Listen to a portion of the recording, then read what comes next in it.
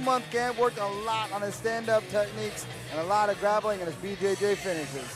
His confidence is that much better. He looked nothing but in a good mood when I went upstairs to say hello to some of my teammates. He stopped me to say hello as well. Looked like he was relaxed and ready to go. He said that he's not going to stand up as he believes this will go to the ground. He is predicting absolute dominance.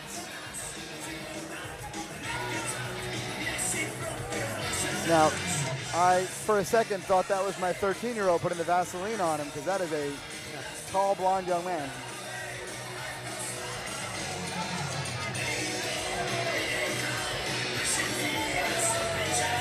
You see what I mean, right? Yeah, he looks like him. He looks like Kyle.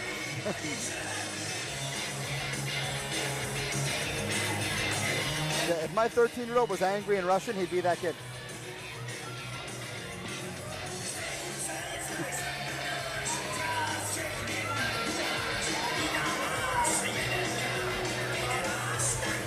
Ladies and gentlemen, your next match is a mixed martial arts bout between two warriors in the lightweight division, brought to you by Super Red. Introducing first, fighting out of the blue corner. This warrior stands at 6 feet 3 inches tall, weighing in at 156 pounds. Fighting out of Savoy, Massachusetts, representing Couch to Cage. Ladies and gentlemen, make some noise for Brian Brother Nature Tracy. Introducing his opponent, fighting out of the red corner. This warrior stands at 6 feet 3 inches tall, weighing in at 154.6 pounds. Fighting out of Fairfield, New Jersey, by way of the Czech Republic. Representing King Dojo Warrior Tribe. Ladies and gentlemen, let me hear you for Lucas Nassar. And no referee for this contest, Tommy Rodriguez.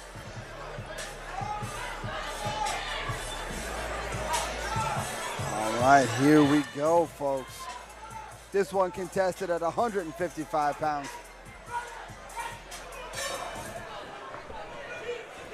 Tracy always very comfortable throwing his legs. Throws him out of funky angles. He likes to open up with that front kick. And Lucas brings that one right to the ground.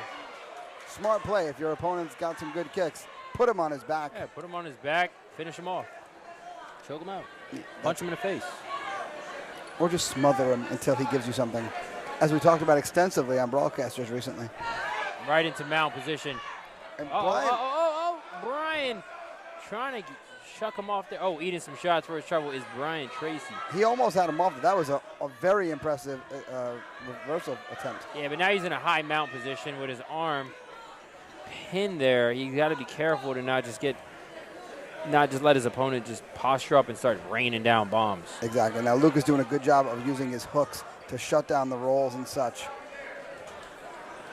Sometimes it's hard to posture up and rain down those bombs when you got those grapevines in, that I call them. But to his credit, Tracy's not doing much besides covering up. So Tracy just put himself in an arm triangle, and Lucas hasn't recognized it yet. Yeah, I think Lucas is more focused on the punches. Did Brian just tap? No, but good stoppage by Tommy. Yeah. I'm pretty sure Brian taps, to be fair. I'll watch it back.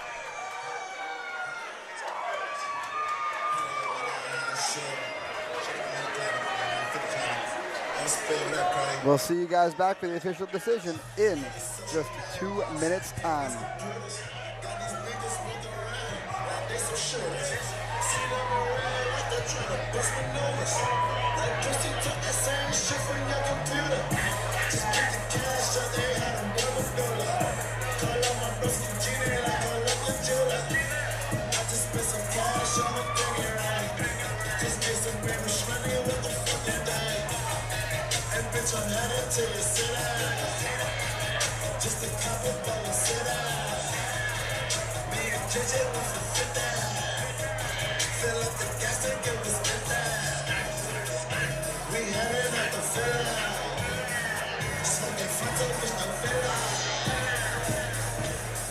Yeah, he tapped.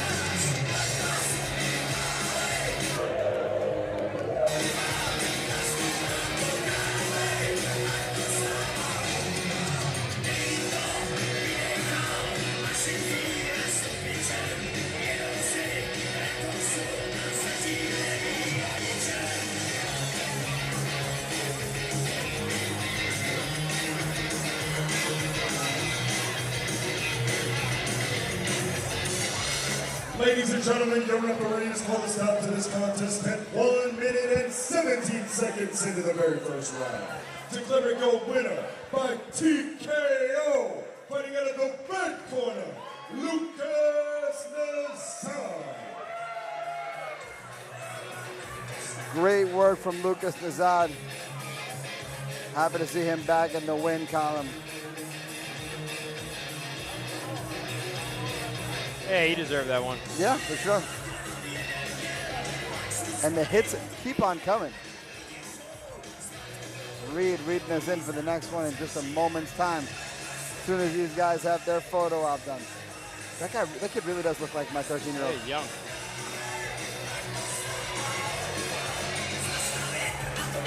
That is majestic. Now making his way inside the cage, please help me welcome Francisco Vasquez. Here we have Francisco Vasquez, 26 years old, standing 5'3", out of Team Savage MMA from Queens, New York, by way of Mexico. 4 years of training, 3 with this team, 1-3 in kickboxing. Last fight back in April of 25. In this 4-week camp, worked on just cleaning up his technique to that next level. He's got more mobility, more counters than before. He said he has got some big heart. This fight dedicated to his family. He is predicting a war.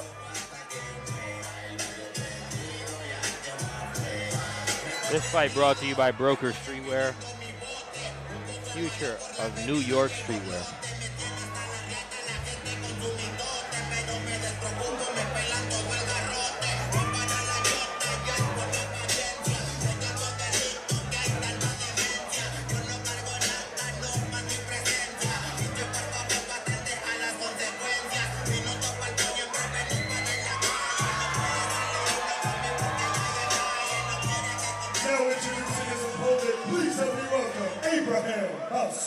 Here we have Abraham Balso, 25 years old, standing 5'4", representing Iron Rooster Muay Thai and Bancho MMA from Brooklyn, New York. 4 years of training, this is his debut. Describes his style as technically aggressive. He used to box for a lot when he was younger, had to stop for a bit of a health journey. But in 2021, his friend introduced him to Muay Thai, and he just fell in love. In this camp, worked on his gas tank extensively. He said his heart will shine through. He is dedicating this fight to his stepdad, Augustin, that passed away. He is predicting a round 2 TKO.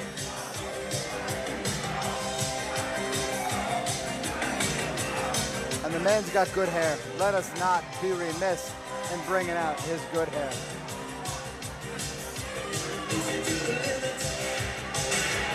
Great song. Oh, yeah.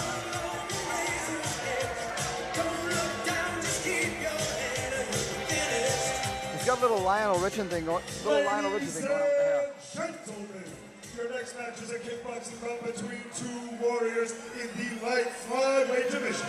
Brought to you by Broker Streetwear. Introducing first, fighting out of the blue corner. This warrior stands at 5 feet 3 inches tall, weighing in at 120 pounds. Fighting out of Queens, New York, by way of Mexico, representing Team Savage and Long Island MMA.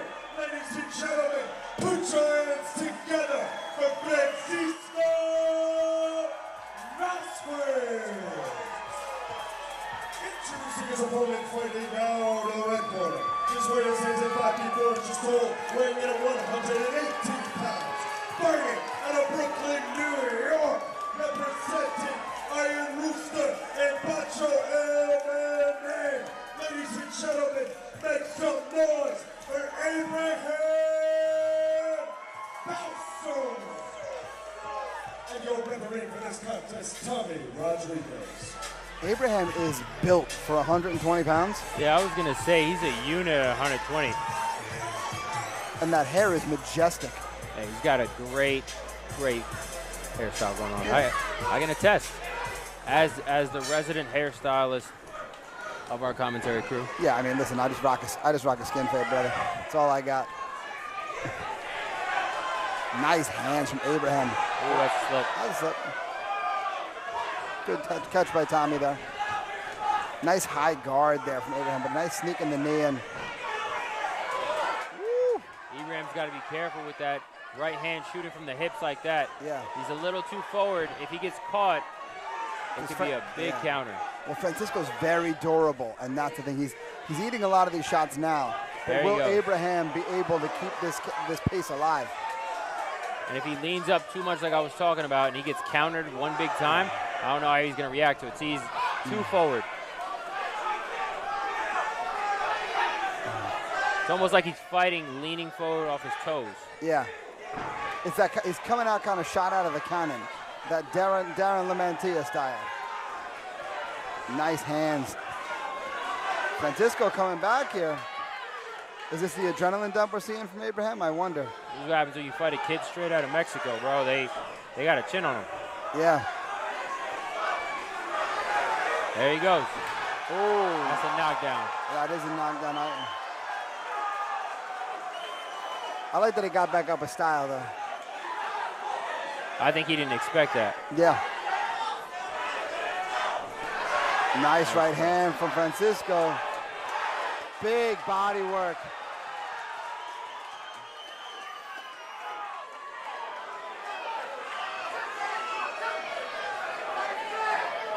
He's got to not get pieced up in these last 10 seconds. Exactly. Abraham needs to get off this cage. He can't be standing here taking this. Oh, there, fire back a little. Give Tommy a reason to keep you in this fight. That's it. Good stop by Tommy Santana. With a second left. Yeah. But that was a great stop by Tommy Santana. Exactly. He did exactly the right thing there.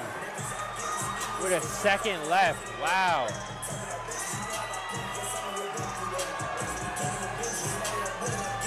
Wow. Just after that knockdown, just stayed on him. Hurt his man and kept on him. And body shot, body shot, body shot. Those body shots were disgusting. I now feel nauseous from those body shots. We'll see you guys back for our official decision on the other side of this commercial break.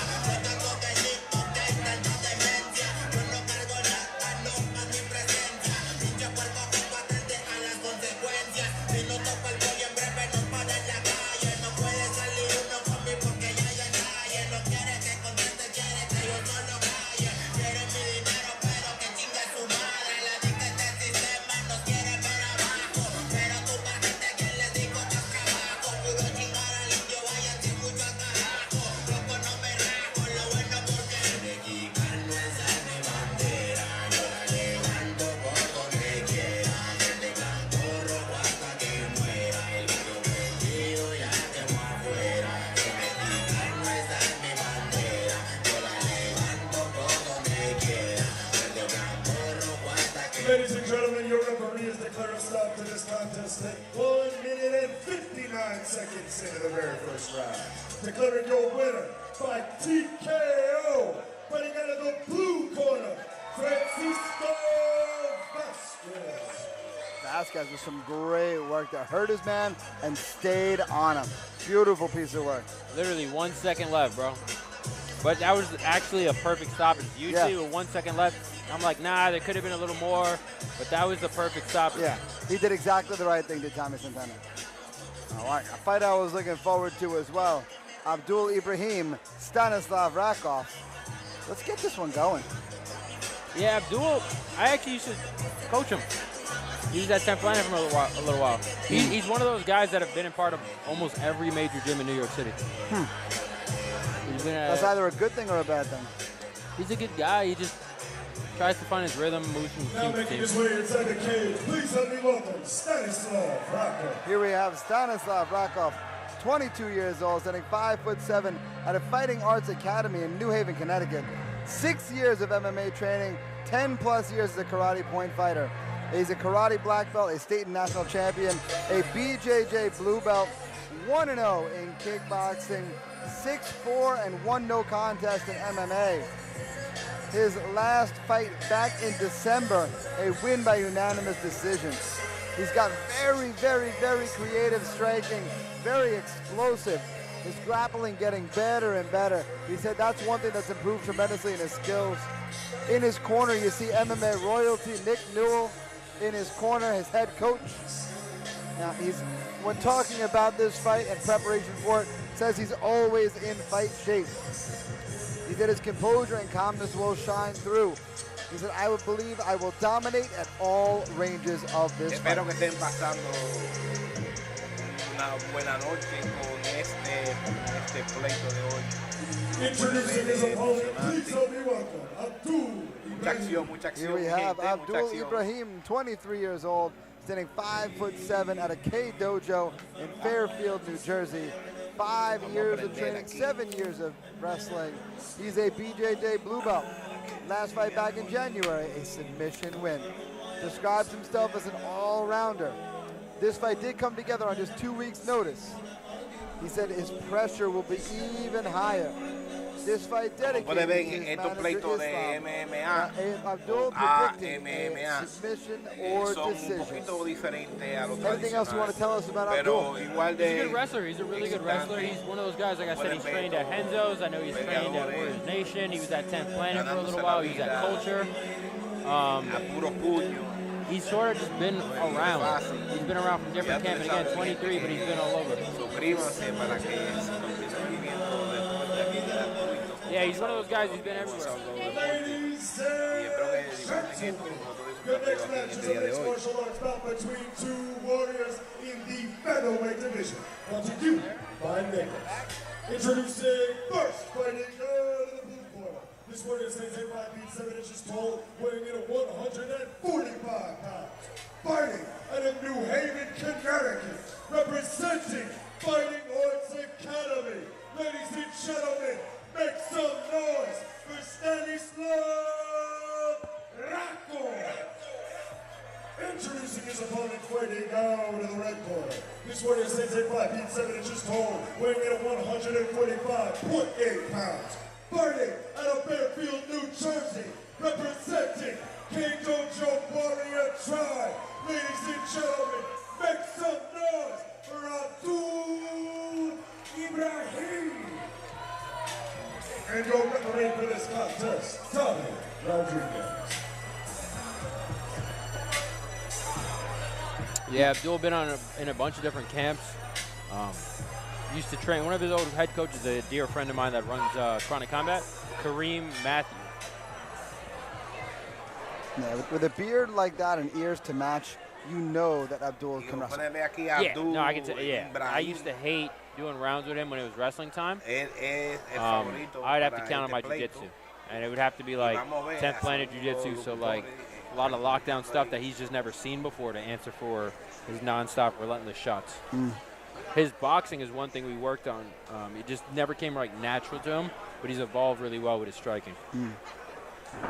Stanislav, he kicks so well. And what he does well is he takes his Está moviendo, traditional que se están martial arts midiendo kicking aquí los ability and mixes it with. I've never seen him do that before. All right.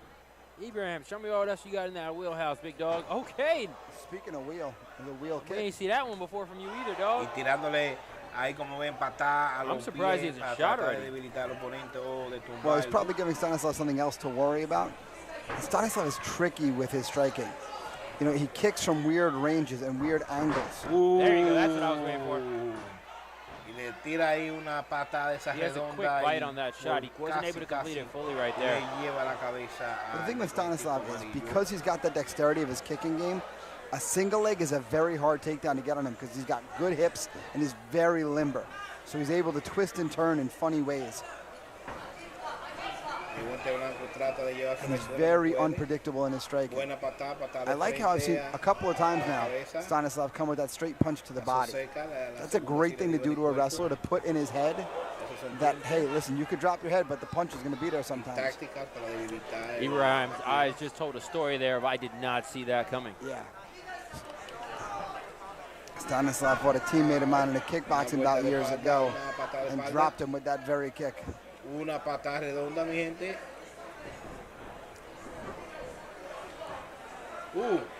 Le dio una trompada en la You quijada. can see Abdul having some Iba a hacer problems with algo the ahí, range pero, of Stanislav o sea, because he is so tricky to deal with, and he shows so many things as he comes in. You never know which of his limbs he's going to hit you with because he does it from ranges that are non-traditional. It's all beautiful technique. It's just done in patterns that you don't see every day. It's like the Lyoto Machida effect. Probably the best way to put it. One thing that I did always emphasize to Ibrahim, and it looks like it's still something he needs to work on, is using his jab. He's still not quite utilizing that jab. That body kick, I heard that on the Intrepid. Yeah, Ibrahim, I always talk to him about utilizing your jab more, shooting it out there just a bit more to give him something to worry about before you throw your shot. And even now, you can see he's throwing these big shots, but not quite enough. We'll be right back with you guys after this brief commercial break. Bueno, estos dos han convertido la arma patá. Quedan 10 segundos.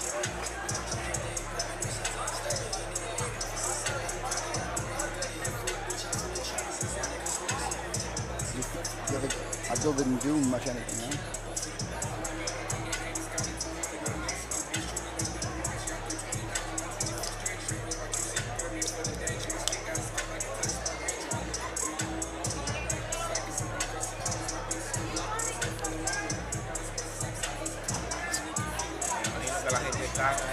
Really quick single. Yeah, he has that snap. Y estos dos todavía se están midiendo. It's just Stanislav, his hips are just so tricky. To rein him in off a single leg, you have to double leg him. You can't single leg him. But he's so bladed, it's hard. Yeah.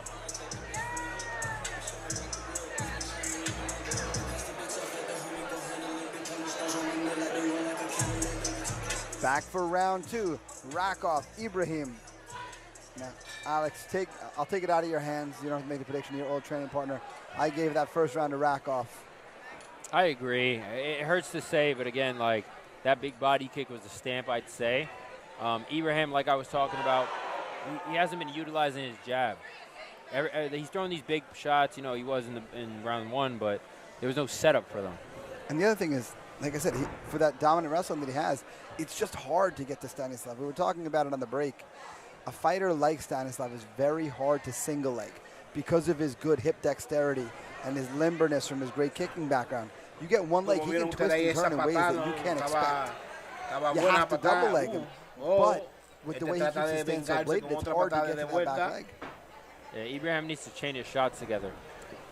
I think right now is same as his striking. It's one big movement for him, right?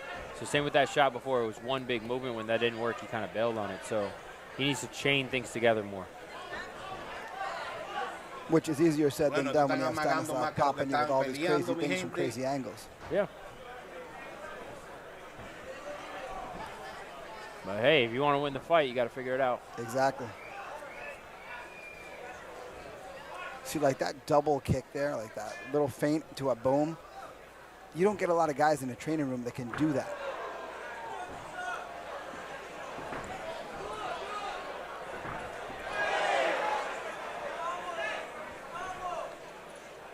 Again, it's that Lyoto Machida effect. It's like this is not the stuff that you see in the training room all the time, unless you have someone who has the kind of point karate background that Stanislav has. So when you see it in the cage, often it's the first time you're seeing it. It's really hard for your training partners to replicate. It becomes a riddle that you're like, I just don't feel safe crossing the space. It's one thing my coaches at Tiger Show have always talked about as guys who are very striking dominant, you know, is you've got to make that middle ground feel dangerous for the wrestler so that he doesn't want to shoot. And Stanislav's doing a great job of that. Feet and hands are coming to all different targets at all different angles. Ibrahim just can't get comfortable enough to feel like he can close the distance.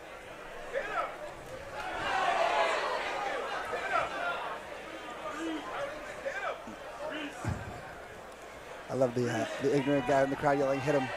It's kind of what they're trying to do, bro. Hit him. Just hit him. Beautiful body kick from Stanislav there. When the flash starts to come from Stanislav is when his comfort has grown that much more. That's a dangerous thing if you're at the end of his strikes for sure. I love how he keeps faking that uppercut. Because now Abdul's like, I can't shoot. He's going to uppercut me in the face. We'll see you guys back for round 3 in just a moment.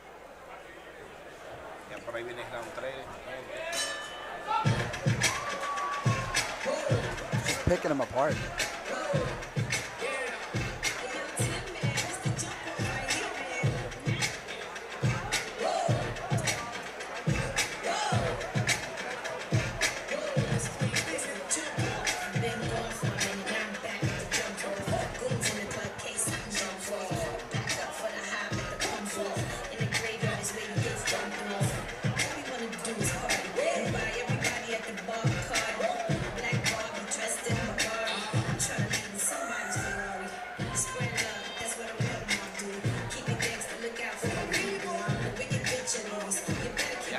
Vamos a comenzar ahora el round 3.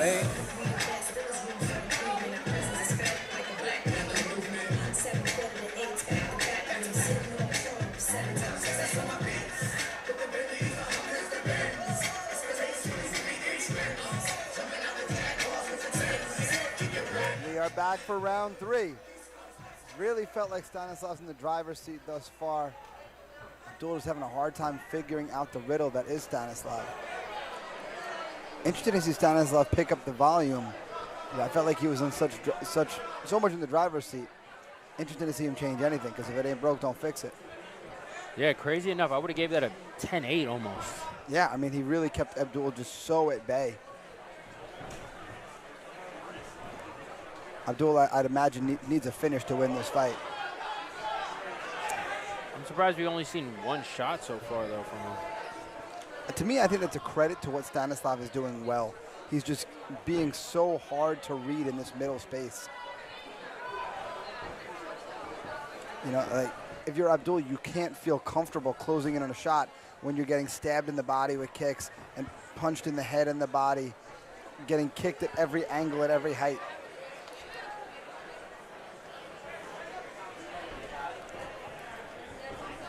There's a good shot. But again, that single leg, just going to be a hard thing to get on Stanislav.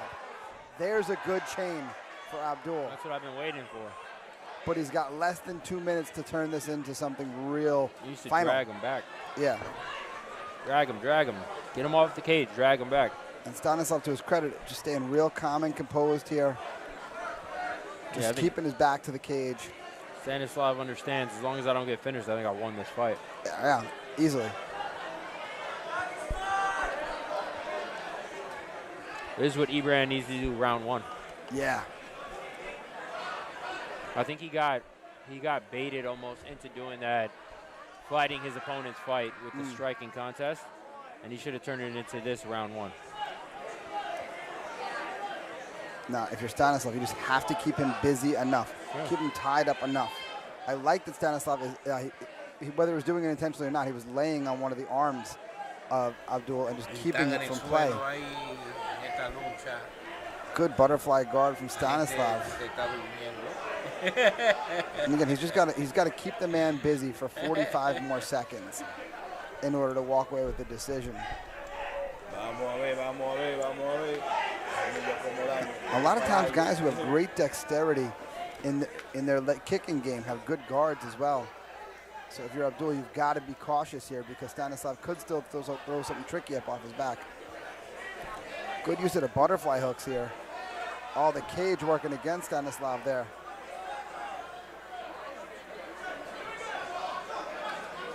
Now, Abdul passed to half guard here, but we've got just a few seconds left. Good reversal by Stanislav here. Ese pie debajo de lo que más se quiere. We'll see you guys back on the other side of this commercial break.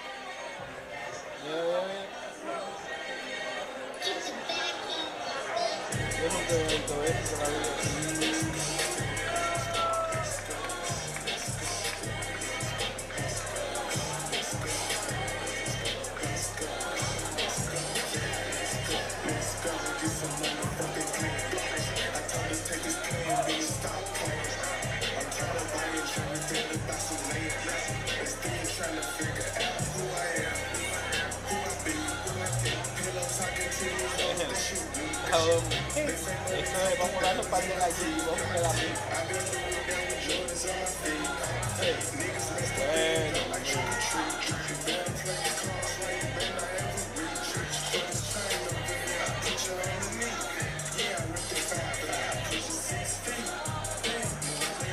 Cuando ve van a anunciar aquí ganador, si es que hay ganador.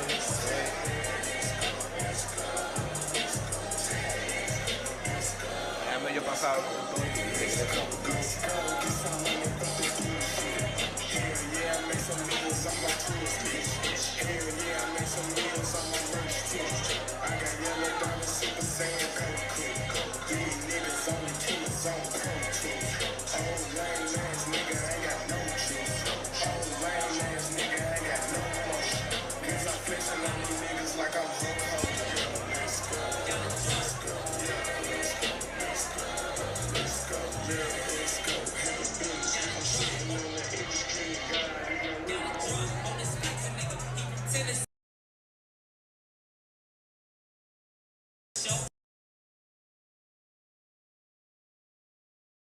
Baby, let me know if you wanna eat. She like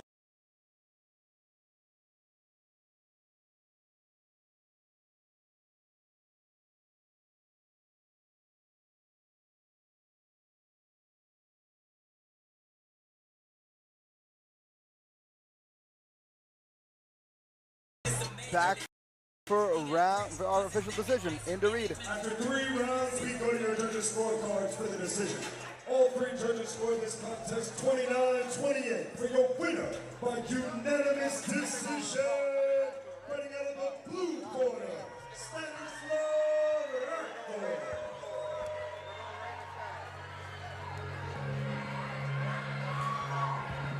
As we felt he should, walking away with the win.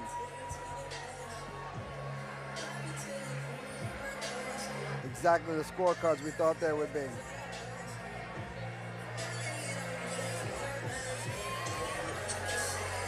So we are making our way into our first title fight of the evening.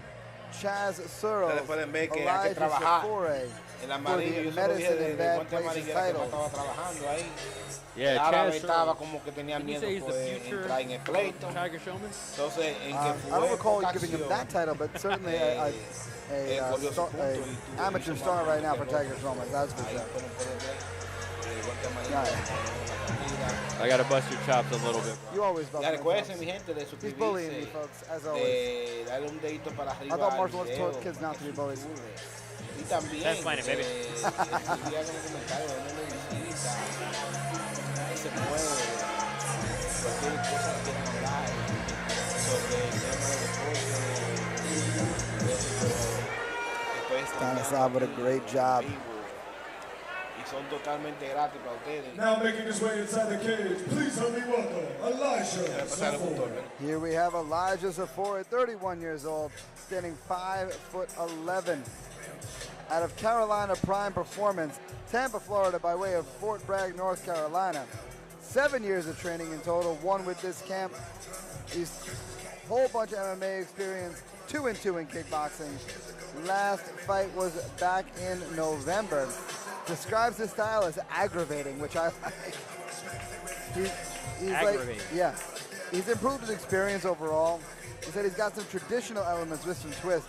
He said this fight dedicated to Jesus and wished everybody a happy Easter. He is predicting pure martial arts. His opponent, please help me welcome Chaz Searles. Here we have Chaz the Chazmeister Searles, 29 years old, sitting 6 feet tall, representing Tiger Schulman's out of New York City, New York. 15 years of training, 5 with this camp. He is a BJJ blue belt, a Tiger Schulman's high green belt, 3-1 in kickboxing. Last fight for us back in January, an absolute war where he won a unanimous decision. Describes his style as charismatic and technical. I think he's missing the word purely aggressive. Now, he said he's worked on his technical striking, his footwork, and head movement, applying pressure and staying calm in the storm, because my man certainly does bring the storm, that is for sure. This fight dedicated to his daughter Francine, who just took her first class at Tiger Schulman's Upper East Side the other day. It was adorable. They put up highlights on social media. Chaz is predicting winning at all costs. And a good walkout song, I think.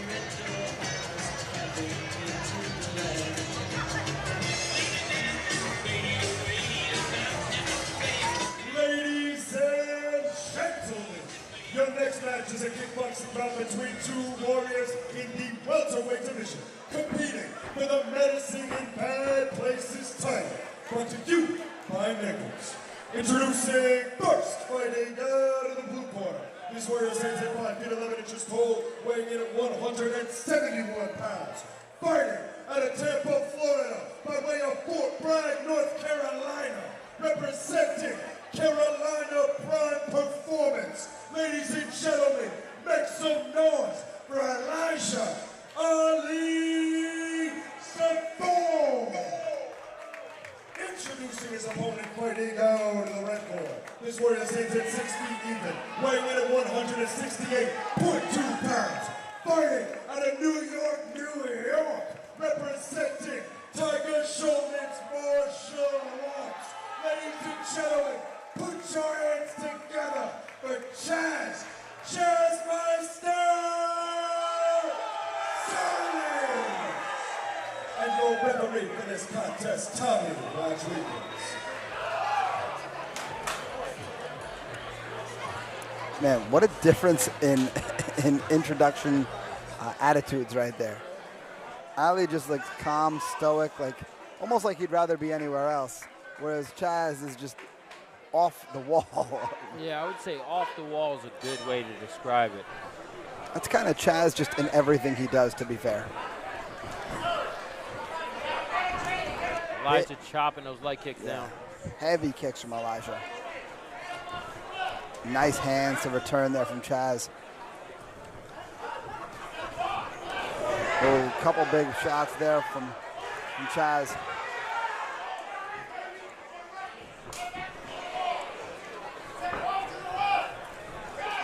Nice right hand from Chaz. Now, Chaz leg kicks well, but it's this firefight in the pocket where Chaz shines. Chippy little right hand there. And the uppercut there from Chaz again. Early knockdown for the Chazmeister. It's in that firefight in the pocket where Chaz shines. He is most comfortable there, and he can just let those hands fly. Big leg kick. Yeah, Elijah's leg kicks are way better than his hands right now. You just can't find his distance to let those hands go. He's reaching too much. That's a second drop. Yeah, one of the best leg defenses to a leg kick, punch the guy in the face. And Chaz is doing exactly that. Elijah looks like the gas tank is fading on him fast. If Chaz attacks the body here, I feel like he'll put Elijah down a third time. Elijah looking very stiff right now. Good advice from the corner of Chaz. They say keep the pressure, but stay smart. 20 seconds here. Solid jab from Chaz there. And that's the fight. Chaz with the first round finish.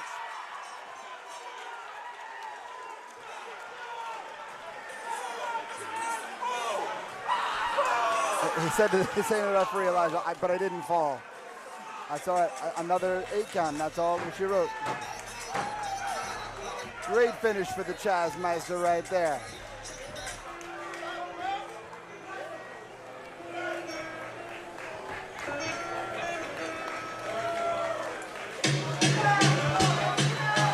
Man, the energy palpable. See you guys back for our official decision in just a minute. Hold tight.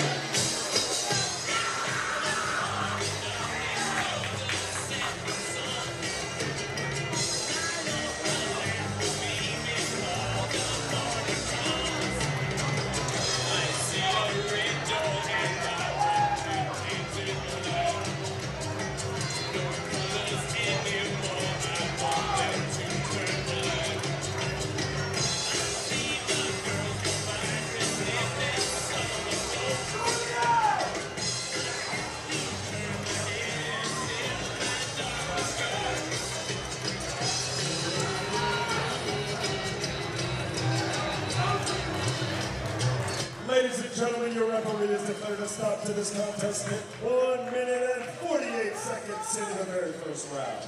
Declaring your winner by TKO and new Medicine in Bad Places welterweight champion, Chaz Meister Sarli.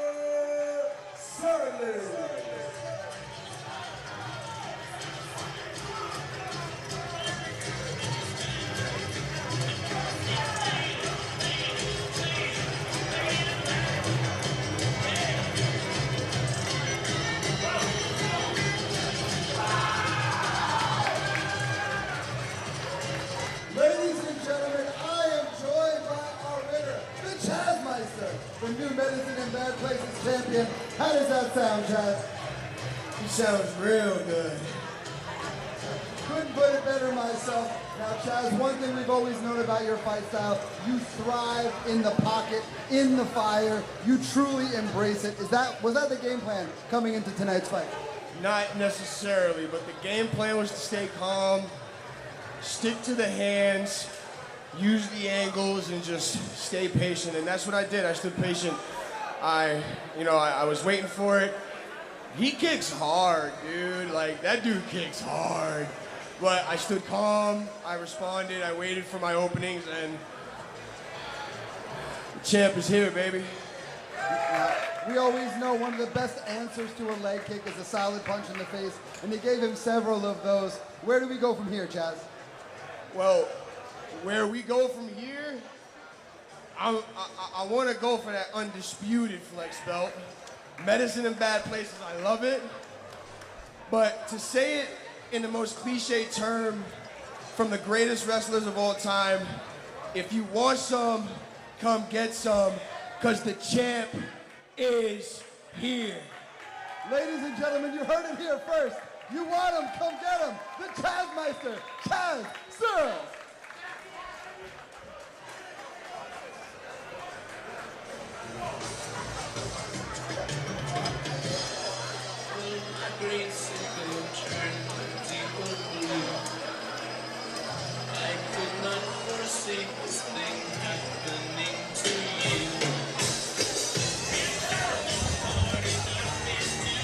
was a fun one.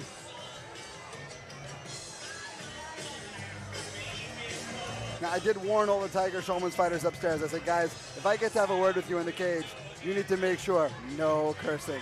And Chaz worked real hard to make sure he didn't.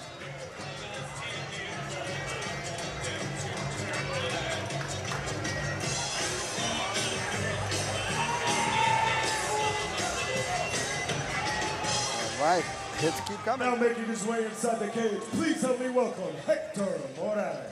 Here we have Hector, the Ronin Morales, 24 years old, standing 5'7", representing Iron Lion team from Bridgeport, Connecticut.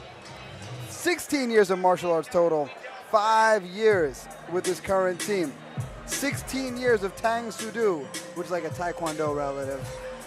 5 years of boxing, kickboxing, Muay Thai, 2 years of Wing Chun, and about a year of Judo, BJJ, and wrestling. Now he is a second-degree black belt in Tang Soo Do and the Flex Fight Series kickboxing champion for 125 pounds. Got a wealth of experience in kickboxing, and as always, I love the Iron Lion team coming out in their cuts like they're the Sons of Anarchy. Last fight was back in December, a kickboxing win. Now describes his style as technical. Now, he's been in camp since his last fight in January because he had a bunch of opponents pull out on him. He got pushed back fight after fight after fight, but fight night finally here. He said, you'll see me be even more aggressive.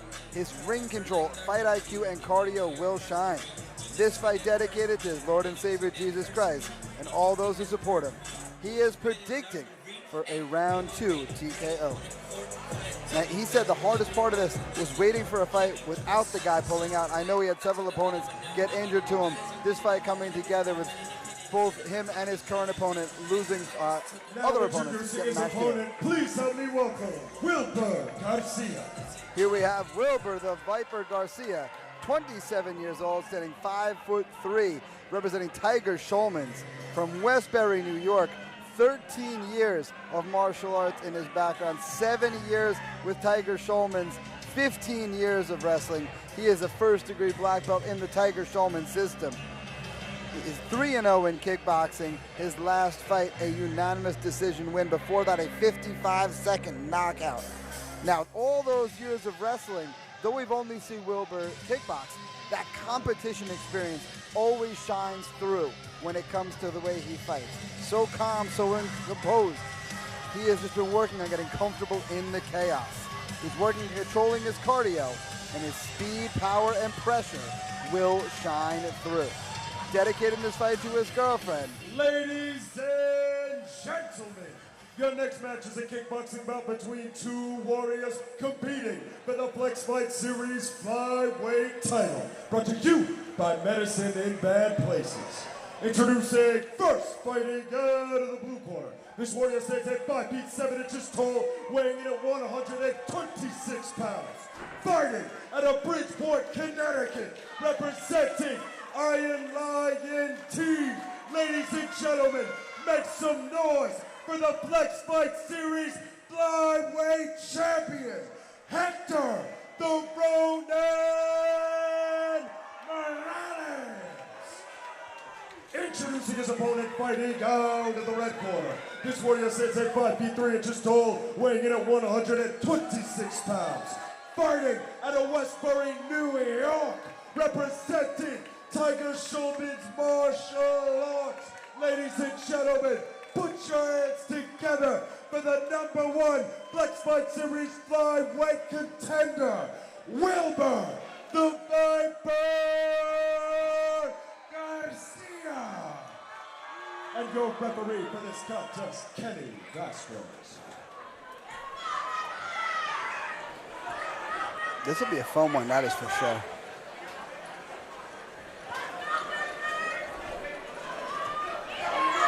Now, Wilber wrestled to a very high level. So again, he may not have kickboxed nearly as much as Hector, but that competition experience is huge. Big right hand there from Wilber. This is really the tale of two distances, right? Hector, being the taller fighter, really wants to use the height. And usually at 125 pounds, he is the taller man. But Wilbur's so fast. Now, worth noting, Wilbur's last victory in this building. And the Morales has been in some wars in this building. Big hands from Wilbur there.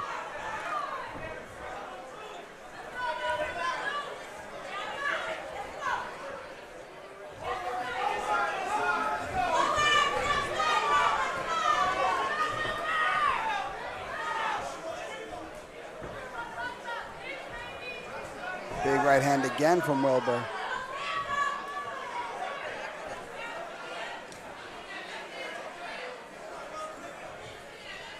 So he's either going to be all the way in or all the way out, and that's kind of the difficult thing when you're the shorter man. But he is closing the distance very quickly. That is something that guys with a good wrestling background typically do well because of all the constant shooting they do. They explode in the distance well.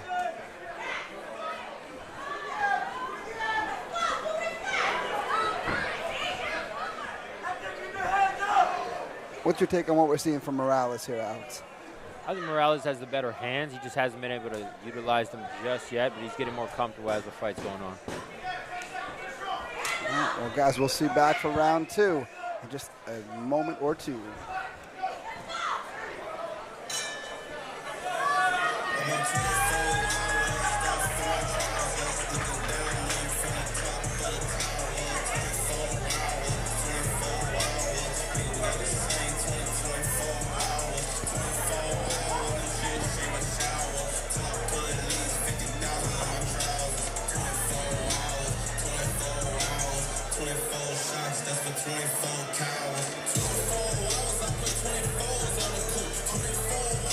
This one's scheduled for 5.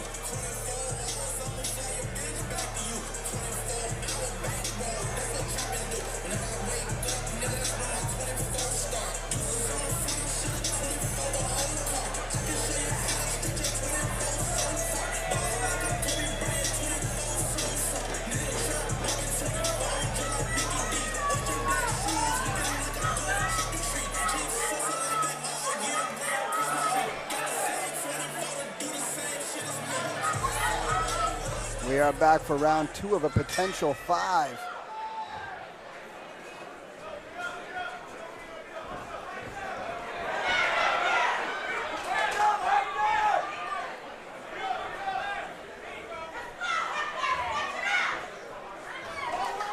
Seems to me we're having a fight, one of those fights where one guy's got the higher volume weapons and the other one has the higher caliber weapons. Yeah, I'd say Morales still hasn't found his rhythm just yet. Yeah. He's a much better fighter later in the rounds. With this being a 5-round fight, he might take over 3, 4, and 5 if it continues to go the way it's going now. So it's really hard to phase Wilbur. Like he just, again, competed so many times, just crotched himself. Just absolutely crotched himself. Completely did it to himself, too. It wasn't Hector's fault at all.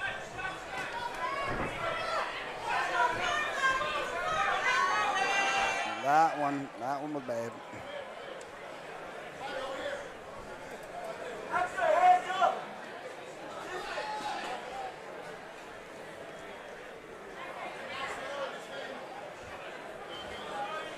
That was no fun at all. You know, it must be the curse of that school, because there was another instructor from that Tiger Schulman's location who every one of his fights would get kicked in the groin too. So apparently Wilbur's just taking on that curse.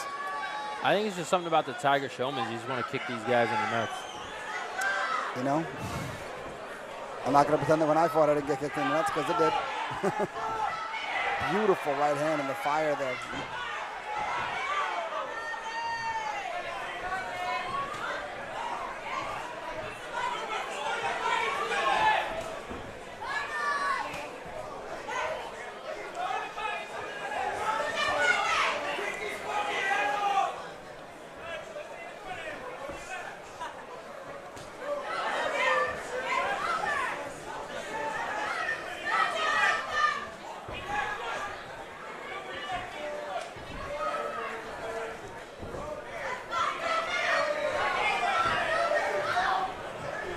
Morales found his range a little better this round. See you guys back for round 3 after this commercial break.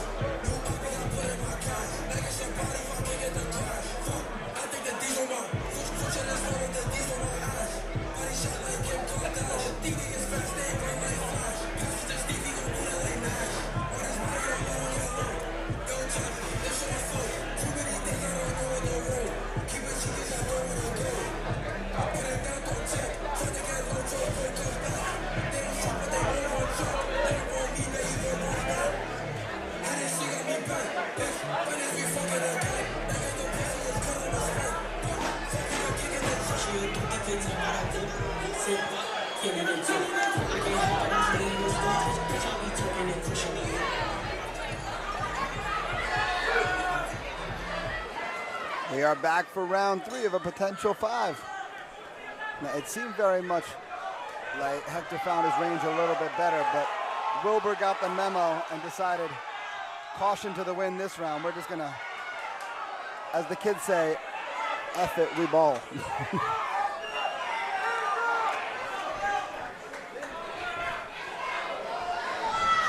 Now, Wilbur needs more of that. He needs to get in Hector's face and get back to that punching range.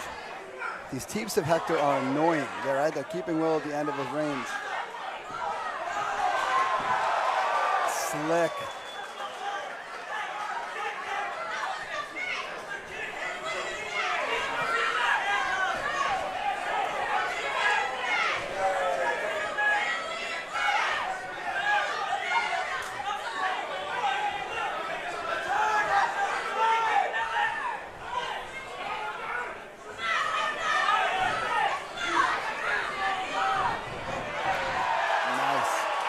I'm not sure that's entirely legal in kickboxing, but that's okay. It's not. Still look cool though. Let's not pretend that it didn't. There. So this is the.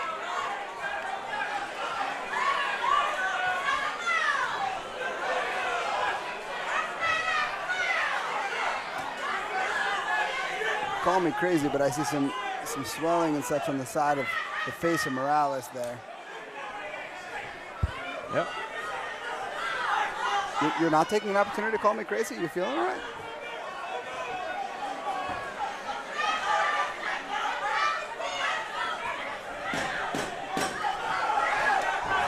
I'm not sure what that was supposed to be, but it looked cool.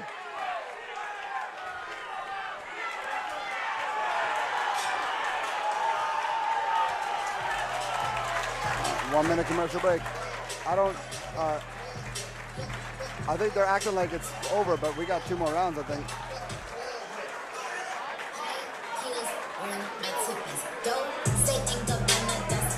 Oh no, I hate when this kind of stuff happens.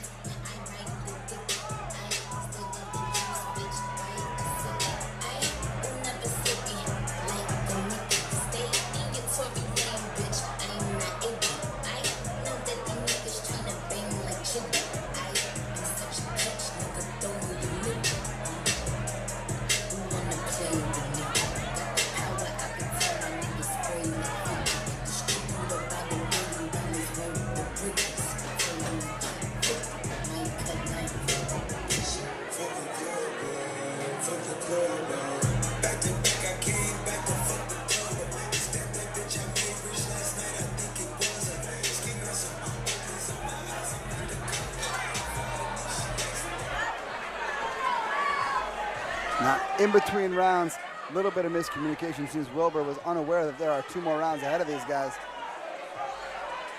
Unfortunate. So that's unfortunate that happens sometimes when fights get shuffled around, because both these guys were scheduled to face other fighters, and then they kind of filled each other's vacancy, if you will.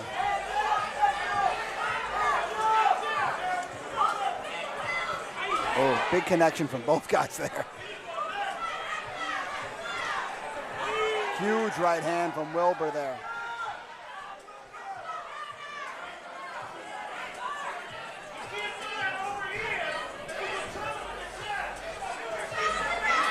Nice body kick from Wilbur. Nice return from Hector there.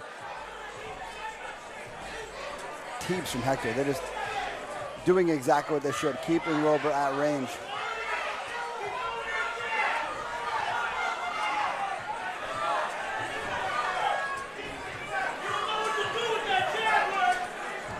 And it's very interesting to see. Hector definitely busier at range, but his shots don't seem to have nearly the impact that one or two of the Wilbur shots do. It's high volume versus higher caliber. A Papi Longaniza, que se ha conectado por ahí. Big leg kick there from Wilbur. Gracias por tu visita por aquí, Papi Longaniza. ¿Cómo está todo por allá? Entonces tú vas al pequeño.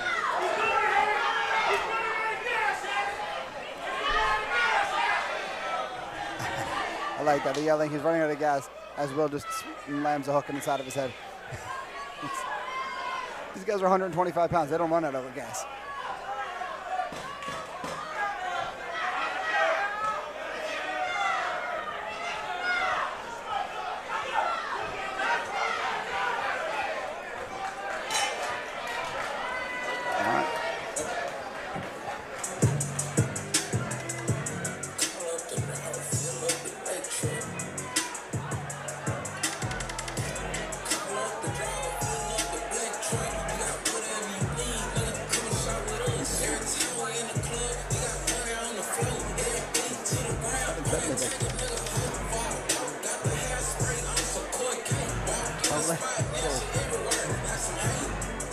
So I don't sound biased at all.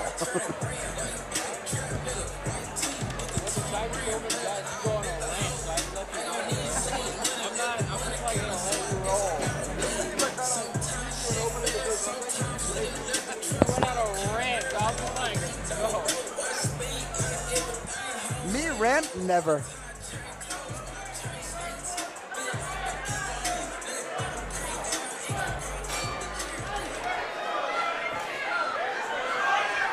Here we are, final round, Garcia versus Morales.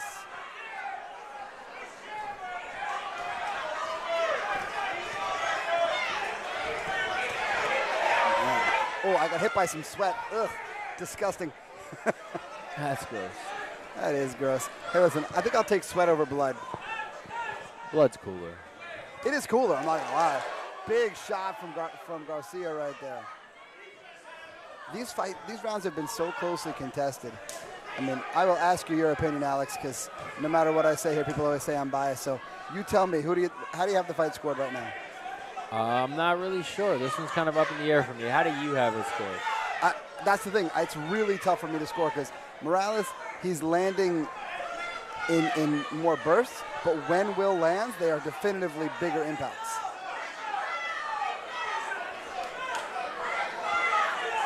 Yeah, this one's sort of up in the air for me personally. Yeah, I mean, this is one of those ones where it's so closely contested. We know for sure, the only thing we know for sure is that half the fans are going home angry. Yeah. Now, Tiger Shulman's already lost one of those decisions tonight, so we'll see what happens in 45 seconds should we get there. Yeah, Tiger Shulman sitting at 1-1 in the night. Broadcasters 1-1. New York and Texas also 1-1. So all the series going on right now is all 1-1.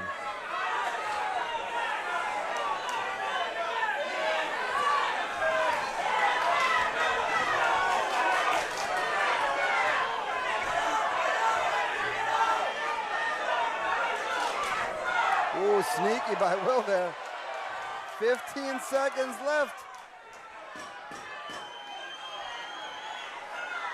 Yeah, Will's like, come on, let's ball, baby. Woo! All right, give me 5 more rounds. Give me 5 more rounds. Kenny Vasquez almost got it right there. Woo! What a way to end a fight. We'll see you guys back for the official decision on the other side of this.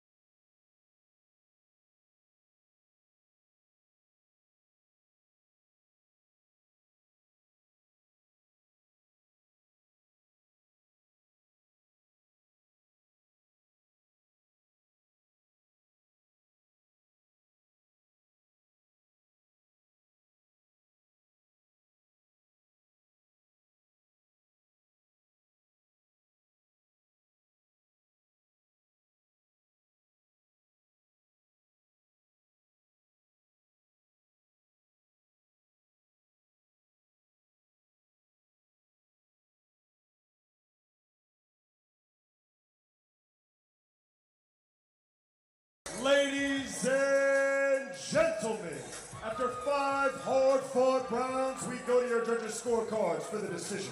One judge scores the contest 48-47 Morales. Another judge scores the contest 48-47 Garcia.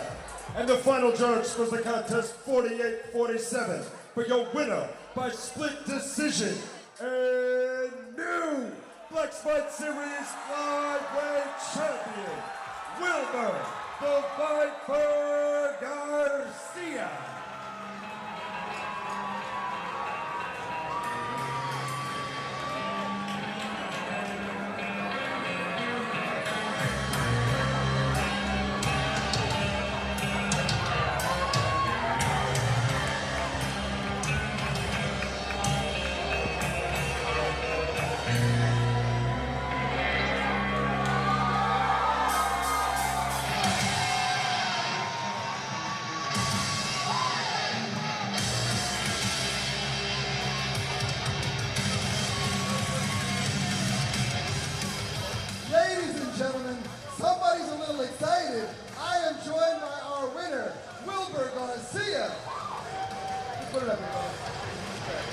Looks better that way anyway. Wilbur, how are we feeling after that epic war? That was amazing. Yo, everybody, give him a round of applause. Hector Morales, right there. Yo, I want to dedicate this fight to my girlfriend. She's up in the crowd. But this title, this is for my mom. She kept me alive for seven days. No food, no water, no shelter. It's a long story. But this title goes for my mom. It's amazing. What a beautiful moment. Wilbur, that fight was an absolute war from the opening bell. Was there anything about Hector that surprised you as an opponent? No, I knew what I was getting into. Shout out to Jaden. This was his fight. Unfortunately, he got hurt. And then they gave me Hector. But man, I know he was going to put an amazing performance. So, shout out to Jaden. Man, he's a talented kid, very talented kid. An amazing back and forth war. The scorecards, they really spoke to how toughly contested this was. Where do we go from here, Will? I want to do MMA, but I know in Tiger Showmans we have structure. Tiger Showmans, make some noise! Yeah!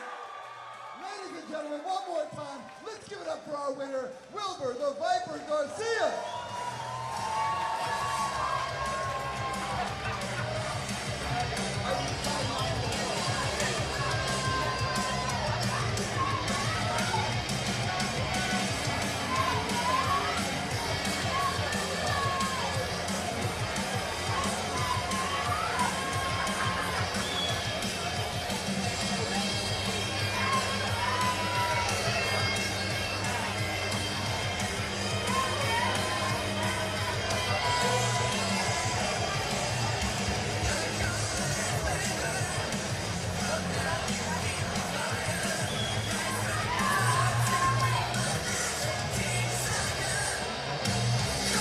Now making his way inside the cage, please help me welcome Jordan Suruta.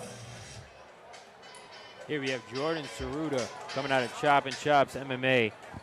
Last fight with us, a vicious This is beatdown of Phil amazing. Whalen. This is so Jordan.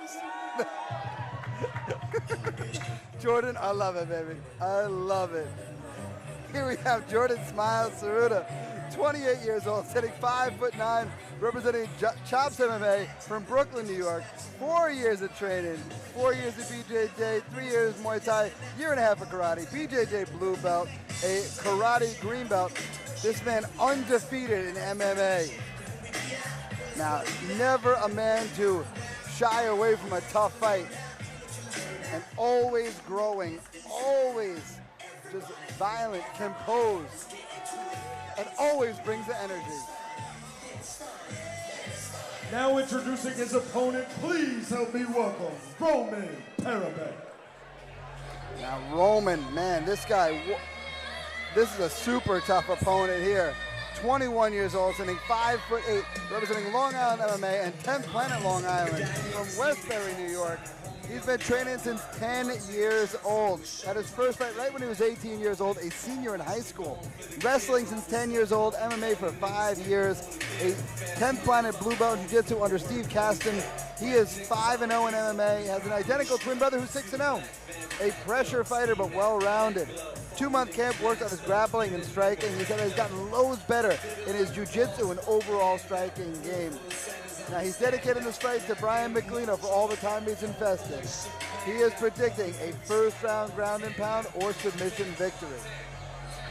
This fight has just fireworks written all over it. Both guys undefeated in MMA.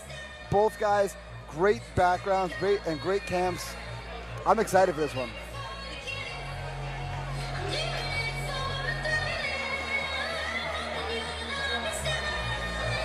Ladies and gentlemen, your next match is a mixed martial arts bout between two warriors competing out of the super flyweight division. Brought to you by Ninja Pipeline.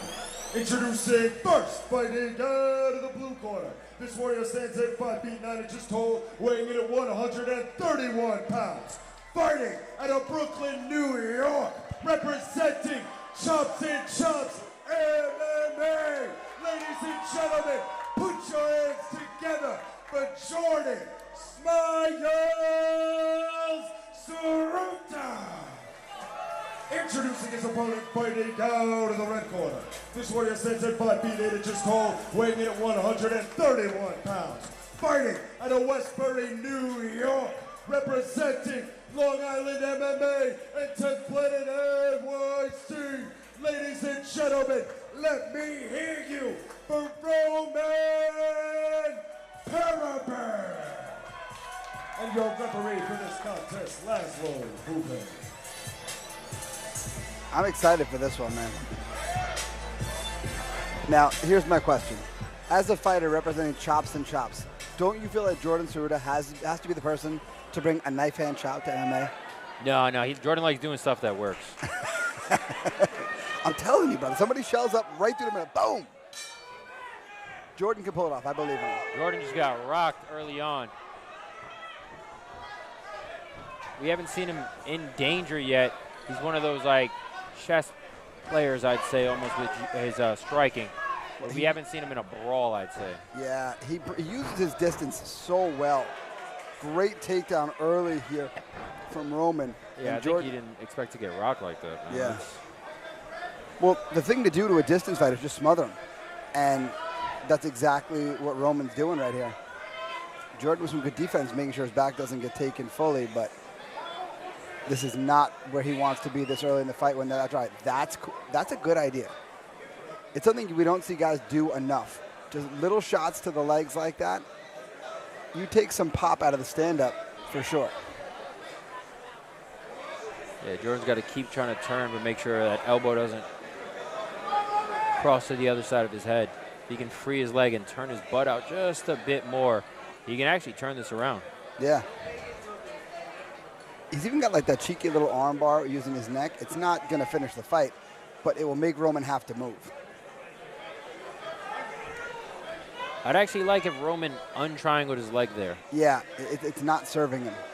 He's trying to jump for that back take. He needs to be careful not to get too off balance, because if he can get shuck off, he get dumped. Hips are in the wrong spot, but we know he's wrestled for so long. His base has got to be phenomenal. Those are interesting punches. Yeah, right to the kidneys. I like it. There's Jordan went for that dump off, but Roman able to ride it out.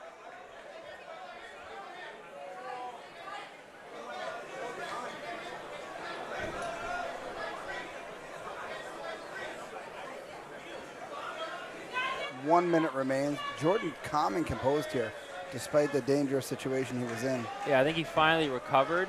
Problem is he's now just on the bad side of an onslaught. Yeah. Good underhooks here. Good recovery from Jordan. And then a little knee for Roman's trouble, too. Ooh.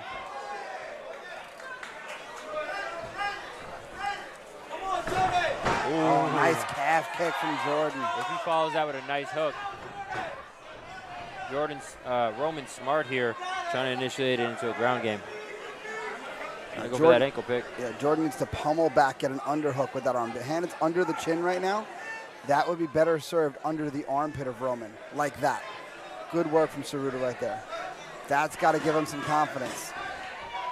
That's a smart play to keep hurting that leg. We'll be back for round 2 in just a moment.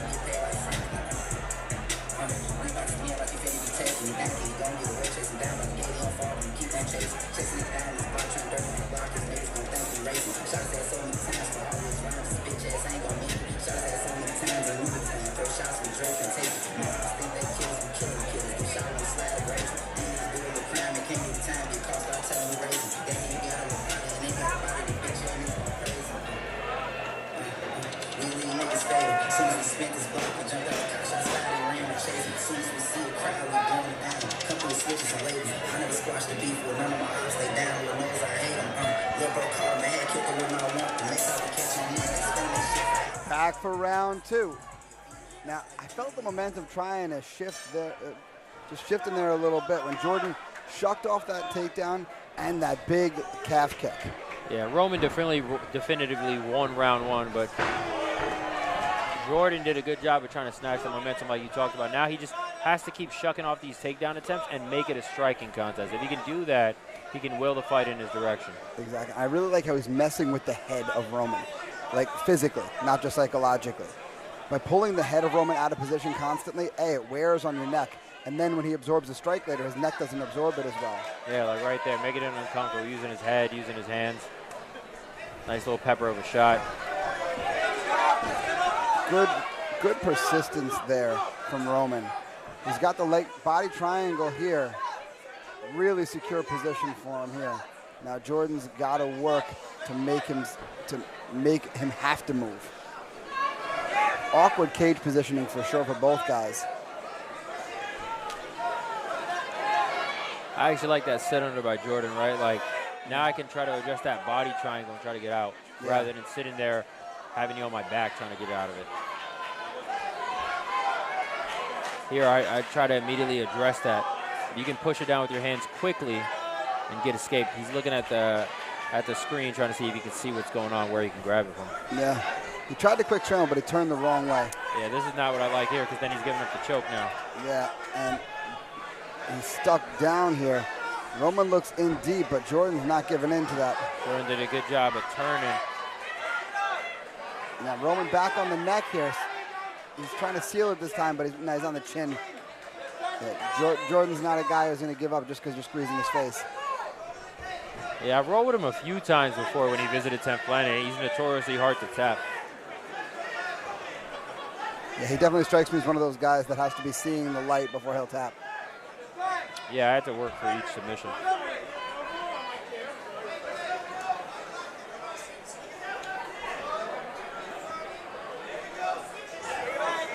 Now Roman using the low head position here to keep the back. Now he sunk on the choke a little bit better, has Roman, but he's still got his head low, which is going to make it very difficult for him to finish the choke here. Yeah, Jordan did a good job of addressing the hands immediately. So now that's a pretty tight squeeze, but Jordan, again, not... Yep, pushing at the elbow there. Yeah, just did everything he could to get Roman out of position. Now this is not great for Jordan here. Good job by Jordan shucking his hip forward, blocking with his elbows. Now he's got 20 seconds here, but he's got to give Laszlo Juve a reason for this fight to keep going. I think Roman made a mistake jumping on that choke. We'll be right back after this brief commercial break.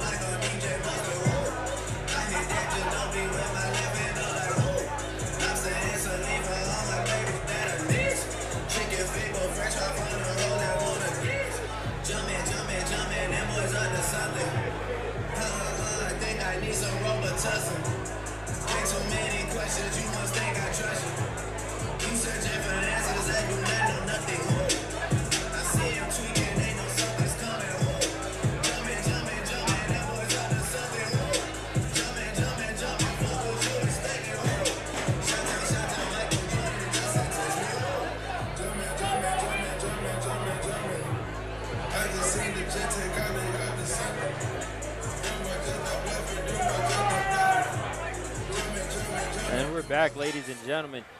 By my estimation, Roman up 2-0 to nothing. Jordan needs to let those hands go and show off that striking that he has to try to finish this fight and get a win.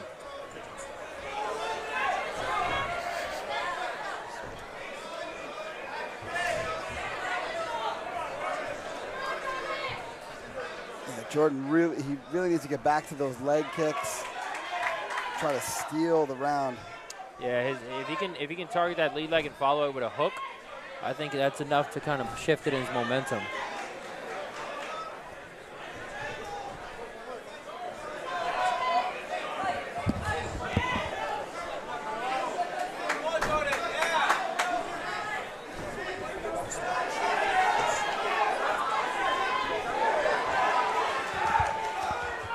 Jordan looking a little bit. This is the most hesitant I think I've ever seen him. Well, this is why. Because every time he starts to open up, he winds up in one of these exchanges that eventually Roman gets the better of. He shucked him off once or twice so far, but Roman's just so good here. It's very hard to do anything. What I like, though, is that these both fighters, right, coming in at their amateurs, both undefeated, you're going to learn a lot from this fight. Exactly. So while a lot of guys would have said no to this matchup, I'm very happy that they both said yes to it. And this is a fight that, while you might lose if you're Jordan, unless you can pull off the upset, you know, you'll learn a lot from it. Like, okay, cool. That was the way somebody beat me. That's what I got to do. I got to address my cage wrestling. I got to address takedown defense, some counters, establishing those leg kicks just a little bit earlier. Yeah, I mean, the calf kick was definitely his biggest moment in the fight to this point, Jordan, that is. So there he is using some lockdown. I wonder where he learned that from. Yeah, he's funny thing, man, but you are doing lockdown against a 10th Planet guy, so that's fair. He's been there. Representing 10th Planet, Long Island, not NYC. Just got to confirm that.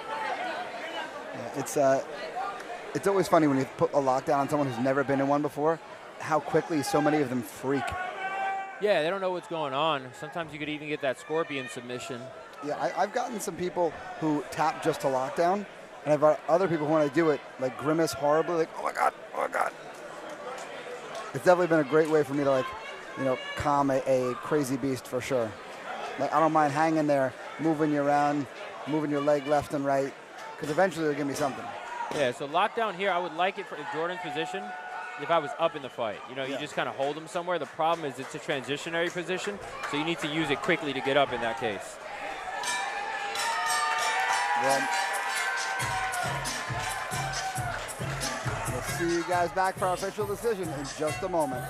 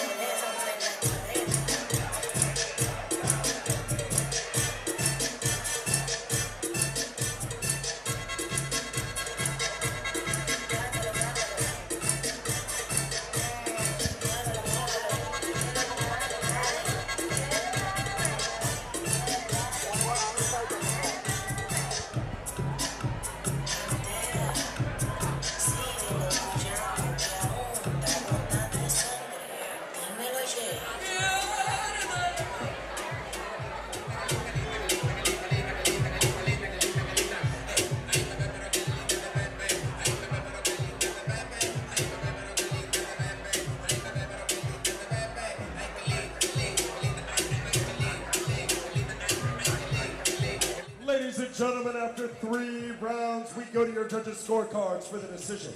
All three judges scored this contest 30-27 for your winner by unanimous decision. Fighting out of the red corner, Roman Paraban.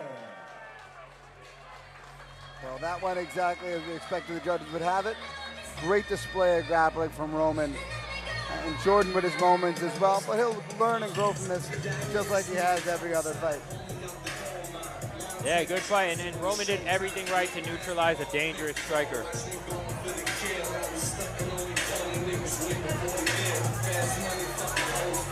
Now, we have our next fight of the evening coming on.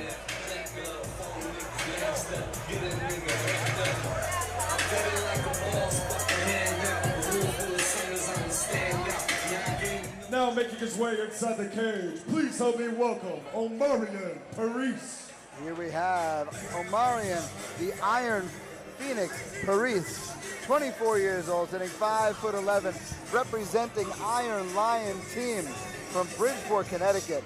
5 years of kickboxing under his belt and 10 years of wrestling. Now, he is 0-1 in MMA, describes his style as freestyle. This fight coming together on short notice, only 5 days notice. But Omarion said his decision-making and style have improved. He said he's always willing to walk through the fire. He said that he is dedicating this fight to Brooklyn Stevens. And he goes, shout out to my little brother in Brooklyn who took his own life this week. So fighting for a purpose is Omarion. He said the hardest part of fight camp, not eating Reese's Puffs. I get that. I'm there with him. I get there.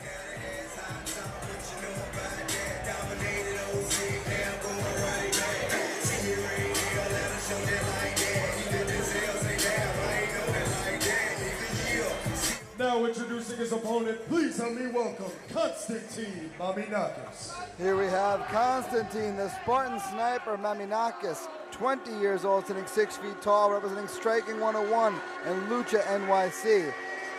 Representing Queens by way of Sparta, Greece.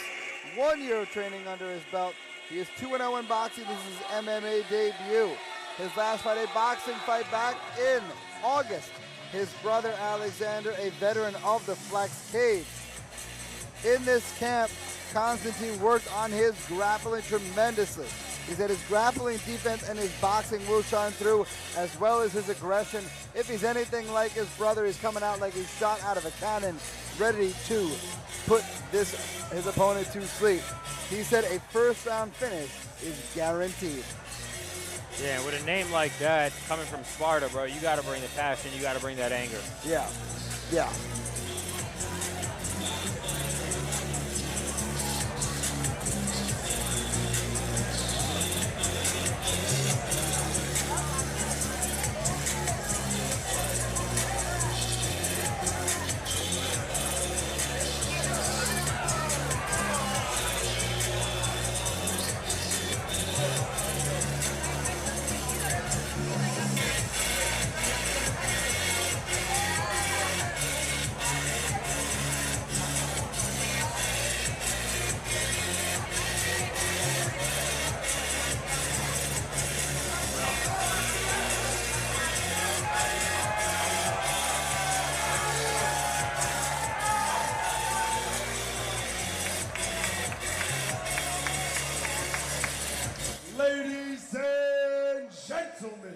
Your next match is a mixed martial arts bout between two warriors in the lightweight division. Brought to you by Brute Seltzer. Introducing first, fighting out of the blue corner. This warrior stands at 5 feet 11 inches tall, weighing in at 156 pounds. Fighting out of Bridgeport, Connecticut, representing Iron Lion Team. Ladies and gentlemen, make some noise for Omarion, the Iron Phoenix Paris. Introducing his opponent, fighting down to the red corner. This warrior stands at 6 feet even, weighing in at 154.6 pounds. Fighting out of Sparta, Greece, representing Striking 101 and Lucha NYC. Ladies and gentlemen, make some noise for Constantine, the Spartan Sniper, Mami Naka. And your referee for this contest, Laszlo Vuben.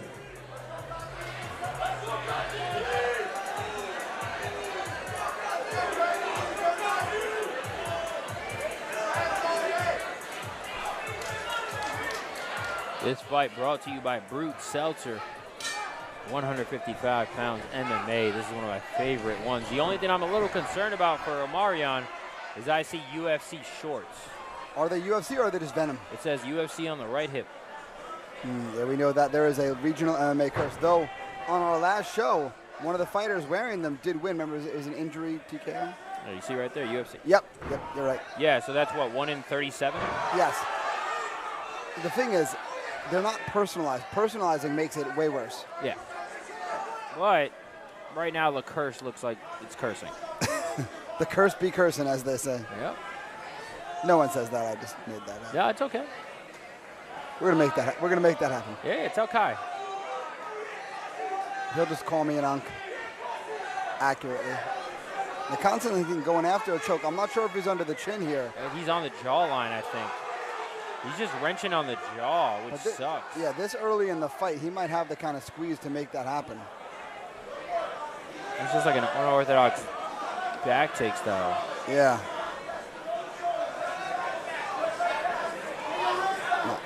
Nick Newell in the corner of Omarion Parisi as Iron Lion and Fighting Arts Academy will cross-train quite a bit.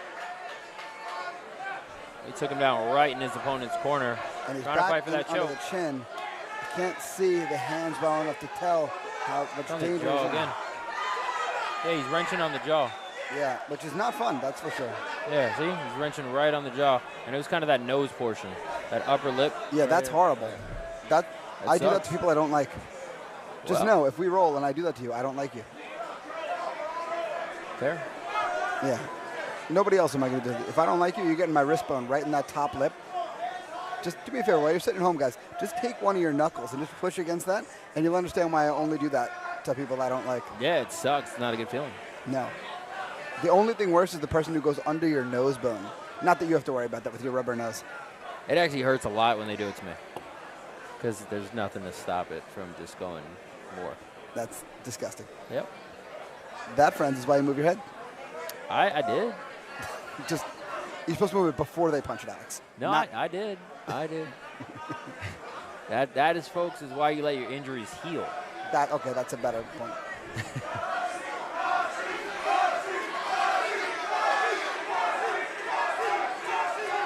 Constantine going back after the neck here. I think they're doing Constantine chats. I'm not sure. I couldn't make out what they said. It was just a bunch of people chanting. Yeah, it was just. Back It on the sounded jaw. cool. It sounded cool, that's for sure. Yep, wrenching it on the jaw. He's doing like a forearm choke.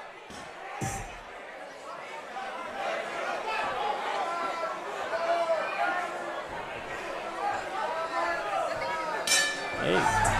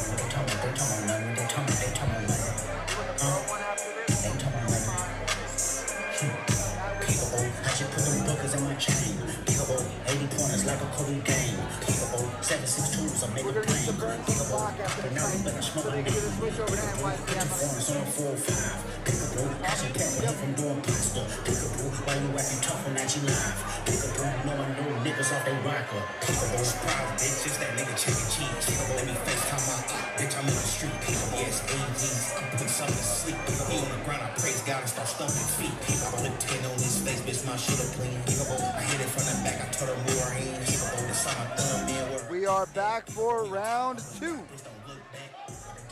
Alex, what are you telling Omarion in this corner? Floor is lava, bro. Do not get taken down. And there we go. Well, Constantine had the exact opposite game plan. He said, no, we are going to the ground. Yeah, do not get taken down because unfortunately Omarion doesn't look to have had an answer for when that, if that would have happened. I know with Constantine, you got to know, like, bro, that's my path. Yeah. Take him down. Though Constantine, I'm sure, wants to hit him. Like, he's got that Spartan blood like his brother. He just wants to inflict damage on a man. I think he just wants to finish the fight. That's fair.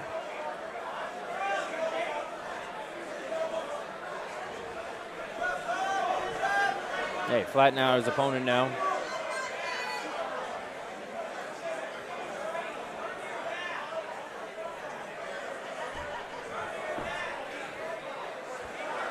Great hip pressure. Look, man, look at the legs on Constantine. Good lord. Yeah, I was going to say, Jesus, man. Larry Wheels who?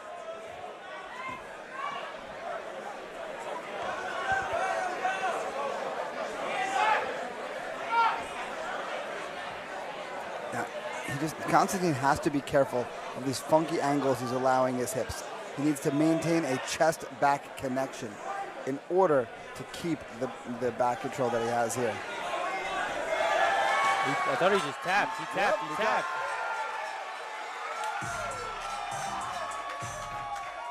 He's upset. He's rightfully upset. He tapped a while ago. Oh. Yo, yo, yo, yo, yo, yo, yo, yo, yo. They just threw a cigarette into the thing. What's wrong with y'all? Okay. I would be upset too if I was Omarion. Yes. Yeah. Just like. And one is striking, one of one's friends looked like they just threw a cigarette and a lighter into the cage that the ISK was having none of. Yeah. See, the key thing is, if the fighter taps but the ref's not doing anything, then yes, you have a right to hold the submission. But Laszlo was pulling him off. At that moment, you have to let go. Yeah. The moment he felt the tap, and the moment the ref becomes involved, stop. Yeah. Again, if Laszlo wasn't, we'd have a different story on our hands. But that was not the case. If I'm Omarion, I'm very upset. Yeah, understandably. I'm very upset. I don't really want to shake your hand after that. Now, if he comes up and he's like, "Hey, man, I'm sorry, I got caught up in the heat of the moment. I apologize." Be friends later. That's fine. Your referee has declared a stop to this contest at 1 minute and 23 seconds into the second round.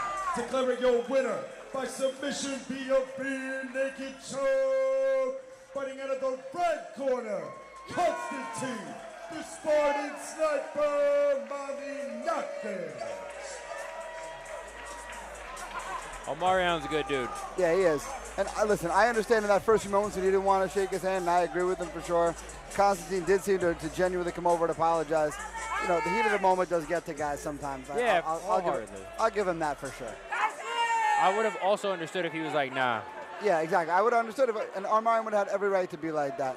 So credit to him for being a great dude the way that he was. Because like I said, I certainly understand guys getting caught up in the moment. Yeah, I understand both sides. Just being like, yo, get away from me, or holding a submission until the ref stops it. Exactly. But in that sense, I get it. But the moment you feel any hands touch you while you're in that ring, in the octagon, either or, you got to acknowledge, like, oh, I got to stop. And the ref was right in front of him, too. It's not like he couldn't see the ref. You know what I mean? It wasn't constant. You just make sure next time let go. Yeah, exactly. Learn from it. Be better. It's all good. Everybody makes their mistakes. The key thing about a mistake is you learn from it and you move forward. But speaking of moving forward, we are moving forward into our pro fight of the evening. 2 debuts of 2 guys with some extensive amateur records on their hands. We have Ben, the Tiger Bagback, the Flex Fights Amateur 125 champion, relinquishing that belt this evening as he makes the pro walk for the first time. Coming off of a split decision win for an absolute war back in January of last year. Correct me if I'm wrong, but I believe, Alex, that that card was in this exact building. Yeah, these guys, man, I've been so hyped when I saw it. This is actually gonna happen. I was like, wow, these 2 are actually fighting for their pro debut. This is insane. Exactly, because now Ben, an amateur record of 7-1, extensive for sure. lots of decisions, a few finishes here and there, some Muay Thai experience as well. And then you have Mason, undefeated as an amateur in both kickboxing and MMA. Raboni is his first name, Mason is his last name. 2-0 in kickboxing, both those fights unanimous decisions. And then lots of decisions in his MMA amateur career. But he had a round 2 anaconda choke back in July of last year. And then October of last year, a win by first round TKO. So a guy who's used to being dangerous, who's used to finishing the fight, who's in that headspace, whereas Ben used to going the distance, used to winning every moment for 9 minutes. Now there's the big difference. 9 minutes versus 15. Yep. 3-minute rounds versus 5-minute rounds. Looks like we are ready to send it in to Mr. Fantastic to make this one official. Now making his way inside the cage, please help me welcome Raboni Mason. Here we have Raboni Rambo Mason. Undefeated as an amateur, making the walk as a pro for the first time. 26 years old, standing 5'6". Now, representing the Pac Pro fight team in Hollywood, Florida. He's been training for a minute, as he's saying. He's a black belt in punch on him. Last 2 AMMA fights were a TKO and a submission. He describes his style as throwing your hands. Now, he said camp was just too long, but he did work on just being better. He worked on transitioning from the rules, amateur to pro. Obviously, some differences there. He said he's an all-around fighter. He said, this fight dedicated to Jared, 2 solid Betancourt.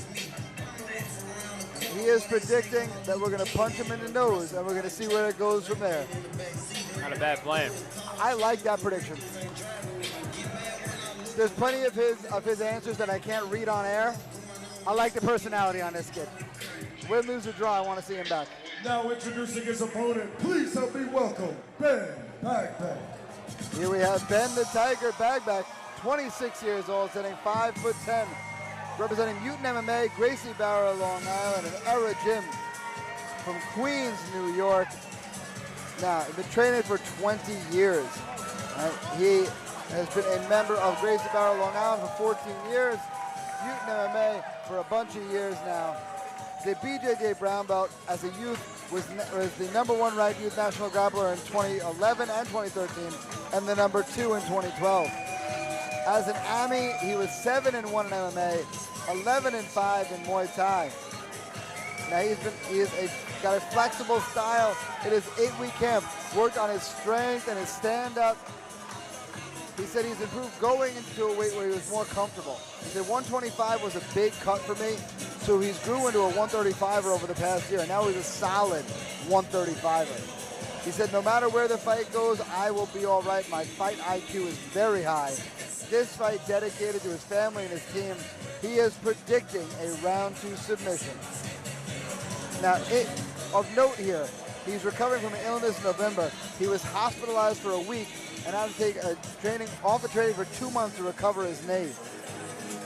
He said this has been a long time coming. 4 to 5 fights canceled due to his opponents pulling out due to an injury, and also him suffering an injury at the end of 2025. So long awaited pro debut for Ben the Tiger Bagback King. Yeah, we talked about it earlier, Bagback being a straight-up dog, right? He's one of those guys, again, coming out of Mutant MMA. These guys always show up and show out.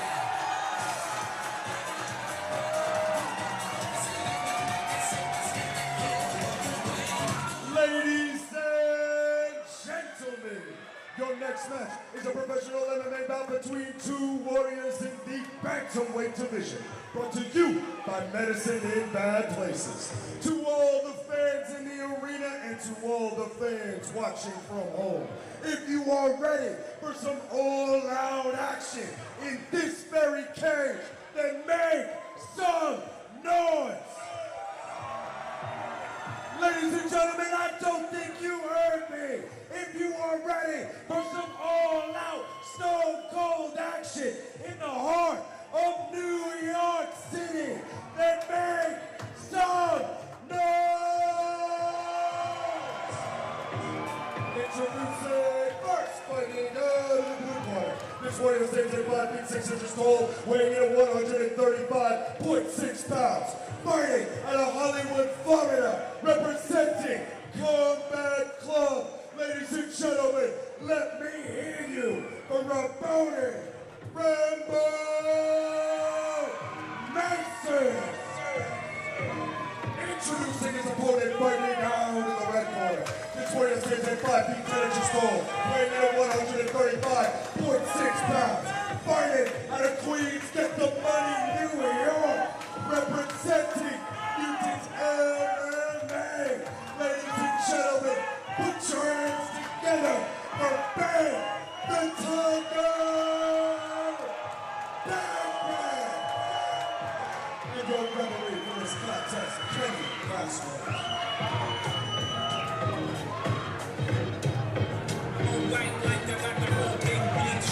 This crowd is super excited, very pumped up. Everybody has their eyes glued to the ring right now. Everybody can't wait for this one to kick off.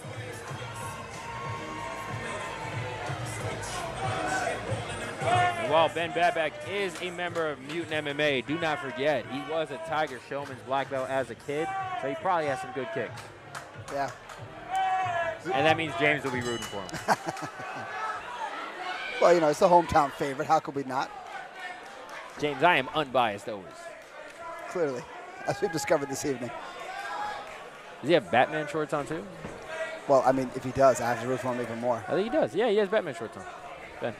Ben does. I don't like the way he's letting Rowan press him against the cage, though. Oh.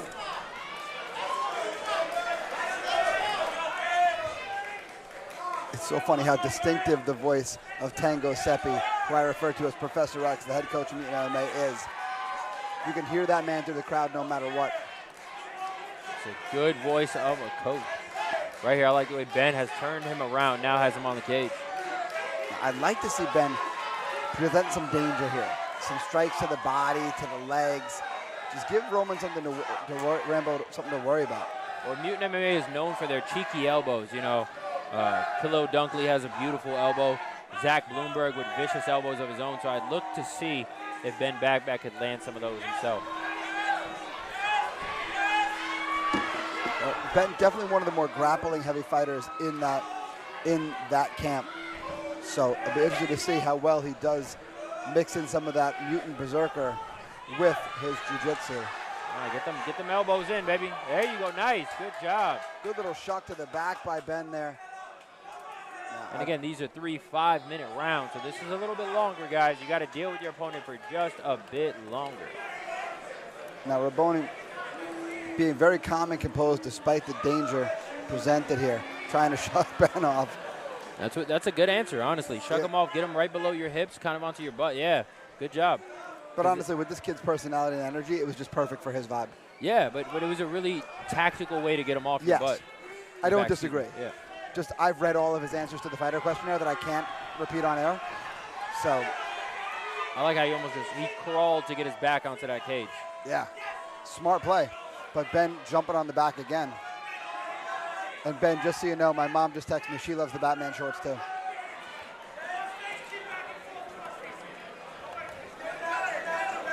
Shout out to Madam Leonelli. Yeah, love you, Mom.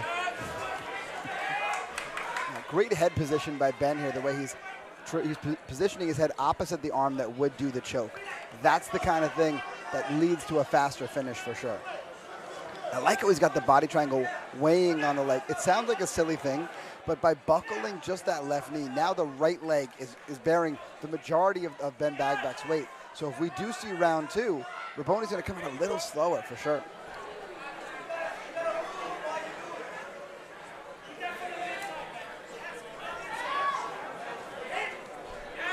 Oh, good choke attempt. Now he's got it sealed up, but it's on the chin is Ben Bagbak. I like the strikes there, smart plan.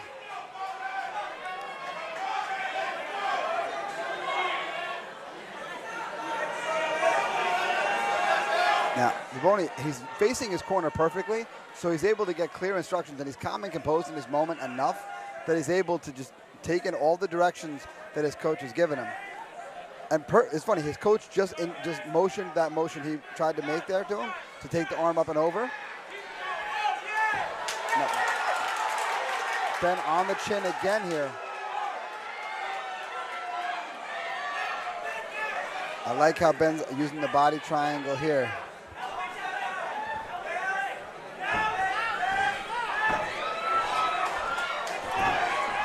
Great little scramble here from Raboni, but great retake by Ben Bagback. Yeah, great job staying on his back. Ooh, that one hurt. Those do not seem fun. Those are smart. I would not ask the Easter Bunny for those.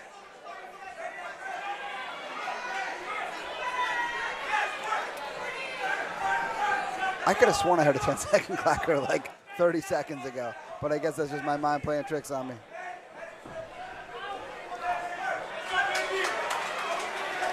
Raboni has to do something to try to at least build the momentum for the next round.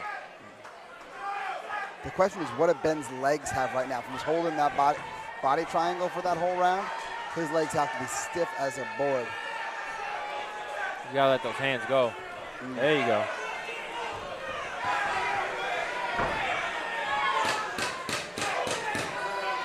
We're back for round 2 on the other side of this commercial break.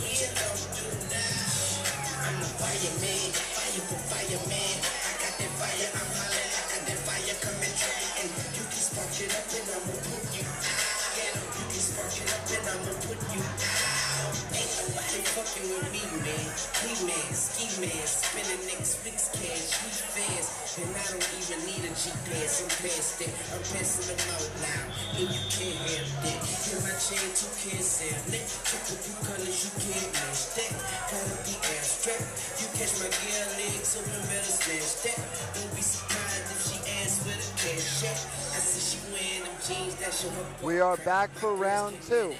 I scored that one pretty decisively for Ben Bagback. Yeah, it's 10-9. Now the question is, how are his legs feeling? Because he definitely was stiff and had a little issue with his movement towards the end of round 2 there, which is understandable. No glove touch there to start round 2. That's fine. We can be friends in 10 minutes. I'm never mad if you don't want to touch gloves. But just, also, like... Yeah, just don't do something scummy off it and, like, fake the glove touch to punch me or something. Yeah. Ben was shooting from awful far away there. I didn't love that, man. It just speaks to me that he wants his fight on the ground immediate. But oftentimes, those are nice. When you're too desperate to get the fight in one spot, you can make some mistakes. Raboni, I do not love his reset.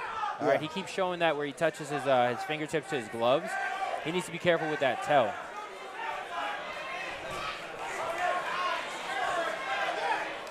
He's definitely trying to get Ben just to stay there at the end of his reach where he can throw some striking, but he's not giving a real threat there, and that's a problem.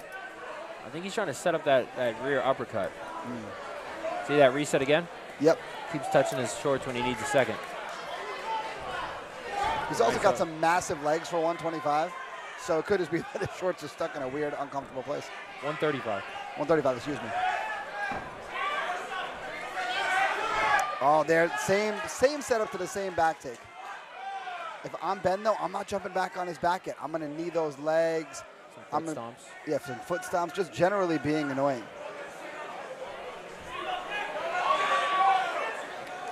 I'm not sure what, I mean, obviously it is a very dominant position, but I'm not sure what Ben felt that made him say, hey, you know what, I'm going to do this again. A little bit of a head shake from Raboni. Yeah. I know they called for the body lock. I got to wonder how much gas he has in his legs, because that takes a lot out of your legs. Exactly, and just you're holding yourself up. Sure, he's holding your weight too, but you've got to hold yourself there, and that is exhausting on your legs. And Raboni just looked at his corner and shook his head.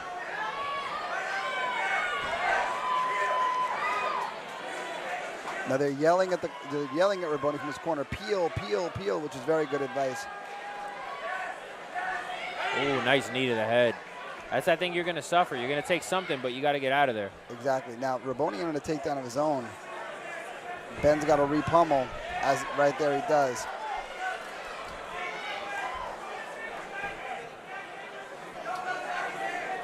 Now, I'd like to see the elbows there from Raboni. Smart play. Yeah, bust him open a little bit.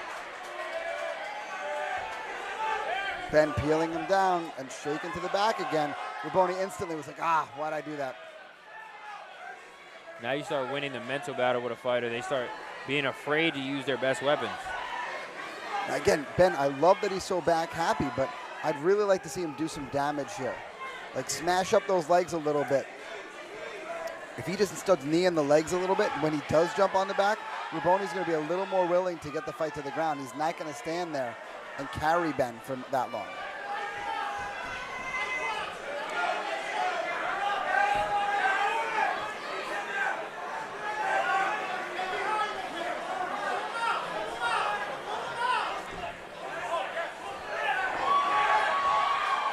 That was an interesting little exchange right there. We'll jump over the top for bag back.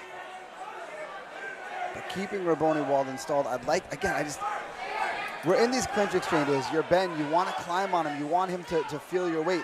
That's where knees to the legs and stuff like that really become a very powerful thing.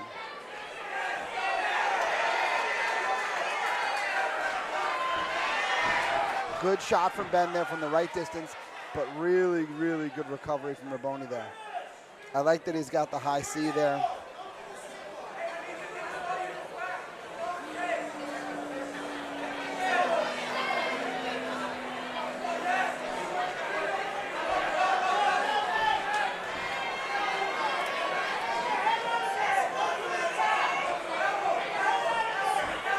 Now, I'd like to see Ben, he has to turn the corner. I'd like to see him circle the other direction.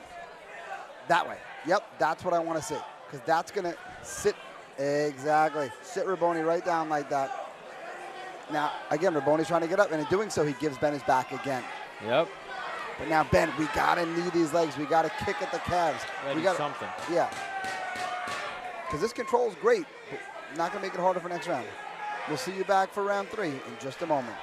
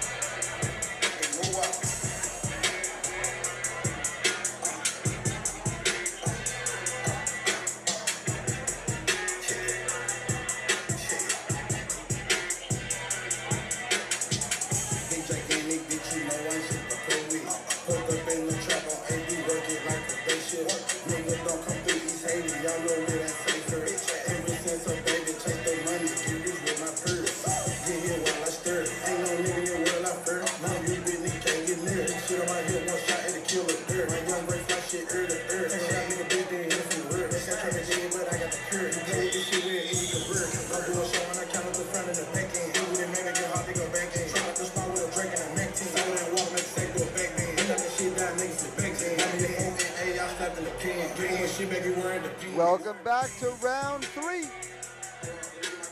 How do you have it scored, Alex? 2-0, Ben Babek, I think, is just dominating right now, bro.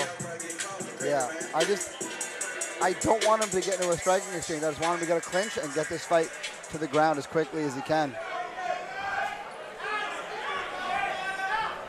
Smart with the leg kicks, just has to be careful with that lean over there. Yeah. For a nice inversion. Yeah, I knew you'd get a kick out of that.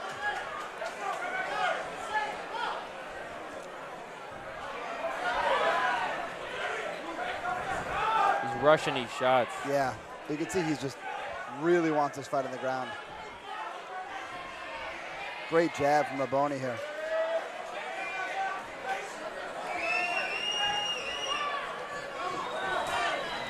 the whole game plan with Ben seems to be get my foot on the cage so I know where I'm at, and then when I feel I'm close enough, take the shot, which is great and all, but Raboni has to be willing to engage you enough where he gets close enough.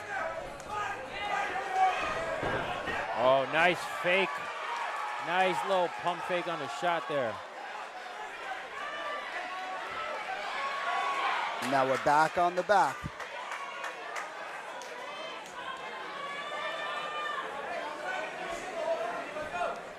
Climbing on the back is Ben.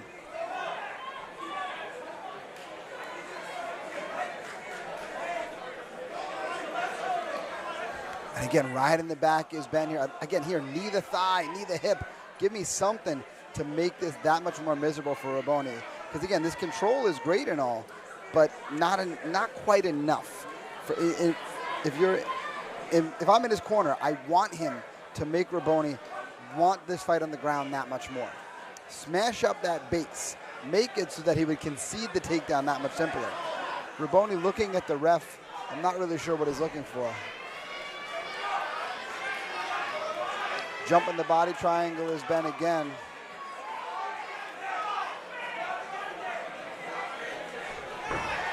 There, so that's what happens when you use the body triangle well, and then you beat up the guy's legs. Now Raboni's trying to find his way out of here. Ben's gonna look to try to take the top mount.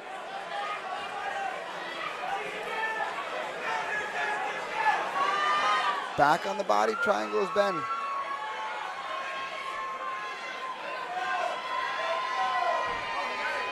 Good job just to sap his energy. Honestly, Ben just has to keep doing what he's doing. Exactly. It ain't broke. Don't try to fix nothing. Keep just wearing him down, threatening the choke, squeezing that body triangle, cooking him to go to a win. And you know, a couple little peppering shots here and there wouldn't hurt either. Yeah, but that all goes in cooking. No reason to keep it standing with him. No reason to try anything crazy.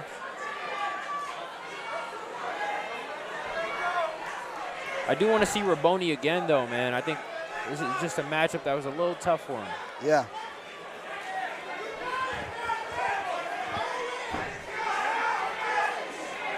Looks like he's almost settled into being on bottom here. Exactly. And Ben's going after the chin again, but not quite enough.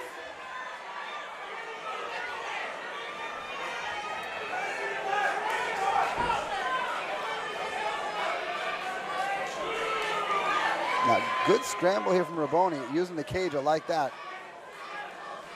Man's got some wheels on him.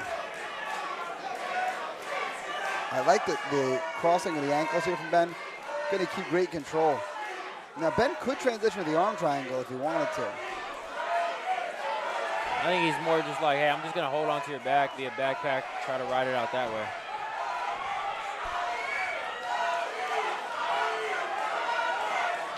And wise decision. You got a minute left in your fight. Exactly.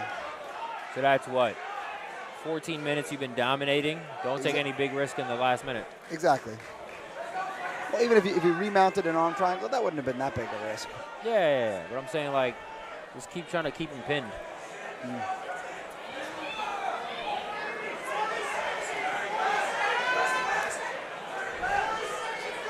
Now, finally, Raboni's base is starting to show some wear from all this constant weight of Ben Bagback on him.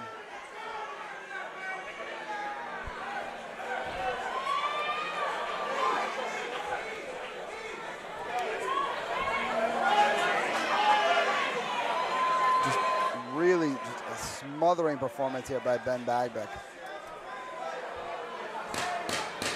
10-second clacker. Raboni just clearly frustrated. Yeah, he knows he lost this one. Yeah. Somebody's dad is That was more of a, like, screw you at the end. Yeah. We'll see you guys back for our official decision in just a moment.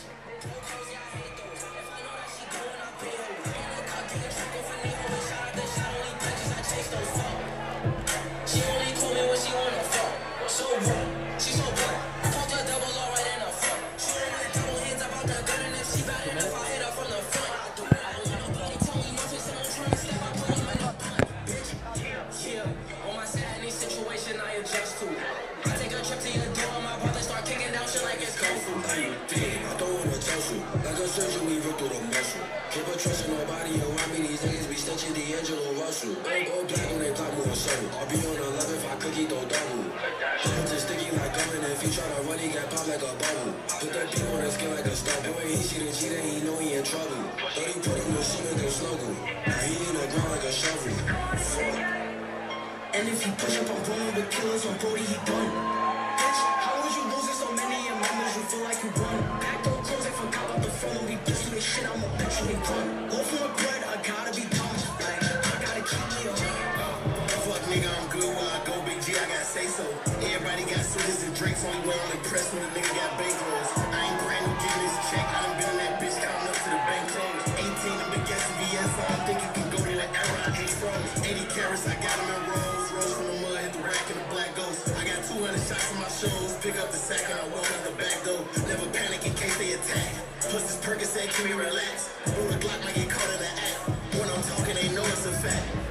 Yeah, got a thing for my ARP, but I'm in love with my Draco. Yeah, nigga, I let her turn on my ARP, depending on my tango. Bitch, bro clothes, yeah, I hate those. If I know that she going, I pay hoes. I'm in the cut, getting drunk off an AO. Shot out the shot, only Benjis, I chase those. Fuck.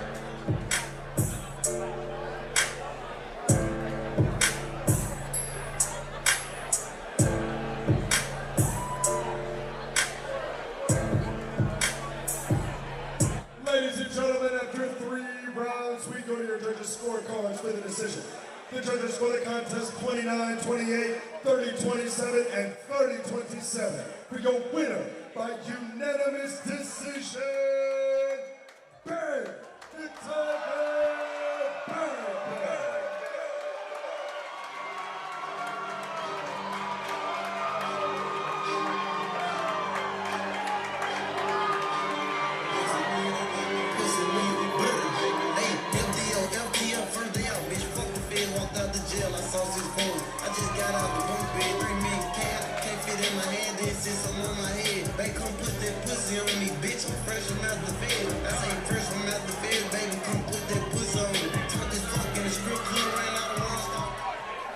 Ladies and gentlemen, I am joined by our winner, undefeated as a professional, Ben the Tiger Bagley.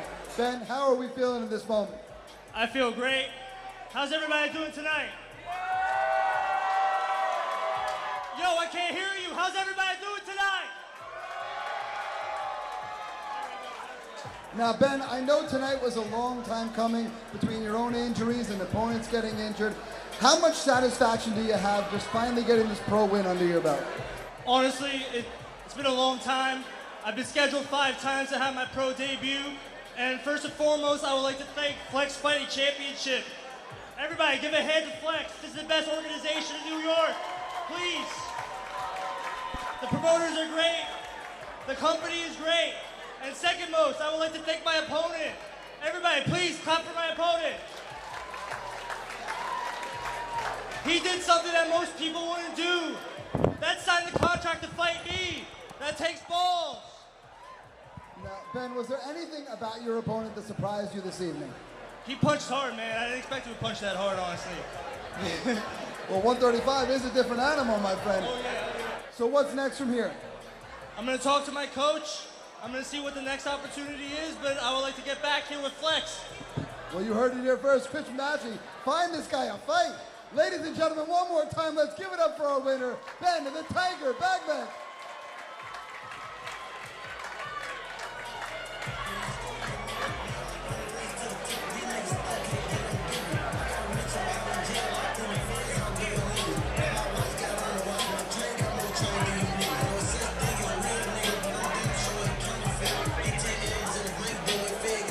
What a great fight, ladies and gentlemen. Difference in that pro MMA. Also, I don't know why, but people are opening up signs of cats. So I'll take it. Guys, don't go anywhere. We still have a ton of great MMA coming at you. We got advanced kickboxing, MMA, novice MMA. We got it all, guys. So stay tuned. Keep an eye on that TV screen and enjoy, ladies and gentlemen. So far, it's been an action-packed night. We can't wait to continue. Well, that was really nice. Ben Bagbeck's dad just pulled me aside to say he remembered me from the Tiger Showman's days and to thank me for that. That was awesome. Nice, man.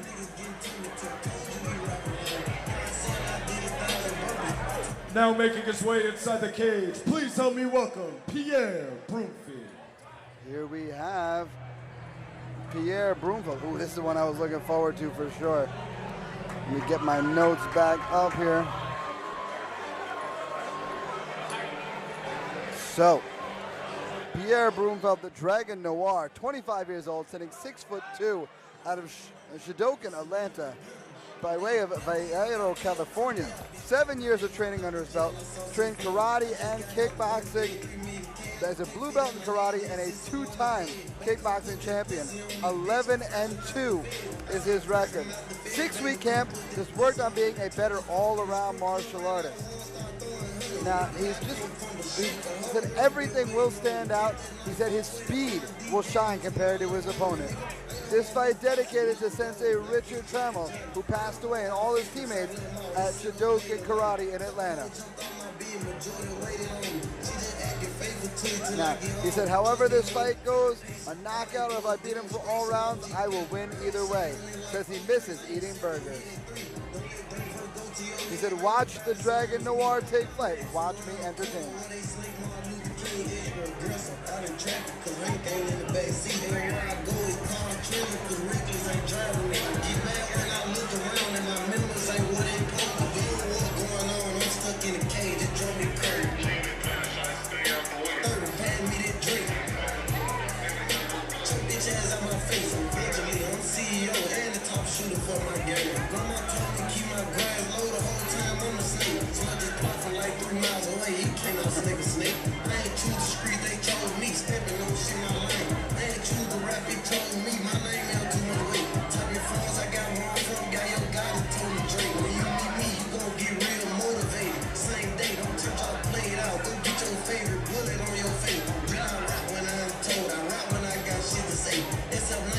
This song is a vibe, right, Alex?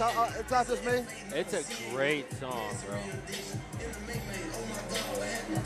Now introducing his opponent, please help me welcome Michael Romero. Here we have Michael, the Terminator Romero, 35 years old, standing 5'8", representing Tiger Schulman's Martial Arts, out of Elmwood Park, New Jersey. 3 years of training, with us that is. He is a BJJ brown belt, 7-0 in kickboxing, 1-1 in boxing. Last fight was a boxing fight back in January. He is a pressure boxer, just loves fighting. In this camp, worked on improving his technique and his cardio, and just tightening up all the holes in his game. He said his boxing and pressure will shine. He said this fight means a lot for my fight goals, and it is dedicated to his fiancée, Amelia Newman. He is predicting a win by TKO. He said, this is not the last time you will see me. Stay tuned. Great song. Yeah.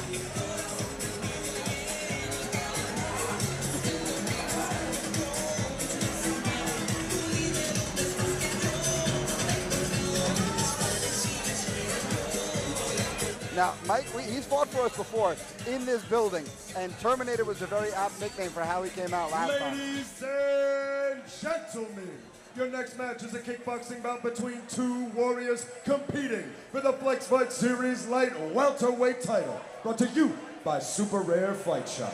Introducing first, fighting out of the blue corner. This warrior stands at 6 feet 2 inches tall, weighing in at 163.8 pounds.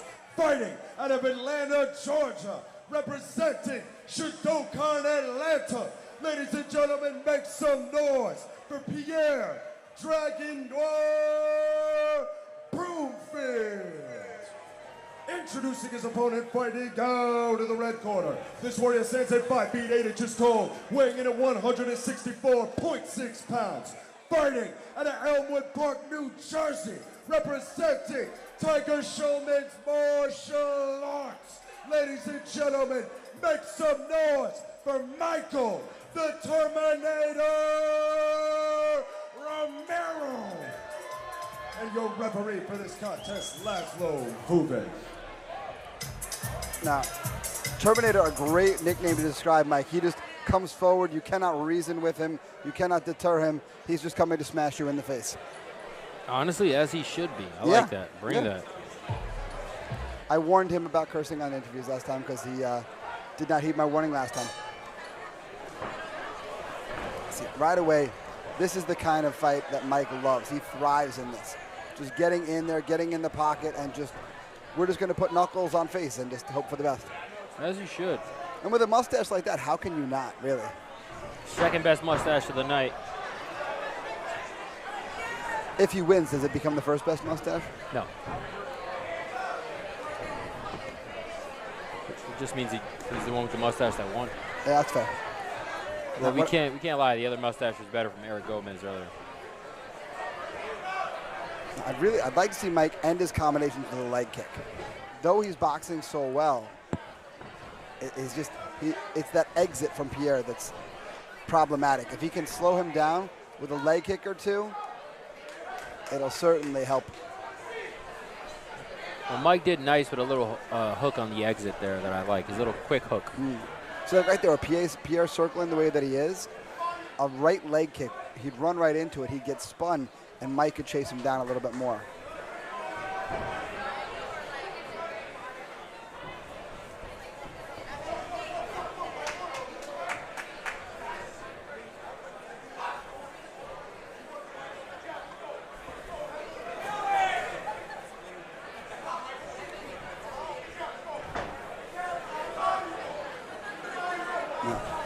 This seems to be the tale of two distances, right?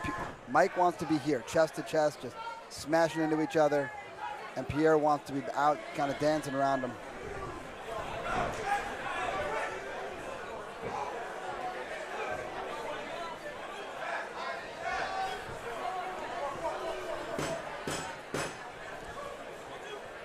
Tough round to score. We'll be back for round two in just a moment.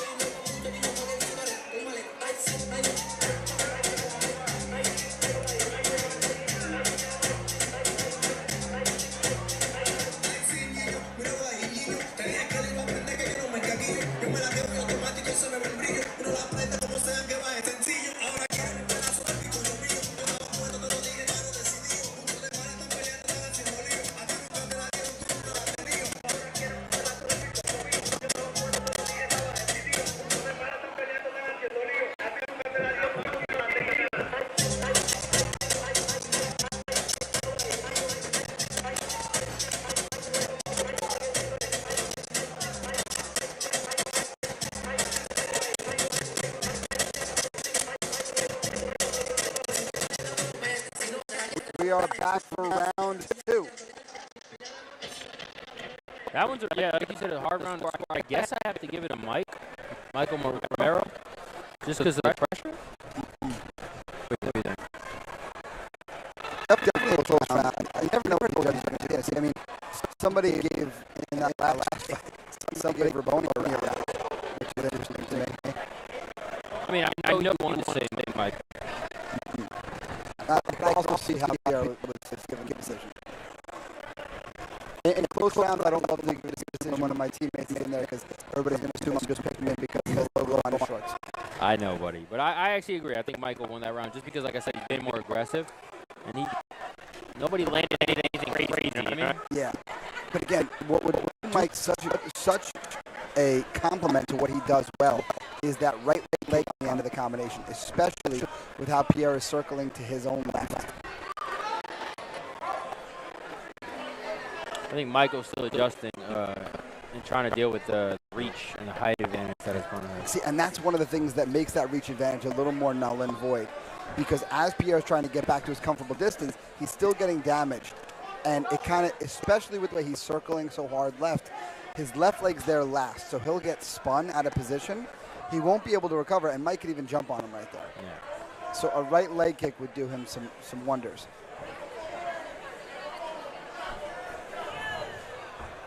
Little side kick from Pierre right there.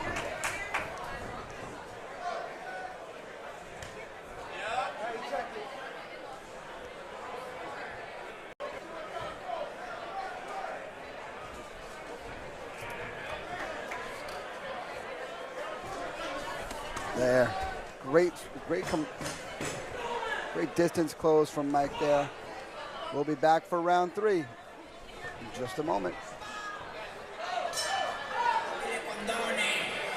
Sonando en todos los musicones, enrola y prende los blones, que puede ser como el casero, agárrate del jefe que te pega el vuelo, en esta mierda yo soy el tatarabuelo, donde están los tigres cuadrados, que los vuelo, tiempo para matar, rabia de aventura, nunca voy para atrás, tengo cargamento de core en un ultra, nada más se escucha cuando suena el track, con la máscara de Kingston, matamos Freddy Krueger, llama la ambulancia y busca el Uber, tengo la curva, tiene el tigre, aposento por el túnel, que te atracan y le suben para el Uber.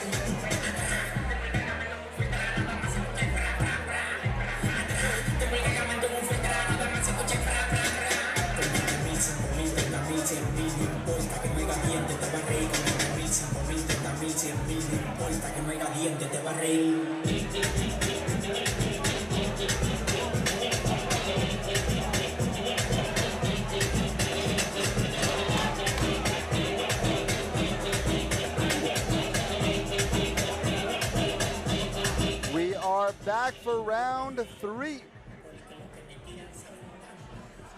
Again, hard round to score. Exactly. Like, tough. Just like every time I'm like, oh, this guy won it, it's like, I don't know.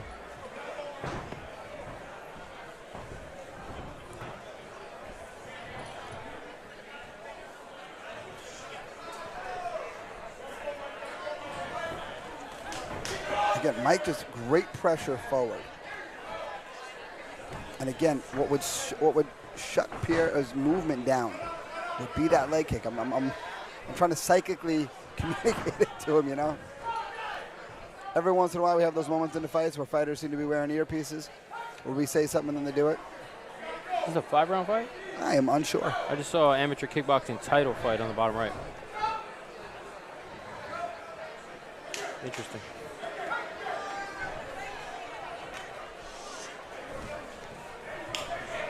Good close of the distance there.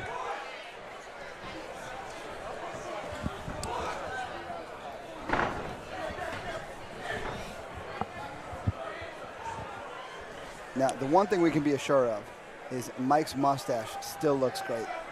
Yeah, second best mustache on the night.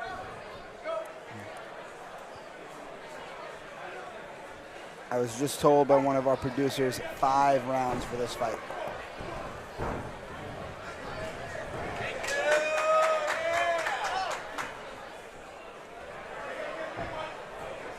Mike's head movement is very good. Again, he's just, fighting is a game of variables. We talked about it many times, and right now he's only offering 2 when he could potentially be offering 4.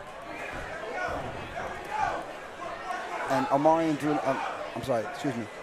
Pierre, pardon me, doing a very good job of smothering him when he gets close.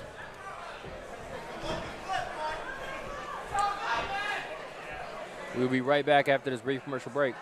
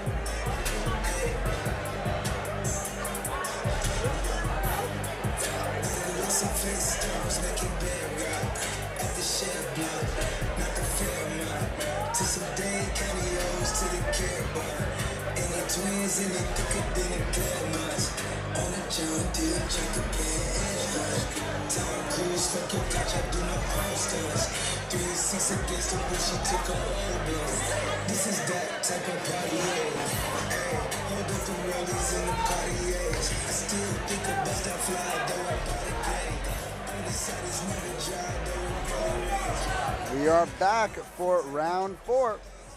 Yep, getting into those championship rounds.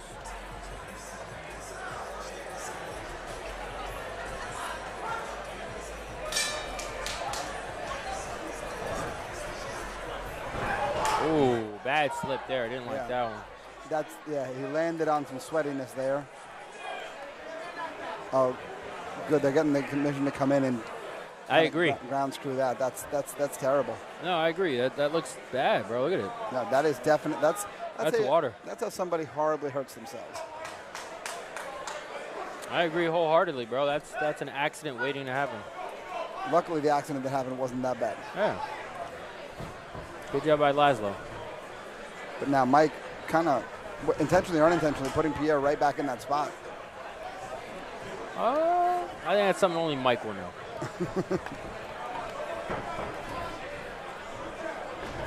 But it's fun. It's kind of like a good psychological thing. If the guy knows he fell on his butt right there and you put him right back there, whether it's cleaned up or not, you're still going to be like a little trepidatious. Yeah, and again, this fight, so close, it's really hard to call. Exactly.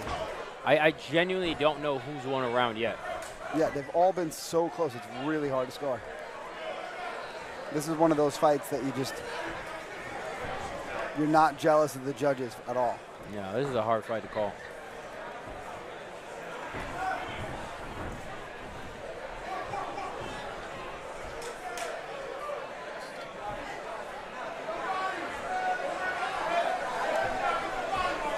Now, from Who's Mike's, bleeding? I'm not sure. It looks like, I'm going to imagine it's Pierre, only because of where the blood is on Mike. Yeah, if that was Mike's, the only way, or did one of Mike's ears pop? Did it? His left ear on the back? Don't know. Yeah. Yeah, you're right. It's Mike's ear. It's Mike's ear. That's the price of cauliflower ear, folks. The only problem I have with that is once that starts bleeding, it starts bleeding. Yeah. And there's still one round left in this fight. Which we will see at the other side of this commercial break.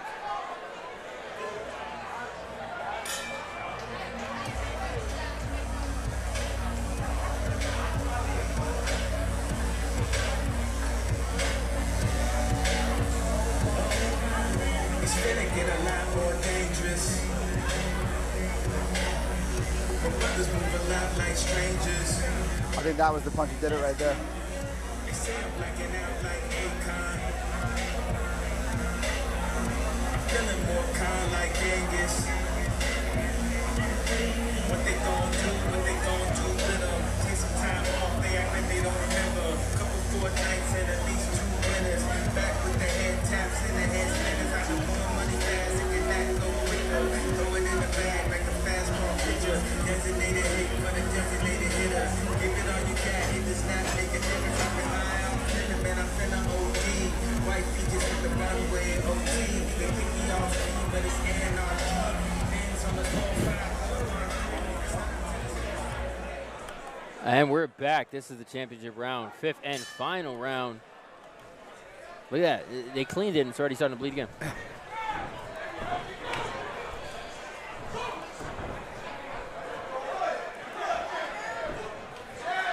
One of my teammates, I remember he went for a takedown and we heard his ear just burst. Ugh. And it sounded like a, you ever like squish a gusher? Yes. It sounded like that, and then it was just a lot of blood. You remember when, was it Leslie Smith when her ear popped in the UFC? That was bad. Or was it James the Colossus Thompson was probably the worst as against Kimbo? There's nothing you can really do. Yeah. Luckily, one of the members is a doctor, and he was like, yeah, I mean, you just got to go to the hospital, bro. You just need stitches. That was an interesting moment. Laszlo seems to be talking. Yeah, he's telling both of them, like, let's chill out. I think they're getting a little chippy because they're both being frustrated by each other's style. Yeah. Or is he talking about the clinching because they're clinching so much? Could be. I mean, we did see at the end of last round Mike just staring at him again like that. Yeah. That's just kind of who Mike is, though, man. Mike's really happy in the warm-up of class, and that's about it. This is just such an evenly matched fight. Somebody's going to be upset. Yeah, exactly. This might be the most evenly contested battle of the night in my estimation. Exactly. I mean, I genuinely, like, not even with any kind of favoritism at all, asked me to pick a winner, I couldn't. Yeah, I was going to say, I have no dog in this fight, and I will say I genuinely have no idea who won this fight. Just because they're so even. Yeah. Like, Pierre lands some stuff as Mike comes in. Mike comes in, he lands some stuff. Like, who's really getting the better of these exchanges? I'd be interested to have these two as, like, sparring partners, to be honest. Yeah. We'll be back with the official decision at the end of this commercial break.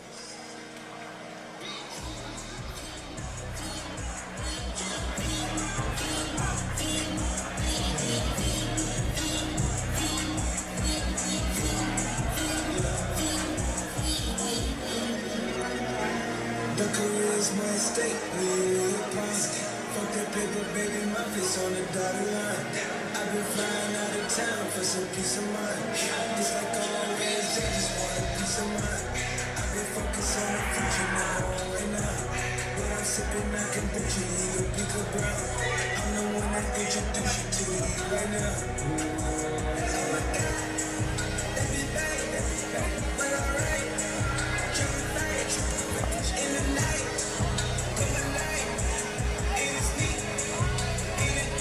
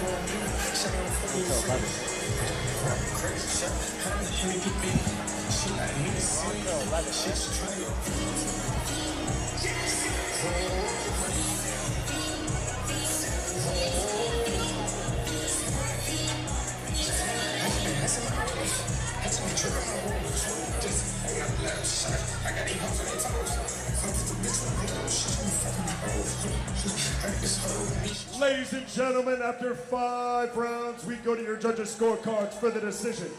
The judges score the contest 48-47, 50-45, and 50-45 for your winner by unanimous decision and new Flexfight Series Light Welterweight Champion, fighting out of the blue corner, Pierre Broomfield. To me, I found it amazing that any judge called all 5 rounds for the same fighter. Yeah, I don't agree with that. Again, I'm not mad at the decision. Either decision I would have been okay with. The thing is, it was one of those fights where we knew half the crowd was going home upset anyway. But again, I just don't see how any judge sees any fight, but for either of those fighters, 5 rounds, one direction. Yeah, Mike looks furious. Yeah, well, he's undefeated to this point.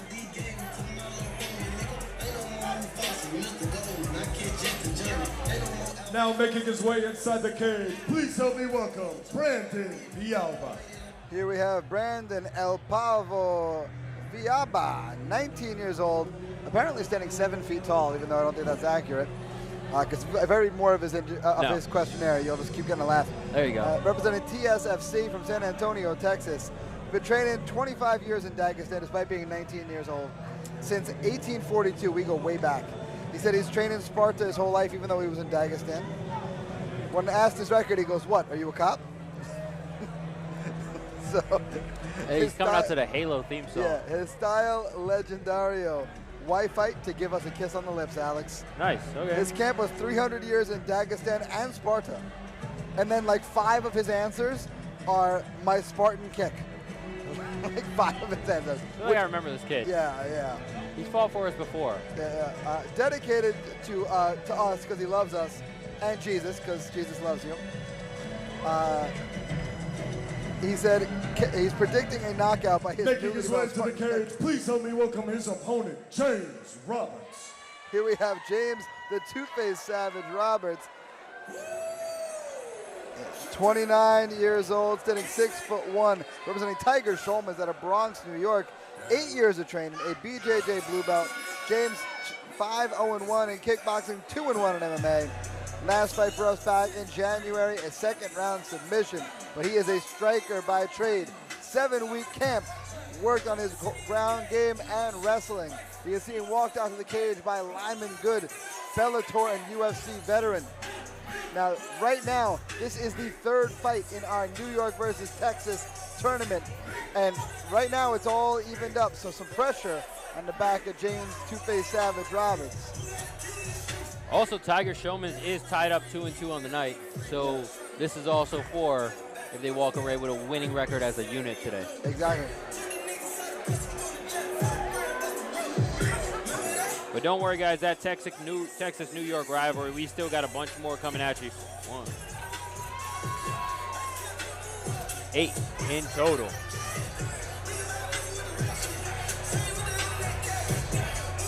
Ladies and gentlemen, your next match is a continuation of the New York versus Texas tournament, bringing the baddest from the East Coast and the Lone Star State to compete here in this very cage. Your next match is a mixed martial arts bout between 2 warriors in the light welterweight division, brought to you by Broker Streetwear. Introducing first, fighting out of the blue corner. This warrior stands at 6 feet even, weighing in at 163.4 pounds. Fighting out of San Antonio, Texas, representing Texas Street Fighting Championship. Ladies and gentlemen, make some noise for Brandon El Babo Villalba. Introducing his opponent, fighting out in the red corner. This warrior stands at 6 feet 1 inches tall, weighing in at 162 pounds. Fighting out of the Bronx, New York, representing Tiger Showman's martial arts. Ladies and gentlemen, make some noise for James Two-Face Savage Roberts. And your referee for this contest, Laszlo Futer.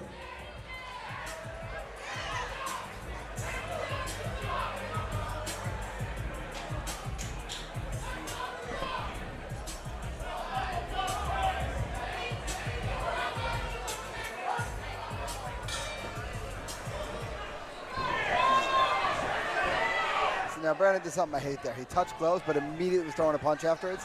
That's just scummy. Yeah. I don't love that at all. Like, dude, we got 9 minutes to punch each other in the face. If you're gonna be respectful, be respectful. Don't be that guy. Landing a nice cross. I just wonder if he can keep this pace up.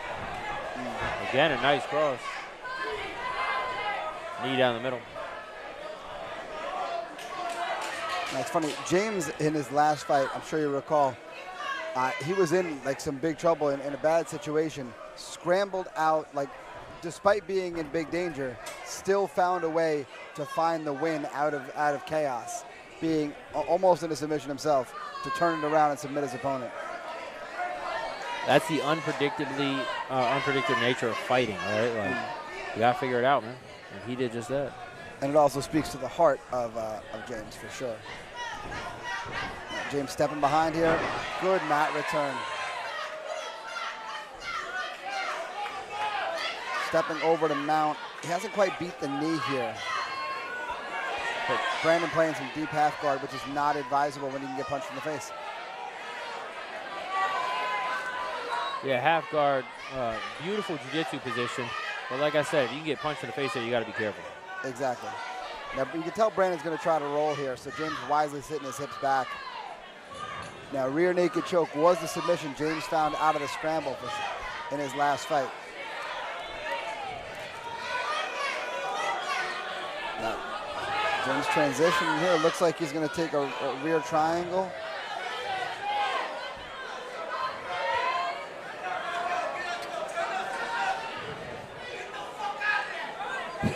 Somebody yelling some crazy advice there. I mean, it was good advice.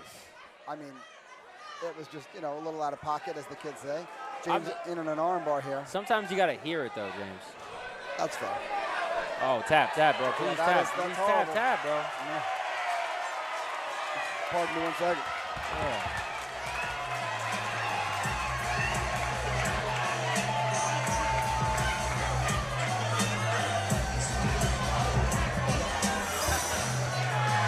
And again, another fight where James overcame some adversity and found the way to win. We'll see you guys back on the other side of this commercial break.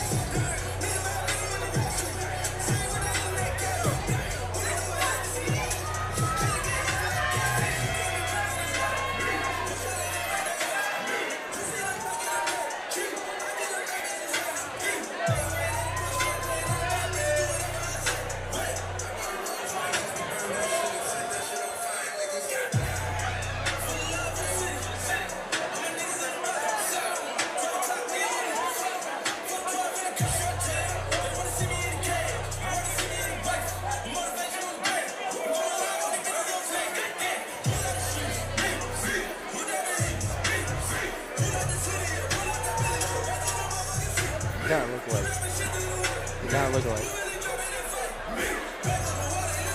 They got the same look, TJ and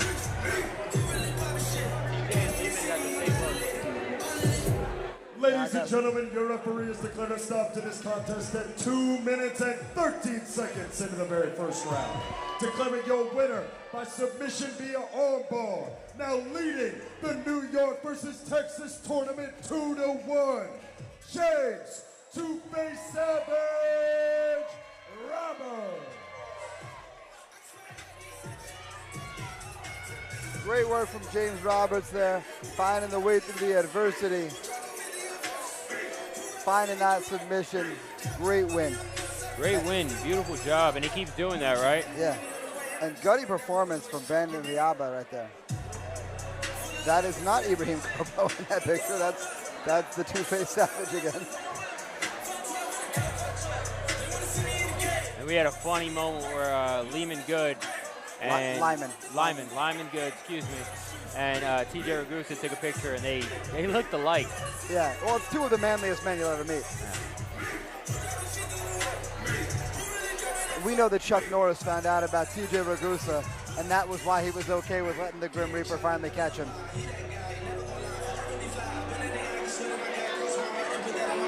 Now making his way inside the cage, please help me welcome Xavius Clyde. Here we have Xavius, the Reaper Clyde, 20 years old, standing 5'10", representing Blindside Combat Wrestling out of Austin, Texas. 6 years of training, 4 months with his current team, 6 years of boxing, but kickboxing, wrestling, and BJJ for 7 months. Describes his style as violent.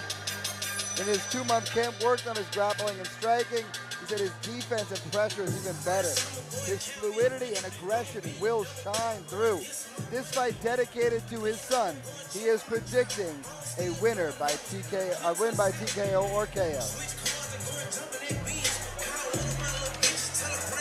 Now, he cautioned us, don't blink.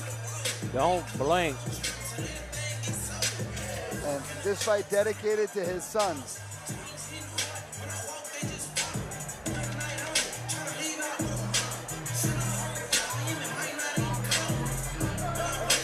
This fight, another one in our Texas versus New York showdown.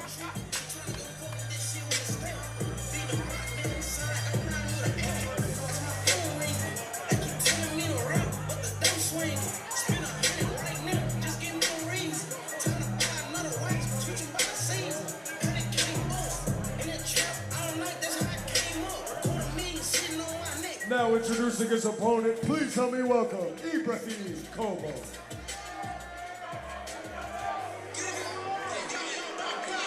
Here we have Ibrahim Kobo, 27 years old, standing 6'3", representing Warriors Nation from the Bronx, New York. 2 years of training on his belt. He is 1-0-1 in kickboxing. His last fight was a kickboxing decision, unanimous win. His style is a technical, patient striker. 5-week camp, worked on his wrestling. He said his speed and diversity in his striking, not to mention his size, will shine. He is predicting a submission win. So it seems like we got the classic striker versus grappler on our hands.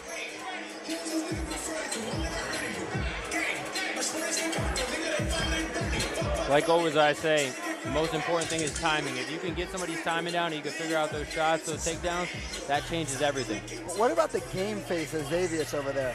Locked in. Yeah, if looks could kill, Ibrahim would already be dead. Locked in.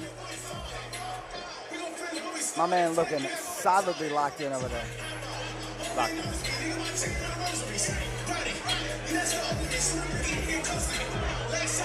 Now, what do you think about the cornerman with the hoodie and sunglasses? Is he the Unabomber? Should we be worried? He's locked in too. Everybody's locked in. Well, they're about to be locked into the cage. There you go. See, there you go.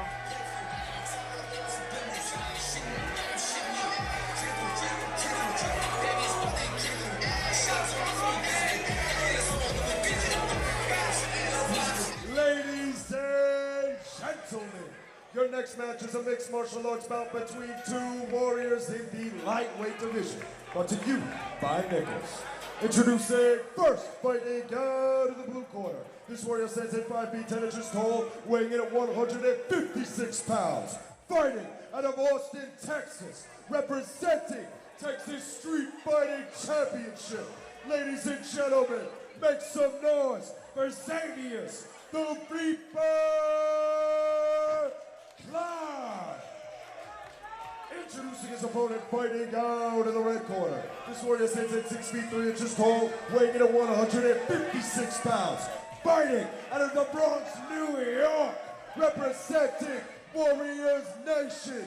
Ladies and gentlemen, put your hands together for Ibrahim Kobo.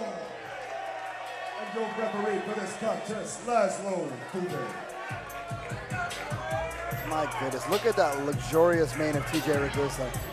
No wonder Chuck Norris was so willing to pass the torch. Good old TJ Ragusa.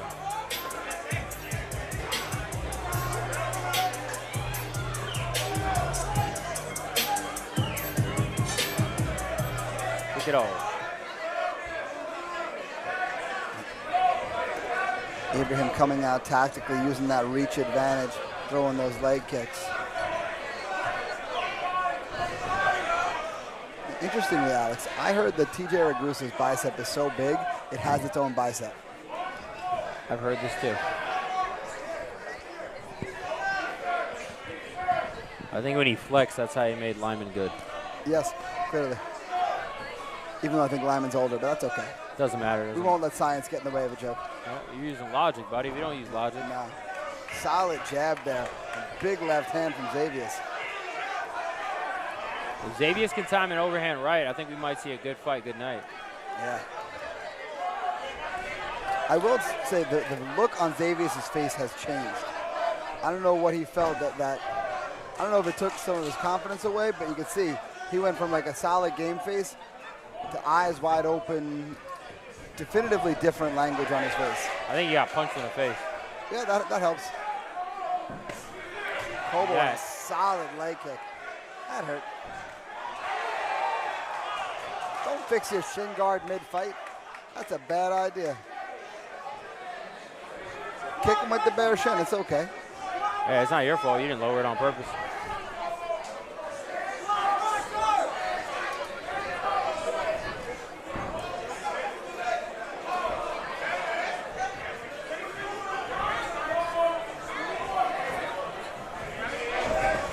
Another nice leg kick from Kobo there.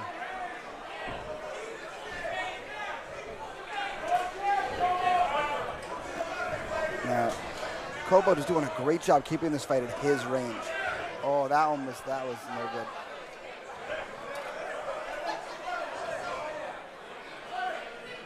Yeah, that was a low blow. Yes. Good job on Kobo to just be like, nah, I hit you low. Yep. Yeah. I always love when you see a fighter acknowledge that. Yeah, he was like, no, I hit you low. Take your second. Because he could have kept pressing forward because Laszlo took a second. Yeah. I heard that if you kick TJ Ragusa low, you need 5 minutes to recover. Exactly.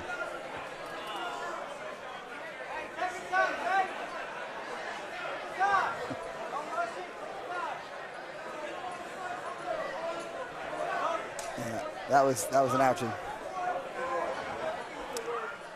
Looks like Xavier is coming back.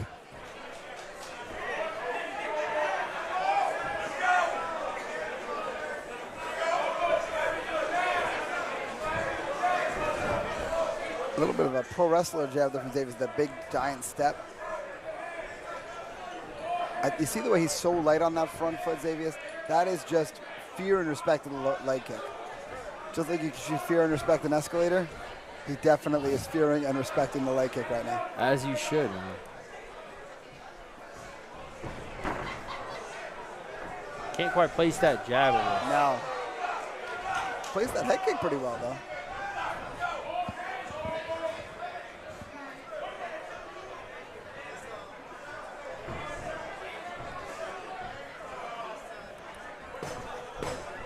He likes this step in awkward kick, but he's got to be careful. All right, well, we're going to see you guys back for round 2 in just a moment.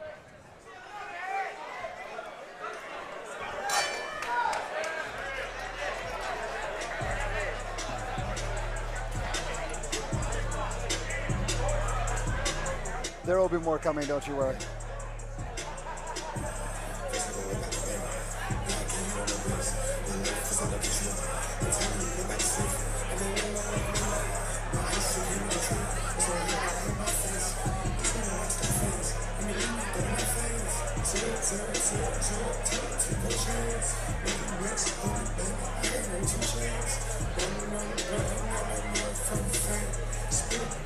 Boom, big old head kick.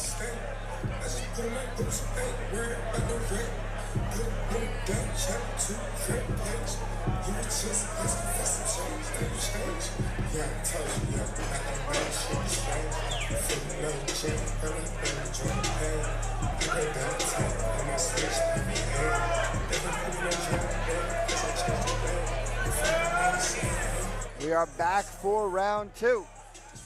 Kobo versus Clyde.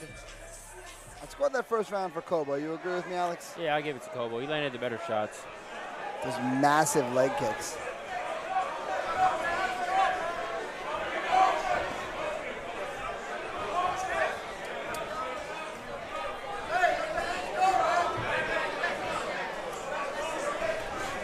Nice body kick. You can see how hesitant Kobo has Clyde. Because every time he comes in, he just eats one of those massive kicks. And Clyde's still trying to do this like step in, step out leg kick, but Kobo's figured out the timing of it pretty quickly. And he's just so, like, he's got such power in those legs, and he's throwing them with, I don't want to say reckless abandon, because that would imply that there's no strategy.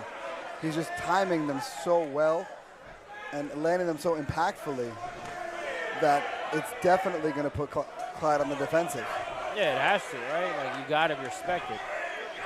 Just like one must respect TJ Ragusa. Yes, sir. I was driving here today, and I noticed, did you know the suspension bridges, they make those cables out of TJ Ragusa's beard hair? Good to know.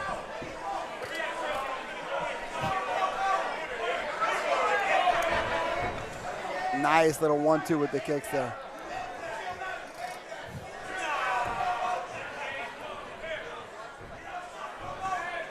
Woo! Man, oh man. Like, luckily Clyde's defense is holding up pretty well here, because some of these kicks that from Kobo come upstairs, and if not, to steal one of your phrases, it would be good night, good fight, good night. See, like that, Clyde's like, okay, keep throwing. But brother, what are you doing about it, my man? Yeah, you gotta throw something back because he keeps throwing at you. It's over. Exactly. You can't just keep waving the guy on like, okay, just keep kicking me. Yeah, What, you hoping he's gonna get tired? He's not going to. Dude, if one of those gets through, it's not a good fight.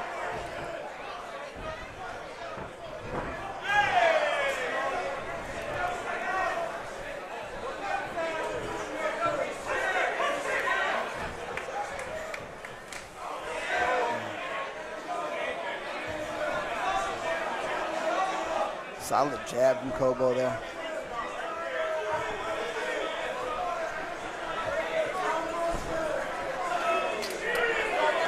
The only thing I'd like to see from Kobo is some longer combinations because he's got the timing of Clyde down now. If he can use that first shot to set up the second and third, we're going to see we'll see a finish to this fight. He's looking to spin his Kobo. Yeah, now Clyde has almost stopped throwing. All right, guys, we will see you back for round 3 on the other side of this commercial break.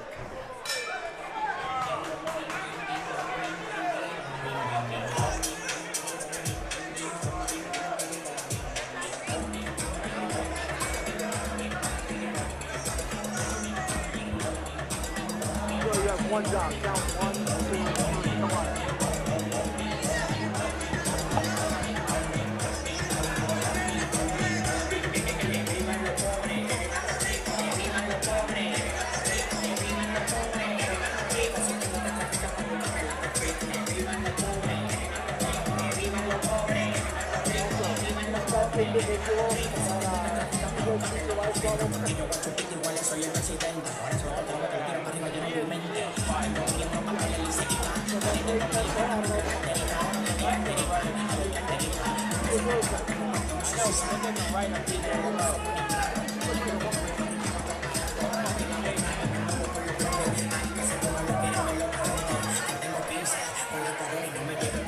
We are back for round 3 of this contest. These men it's really been the tale of just the kicks of Kobo. He's really just rendered Clyde into the defensive. That big step is giving away Clyde's jab every time. And he's taking that big step so he can try to deflect the leg kick coming in. Hey, you just can't kind of find his rhythm. He just needs to let those hands go a little bit. You know, you got to think you're down 2 rounds to nothing. Waiting so long is not going to be the answer. In the words of the great TJ Ragusa, just do it. Yes.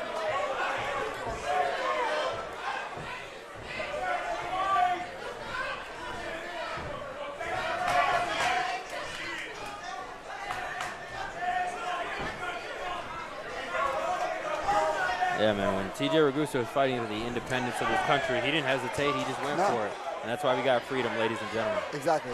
Thank TJ Ragusa, ladies and gentlemen. Oh, big shots from both gentlemen. Yeah, Kobo looked rocked a little bit there. Like he didn't expect that one to land that way. Well, he just hasn't been punched in like 6 minutes, so he was like, hey, what was that? You gotta be ready, man. Oh, that head kick snuck through. Oh, big leg kick. That's it. Good stoppage by Laszlo. Yeah, that leg kick was enormous.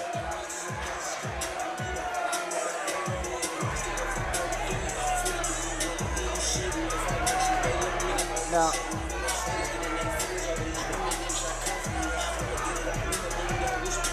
that brings New York to 3-1.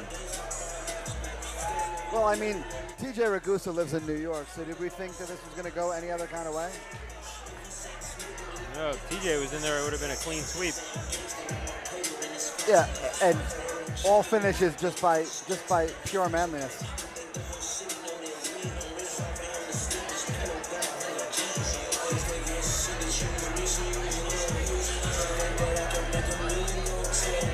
There's the wobble, and then massive leg kick, and that's all she wrote. Oh, I think he might have hurt his leg really bad.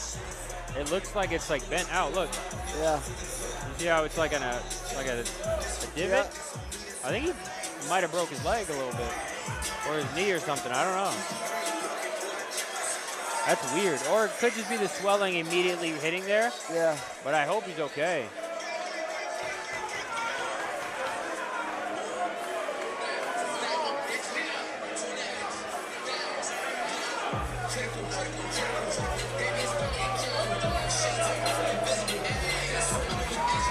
Now, looks like we are ready to go for the decision. Ladies and gentlemen, your referee has declared a stop to this contest at 1 minute and 33 seconds into the third round. Declaring your winner by TKO, fighting out of the red corner, Ibrahim Kobo. Marking the third winner of the Texas versus New York Championship.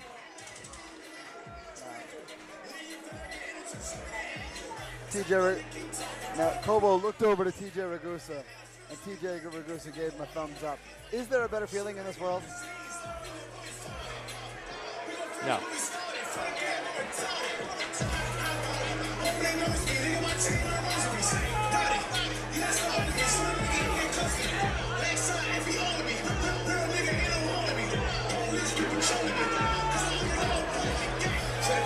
So, did you hear this like 3 weeks ago? A snake bit TJ Ragusa, and after 5 days of pain and agony, the snake died. Did you hear that? Poor snake. Now, guys, our next title fight tonight, the Flex 155 title, about to be contested. Antonio Now Teola's making his way to opponent, the cage, please help me welcome Alexander Nemeth. Alexander Nemeth making his walk. The San Antonian about to make the walk. Oh, you got a Lucha mask on, okay. Well, coming off of a amazing performance in his last fight. He's wearing his flex chain to the ring, nice. As he should, brother. After that knockout of Jaden Shuey, what choice do you have, right? 28 years old, 5'10", representing TSFC from San Antonio. Now, he is the Flex Fight Series 145 kickboxing champion. Now, 4 years of training. Last fight was that viral knockout of Jaden Shuey. Now, 4-week camp worked on everything that he could. When asked what he improved, he goes, "We gonna see." What will stand out will be his ability to flow and his creativity. His cardio and scrambles should be solid. Now, he is predicting a Flex Fight of the Year. He said he loves New York City. It's the city that helped him solidify him and his team's dreams. Now introducing his opponent, please help me welcome Antonio Cervoni. Here we have Antonio Baby Knuckles Cervoni, 24 years old, standing 6 feet tall, out of Henzo Gracie Academy, representing Long Island City, New York. 3 years of training. He is a BJJ blue belt, 5-0. He is on a 2-fight submission streak. He is a pressure fighter. He lives in camp. Worked on using his composure, his cage corralling, and pressure. Wants to use his footwork to create advantageous positions. His pace will shine through. This fight dedicated to his team. He is predicting he will exhaust Alexander Nemeth into a TKO.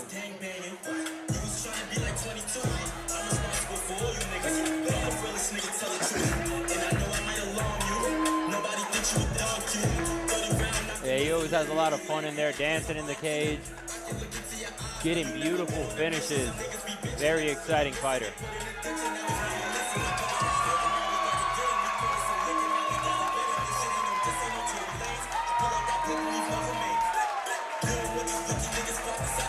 Ladies and gentlemen, your next match is a mixed martial arts bout between two warriors competing for the Flex Fight Series lightweight title, brought to you by Medicine in Bad Places.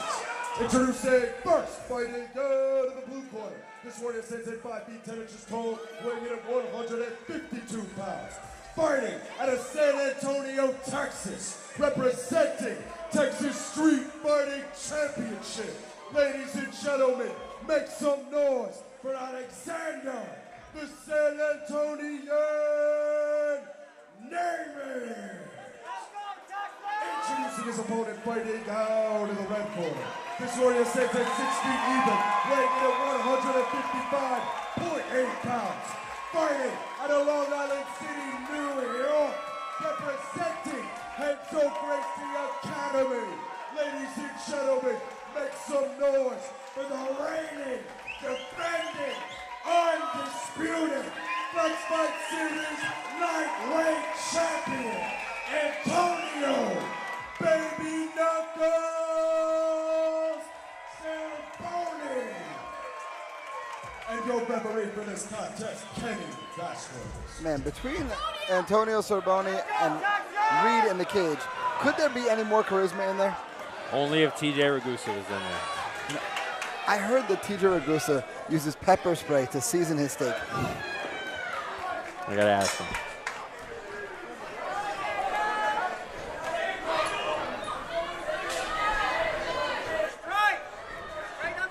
Now, interesting to see that Neiman's trying to take this fight to the ground. Yep, and Cervoni instantly reversed that.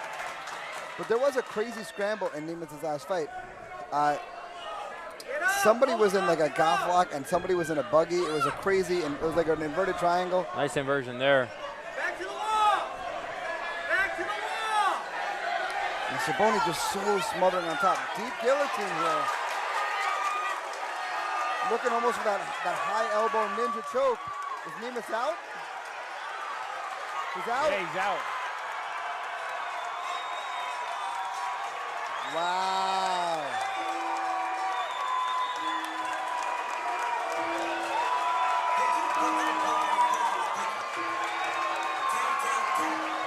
Wow. Amazing finish from Cervoni. Snatching that head up, getting that finish. Amazing piece of work. Jesus Christ. That brings it to 4-1. Jesus. That was violent.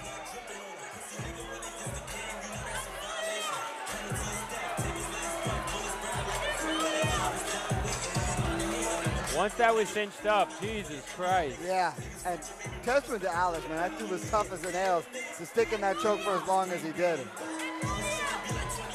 Yeah, but once it landed, Jesus Christ, bro. Yeah.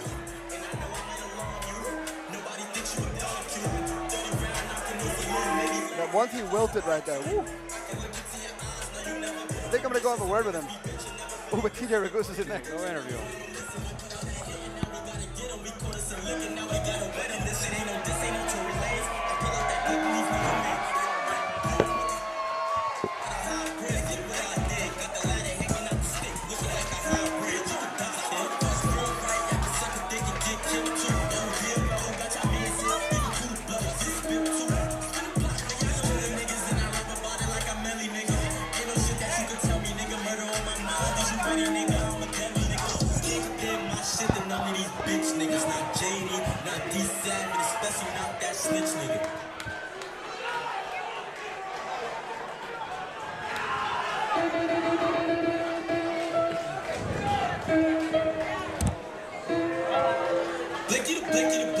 Ladies and gentlemen, your referee has declared a stop to this contest at 42 seconds into the very first round. Declaring your winner by submission via guillotine choke and still Flex Fight Series lightweight champion, Antonio Baby Knuckles Cervoni.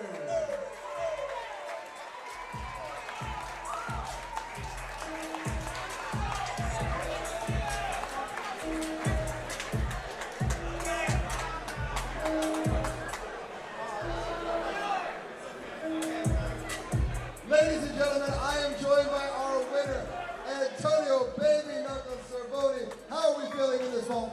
I feel excellent. I feel great. I'm so happy with the work. It's fucking working. I mean, it is working.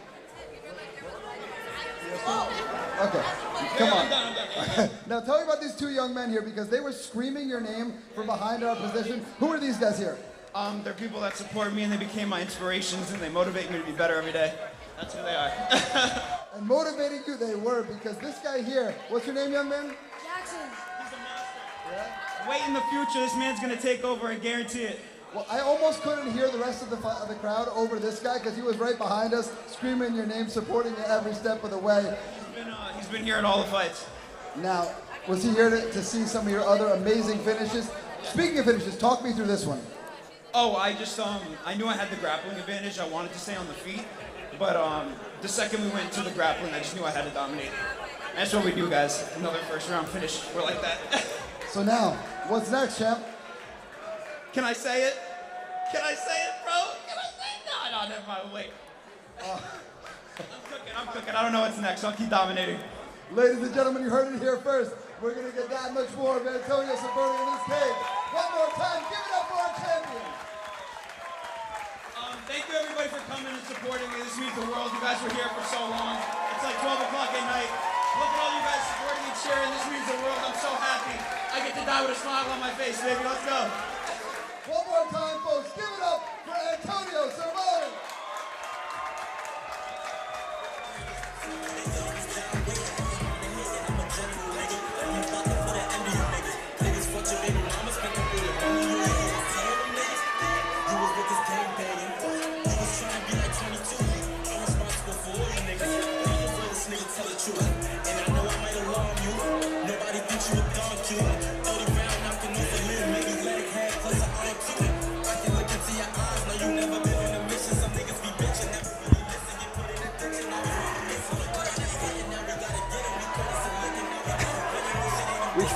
It seems as though Antonio can never help himself. Now making his way inside the cage, please help me welcome Safraz Mohammed.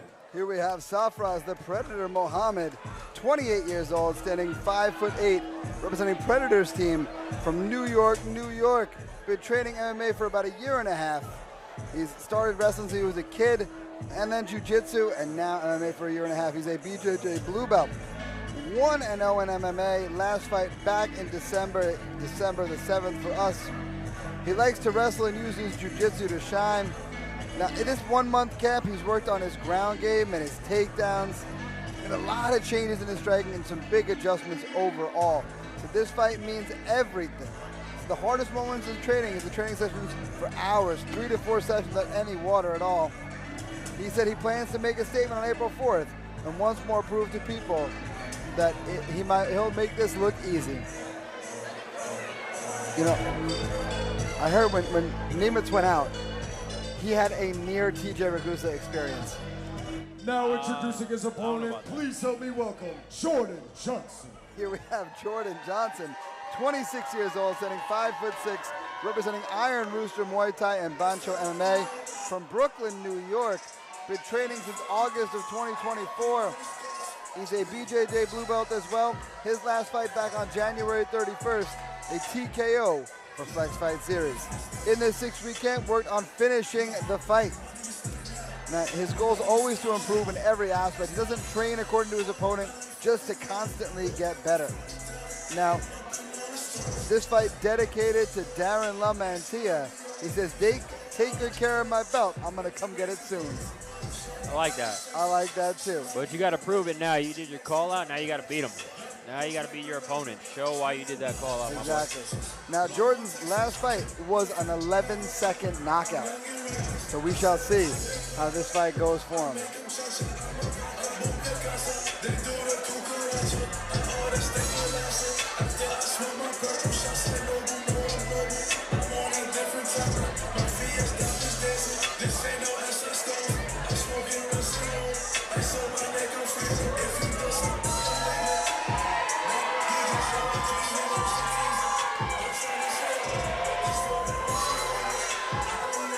Ladies and gentlemen, your next match is a mixed martial arts bout between two warriors in the flyweight division. Brought to you by Ninja Pipeline. Introducing first, fighting out of the blue corner, representing Team Mohammed.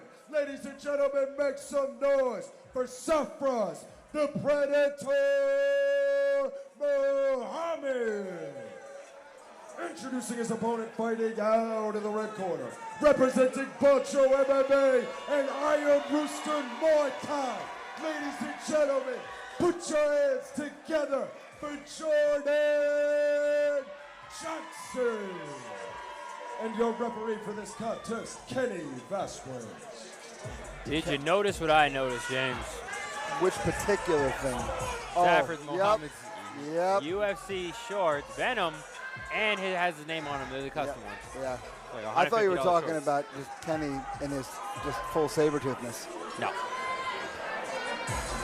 The curse. The curse might be cursing. Yep. So for those of you guys, the uninitiated, wearing the UFC fight kit in regional MMA is, it's a curse. It is a curse. And to have a custom one with your name on it. It magnifies the curse. Yeah, I don't know if I've ever seen it. Yeah, much like TJ Ragusa's beard magnifies his power. Look. Oh man. Whoa. I don't know, maybe I was right. Yeah. It's almost like we know a thing or two about a thing or two. What was that, 30 seconds? Not even? Not 10, quite. 10? 25. What did I say? Yep. Then that curse be cursing. Curse be cursing, ladies and gentlemen. See here, boom, it's that one, and then watch it, bang, that right hand. The right uppercuts there, they are just taking all the fight out of Sofraz, and he just took a knee intelligently there. I get it. It's like speaking something into existence, but don't do it, guys. Yeah. Leave it on your wall. Hang it on your wall. Manifest in that regard. Don't wear it to your amateur fights. I don't know why he's protesting. Yeah. Maybe because one of the shots on the ground hit him in the face. But like fair, I guess that one's fair, but it was over before that. Yeah, like as soon as you crumble like that, fight's over. I don't think he threw a shot. Here, watch right here. Boom. See, like, okay. One. Now, here, those are fine. Technically, that last shot's illegal. But Kenny's already stopping the fight at that point. It did. We don't know where that shot was going to land before Kenny was pulling him away.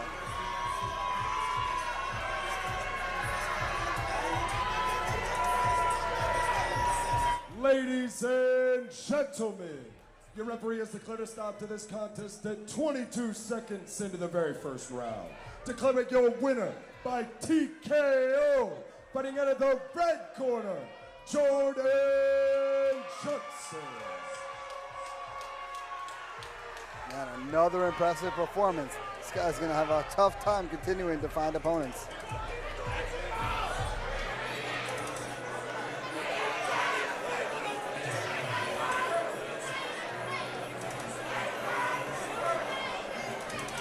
That's why TJ Ragusa doesn't fight. Could you imagine trying to get him a matchup? He does now. Jiu-jitsu, grappling. Well, we were booking him for chronic. See, jiu-jitsu is different though, because at least then you might not know exactly who TJ Ragusa is. You don't have to worry about his awesome power.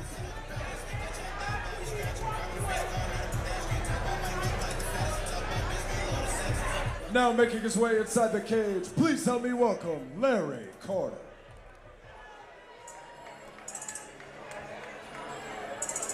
All right.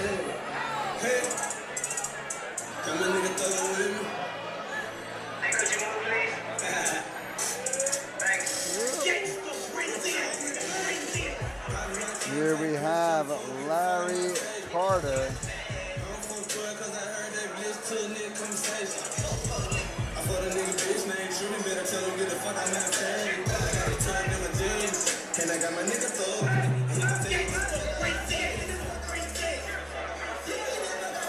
I'll be honest here, folks. Larry Carter weighing in at Introducing his 220 opponent, pounds. please help me welcome Zvezdan Dukic. And his opponent, Zvezdan Dukic, out of Lucha NYC and striking 101.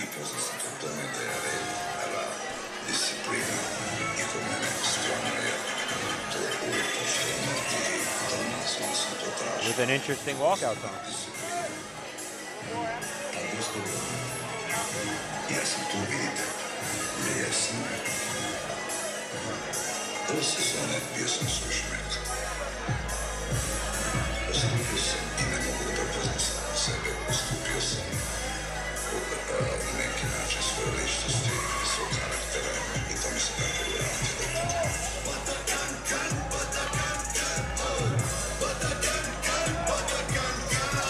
Talk about a tale of two physiques.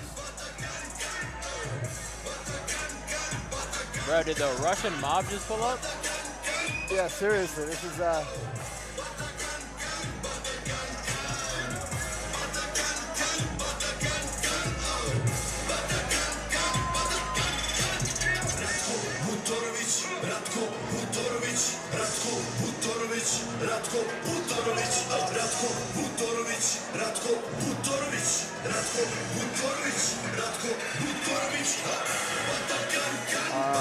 I don't know what this song is, but I'm hyped.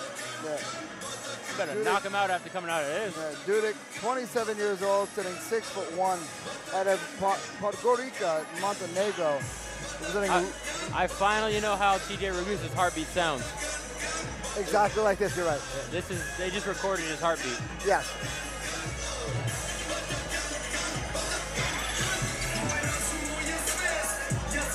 This is what he's, you know when they put on calming music to go to sleep? Yeah. This is what TJ Ragusa puts on. Yes. Now, a 15-year judo veteran. You know what that means? You might see, Alex. Uchimadas, baby. This music makes me want to go beat up a pickpocket. I don't know what's going on. Yeah. Oh, man, he looks, you remember Tom Picciano who fought for us? Ladies and gentlemen, I don't know what your that next music match was, is a but I mixed gotta martial arts ask bout between two warriors in the heavyweight division. Brought to you by Brute Seltzer. Introducing first, fighting out of the blue corner, representing Couch to Cage. Ladies and gentlemen, make some noise for Larry Carter. Introducing his opponent, fighting out of the red corner, representing Lucha NYC and striking 101. Ladies and gentlemen, make some noise for Bejdan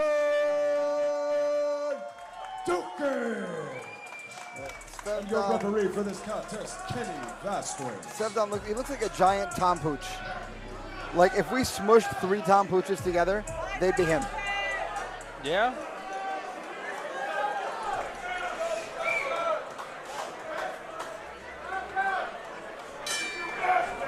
Don't blink. Man, Larry coming out aggressively here, but he's in the clinch with the guy looking at Uchimata him. So please, Uchimata's forever. I want an Uchimata. Oh, that was a little anticlimactic. He just put him on the ground. Yeah, it was just. I know, but I wanted to see him make our man fly.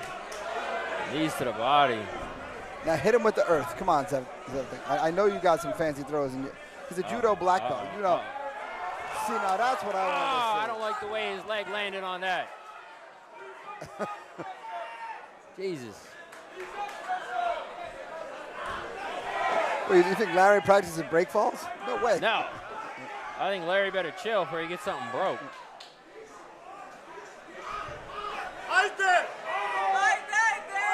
Going after a Taurus choke is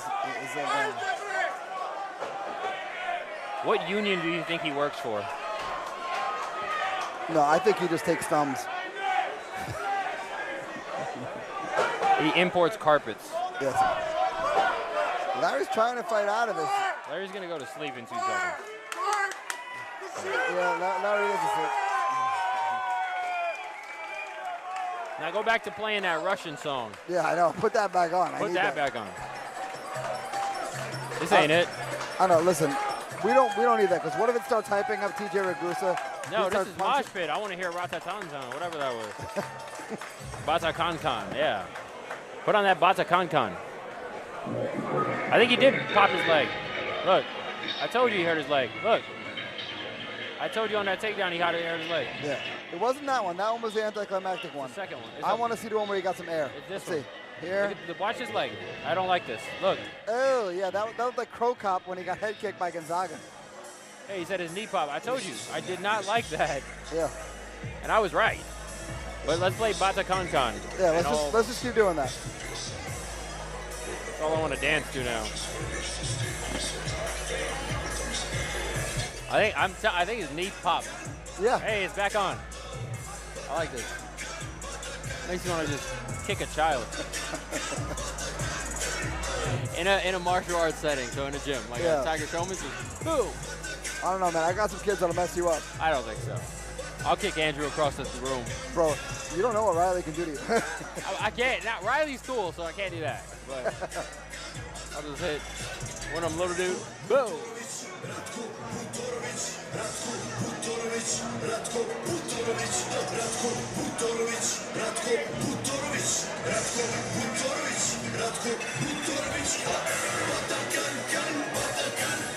Just keep playing it, bro. I know. I'm here for it, honestly.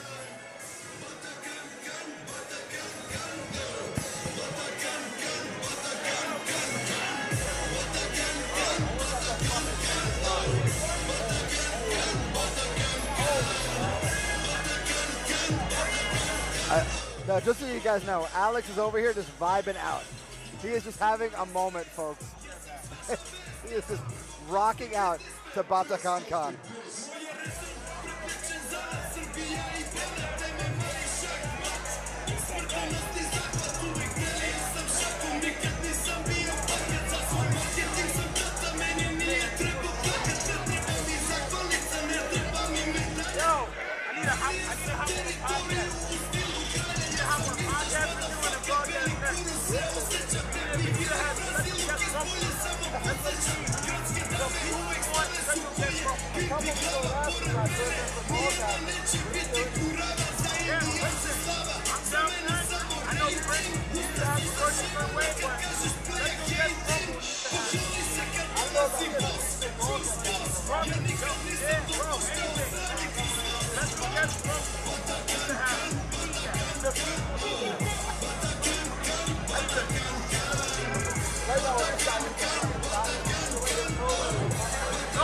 Ladies and gentlemen, your referee has declared a stop to this contest at 1 minute and 13 seconds into the very first round.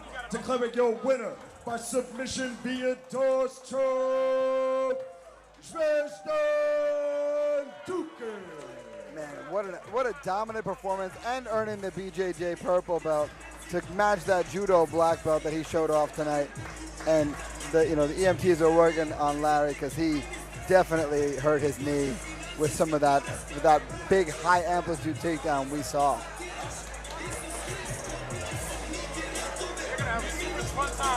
Yeah, this is gonna be a big boy, and yeah, they're still playing Batallas, and Alex is just fist pumping in the other room. I hope there's no children around because they are totally getting punched by Alex right now.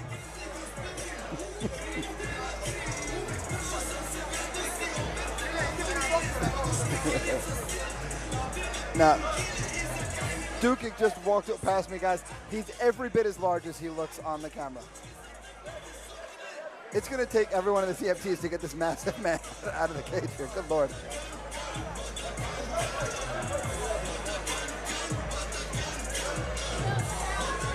Guys, Alex is still going. He is off in the back right now. He is just vibing his face off. Well, he is just having the time of his life back here, folks. In case you guys ever need to get hyped, the song is Bata, B-A-T-A, Kan, K-A-N.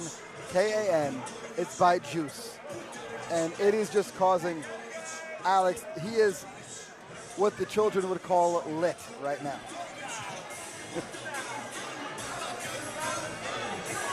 And DJ Cozy just keeps going to it, and I'm here for it, folks.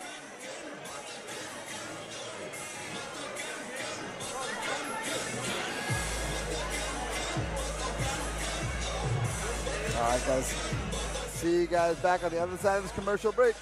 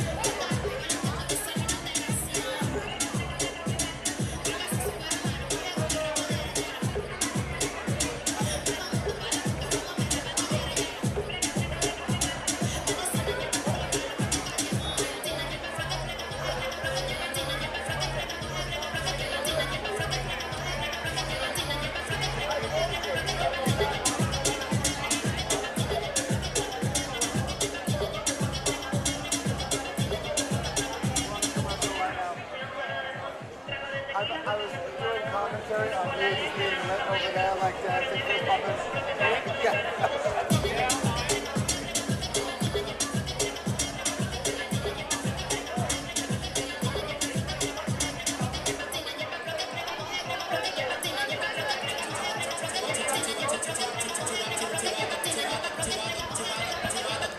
We are back, guys, and you can see Larry getting the love that he deserves, getting the care that he needs from the EMTs.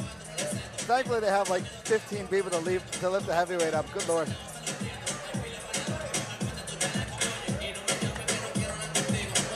Lift with your legs, folks. Here we see, this is the first takedown. This one, not so high amplitude. It's this next one. Watch the leg on the bottom of your screen. See, that's not supposed to happen to your leg right now. That is how you break yourself. And break yourself he did. That, folks, is why you practice breaking your fall, so that you don't break your leg. Now, what I really want to know is who is going to clean up all that stuff in the middle of the cage from the medical team giving him his attention.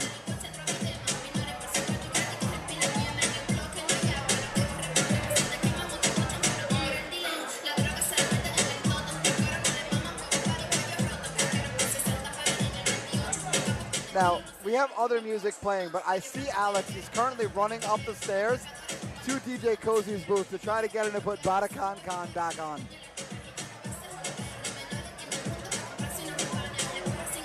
Alex had his tie on before, folks. It's around his head. He is just vibing out right now.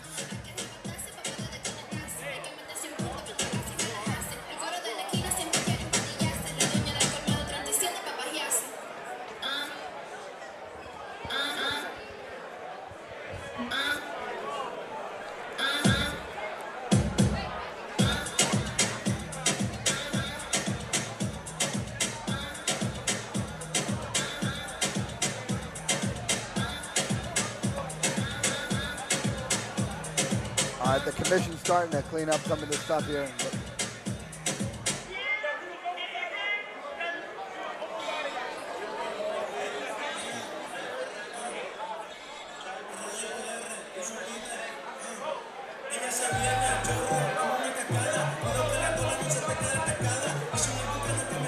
Yeah, that was an unfortunate end to that fight. But 4-1 in our Texas versus New York.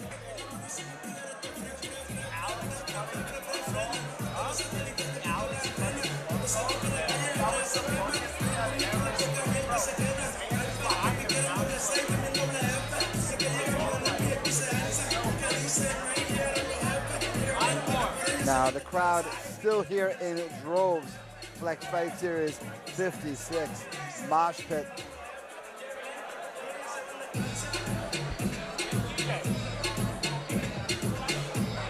Now, interestingly, I think I see Alex crowd surfing on the second row, even though Batakan Khan's not on.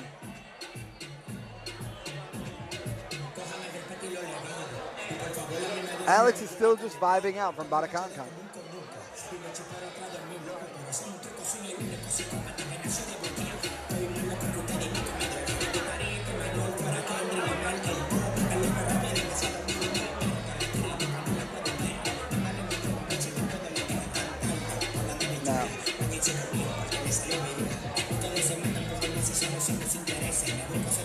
Rick the Regulator making his way into the cage. You know when Ricky's in there, stuff's about to get serious.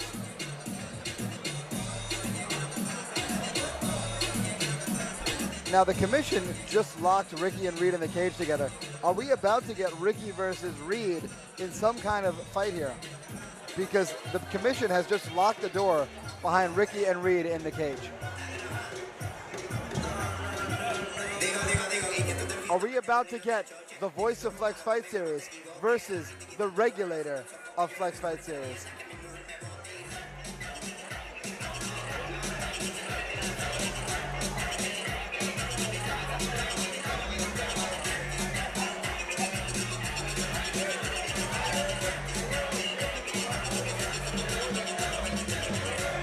No. So guys, let this be a lesson. Practice your break falls. I teach one of my kids all the time. Make sure you do the same in your training.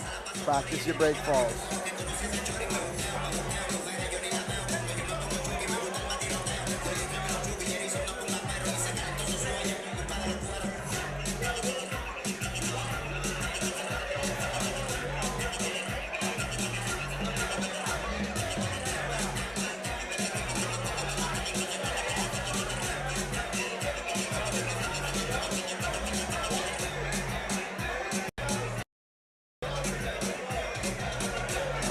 So the remainder of the fights on tonight's card are for our Texas versus New York tournament we have going on. New York with the current lead, 4-1.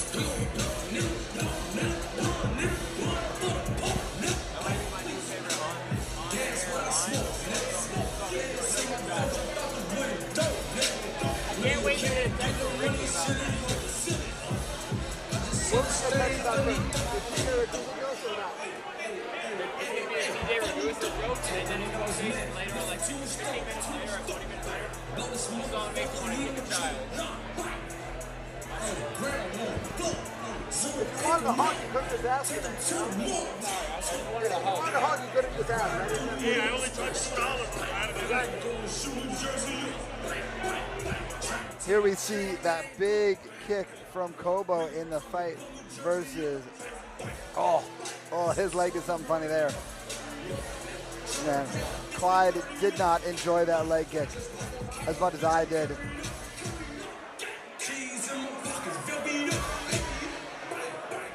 That was an ouchie for sure.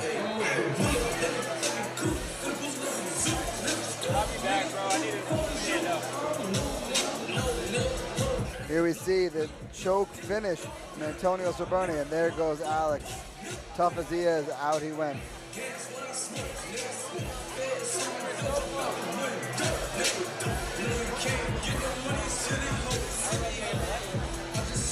And here we see Jordan with his next first round finish.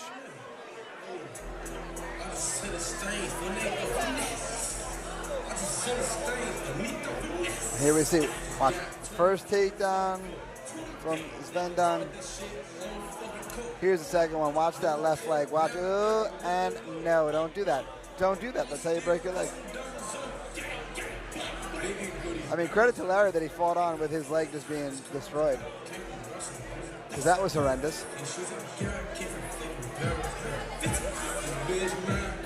All right, I'm calling for it now. We've got Lane, who's in charge of all of our merch. We got Rick the Regulator, we got Reed, and we have Tim Stibb, who's in charge of our photography. All in the cage right now. Fatal four-way match, all these guys right now. I'm calling for it.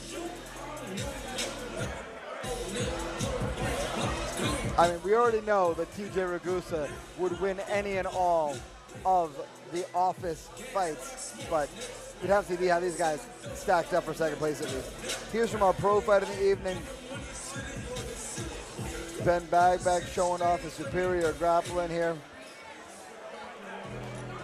Now there's the big moment from Raboni right there, more of like a, hey, I'm frustrated, but didn't do much on decision-wise.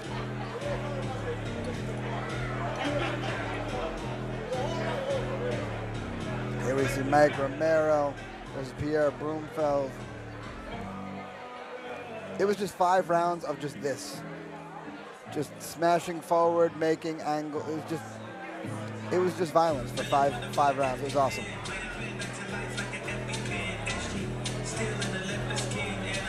Here we see James the Two-Face Savage Roberts eating some early shots from his opponent.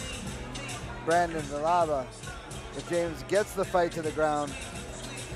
And then from here finds this nasty armbar, doing all sorts of horrible things to the elbow of Brandon until Brandon finally succumbs.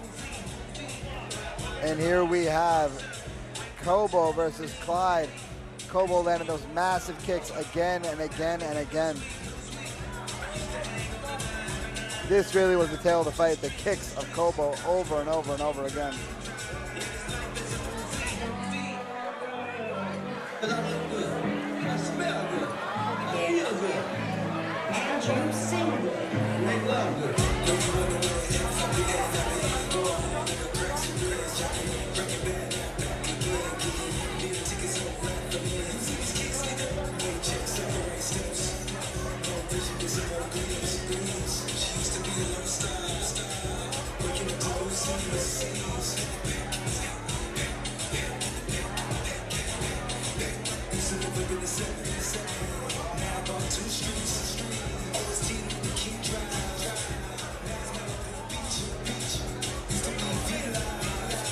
Here we see one of our other MMA fights this evening. Andrew Mayano, check the arrow. Early in round one, Andrew with some great ground and pound here on the back of Czech, excuse me. Now, Czech returned the favor in round two in this takedown exchange here.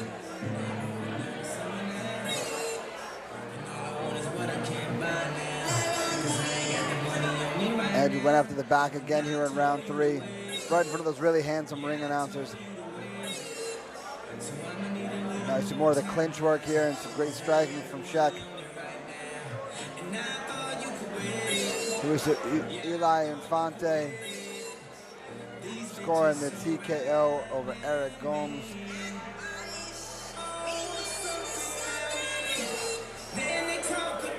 And here's this absolute war between Manny, excuse me, it's an absolute war between Manny Tavares and Edgar Ramirez. Just a dogfight the whole time. Here we see Beck Goka versus Jonathan Lopez. Great scramble here by Beck.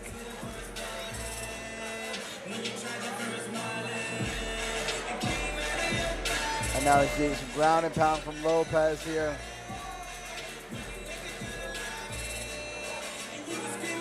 Beck moving with it well, trying to keep himself defensively sound.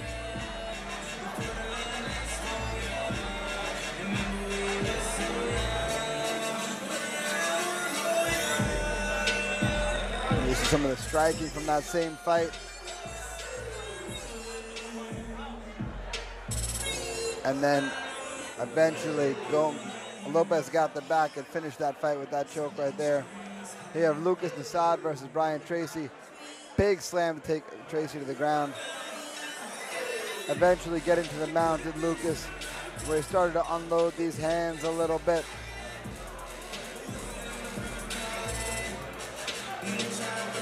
Tommy Santana calling a stop to the fight. Here we have Stanislav Rakov versus Abdul Ibrahim. A quick shot from Ibrahim, but great defense from Stanislav.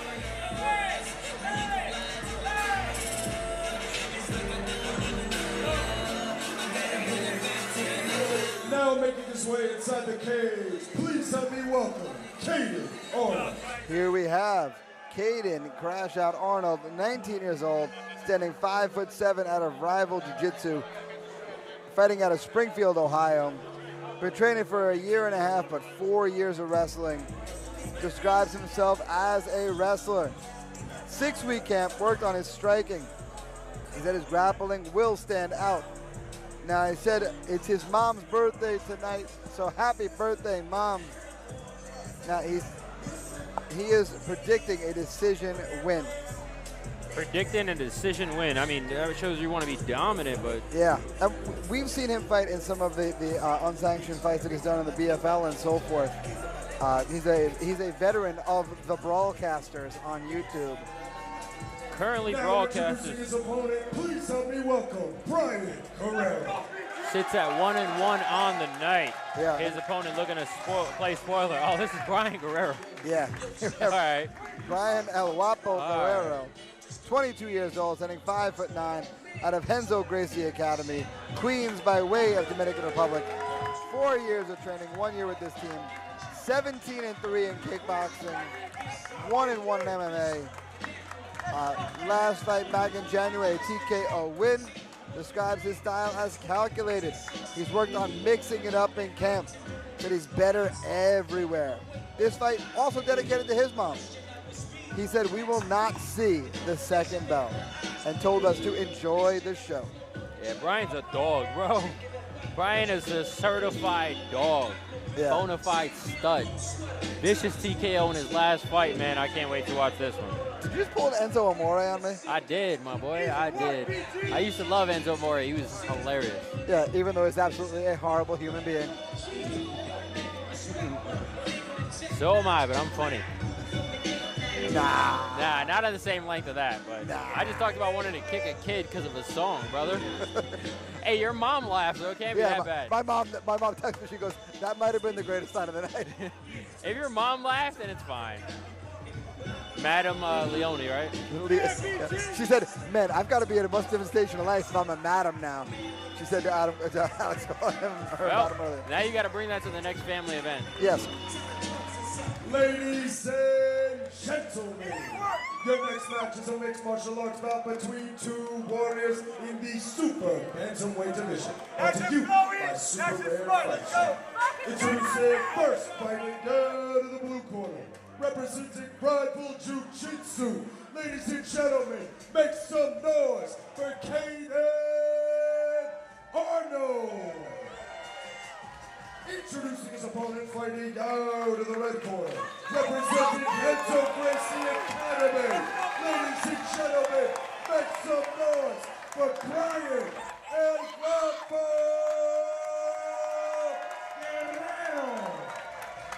And your referee for this contest, Kenny Glasgow. So, just an update for Texas to pull up the W tonight. They have to sweep. They have to win the next 5 fights in a row. Yes. My bad. Now, Kenny the Triceratops Vasquez as our third man. Yeah, mess him up. There you go. Cause him, mess him up from the crowd. No. Oh, nice cross. Caden Arnold, we know he's a dog. They used to call him Crash Out in the BFL. Some real dominant wrestling he showed us in those videos that we've seen. But now you got to wrestle with a guy that does this every single day. Yeah. It's a different breed.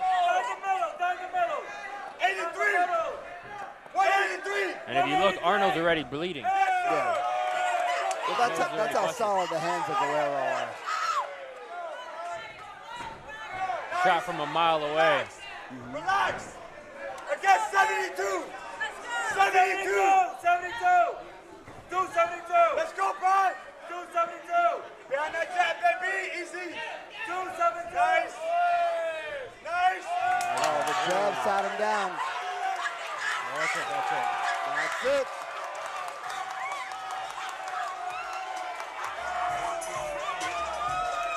That brings in New York 5-1.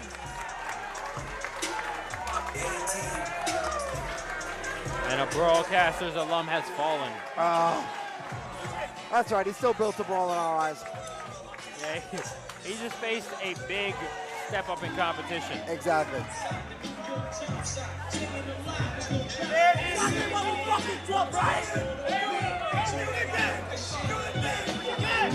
Now, we do have one more broadcaster's alum on the evening a little later on. Yes, sir. We still got one later on.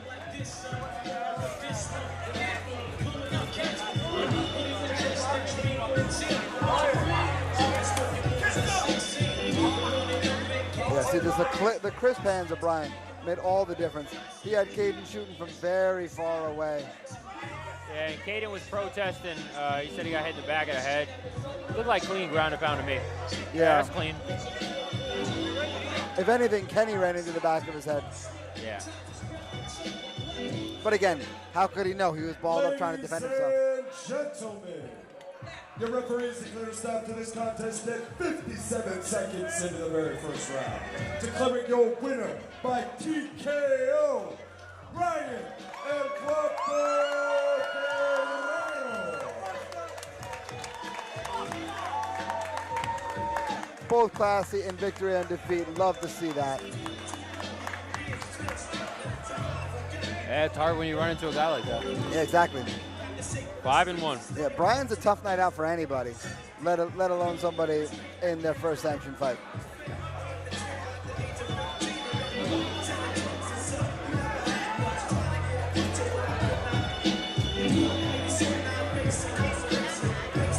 Now, did you know, Alex, TJ Ragusa capable of slamming a revolving door? I can see that. Here we have Keith the Dreaded Lion Thompson versus the Iron Man Franklin Pavon. Now making his way to the cage, please help me welcome Franklin Pavon. Here we have the Iron Man Franklin Pavon, 26 years old, standing 5'7", representing San Antonio, Texas. He's had about 4 years of training under his belt. Trained BJJ for a couple years now, started his striking training 2 years ago. So he's also had a couple of unsanctioned fights in his background. About 8 weeks in camp, worked on a mixture of striking and grappling. He's improved his striking tremendously since his last unsanctioned contest. He said this would be a great platform to test myself and put himself out there. He is predicting a win by submission in the second round. What type of sub, I wonder? What's that? I said, what type of sub, I wonder? Well, I love that a guy with the nickname Iron Man comes out to this song. Oh, I'll give him that. That's cool.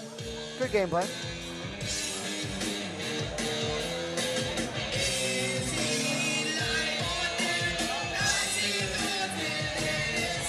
How old is he again?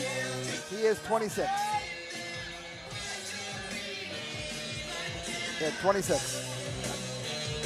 Yeah, that's a rough 26. Now introducing his opponent, please help me welcome Keith the Dreaded Lion Thompson. Here we have Keith the Dreaded Lion Thompson, 28 years old, standing 6'1", representing Striking 101 and Lucha NYC.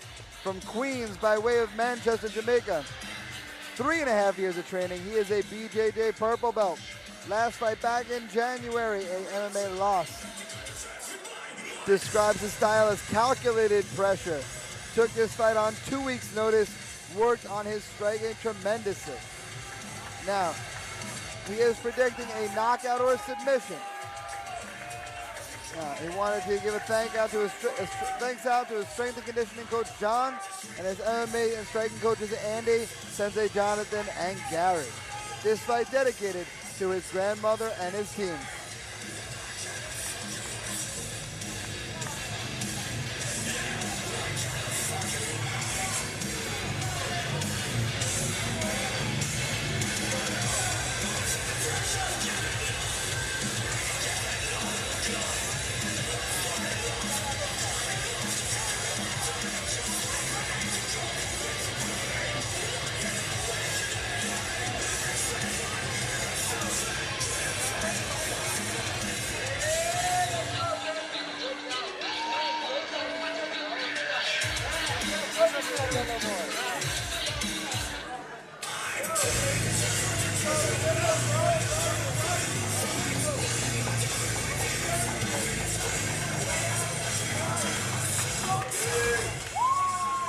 The Dreaded Lion enters the cage.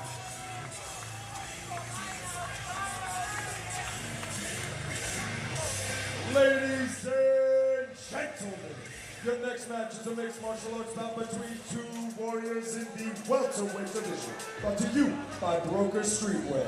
In the Texas-New York tournament, New York leads 5-1. Will the East Coast continue to dominate, or will the Lone Star State make their comeback? Introducing first, fighting down to the blue corner, representing Texas Street Fighting Championship. Ladies and gentlemen, make some noise for Franklin Iron Man Pavon. Introducing his opponent, fighting down to the red corner, representing Striking 101 and Lucha NYC. Ladies and gentlemen, let me hear you for Keith the Dreaded Lion Thompson. And your referee for this contest, Laszlo Boomer. Laszlo Hube, the third man in the ring here. I heard the other day, TJ Ragusa was being radical outside the Flex offices, was riding a skateboard around outside the Flex offices, but the skateboard caught and he fell on the sidewalk, and the sidewalk skinned its knee. You got a lot of these today, huh? It's TJ Ragusa, my man. These are facts, brother. And the dreaded Lion coming out, putting his hands right away on his opponent. You got to aim past the hairline. Yeah. I mean, Frank just seems to really be struggling with the reach of Keith here. It's the hairline. Oh, that's not Stop fun. it. Yeah, that was a good call by Laszlo. That wasn't going to get any better.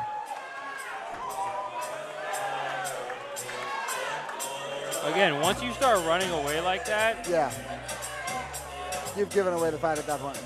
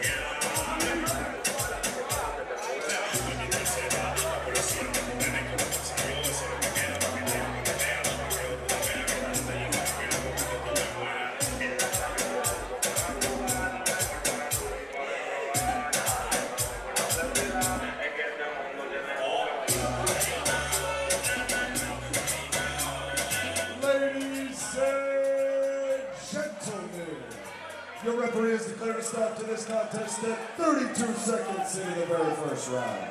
Declaring your winner by TKO, fighting out of the red corner, Keith the Dragon Lion Thompson.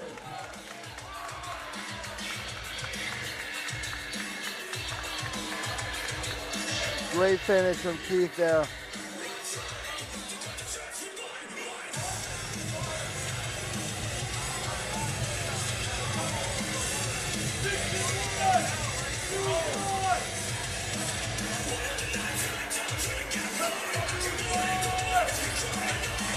One thing I'm sure you've noticed, Alex, TJ, he never wears a watch because TJ Ragusa just decides what time it is. he does wear a watch. Now making his way inside the cage, please help me welcome Christian Hill. I've seen him wear a watch. That would not even make sense. I've seen him wear a watch.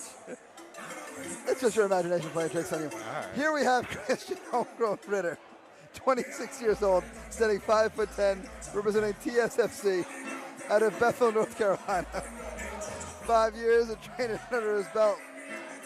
Now, 2-month camp worked on the whole game, his precision, power, and speed. This fight dedicated to Tyrell Durden. He is predicting a victory by way of knockout. You know what it is? It might be my CTE. Yeah, probably just a CTE, honestly.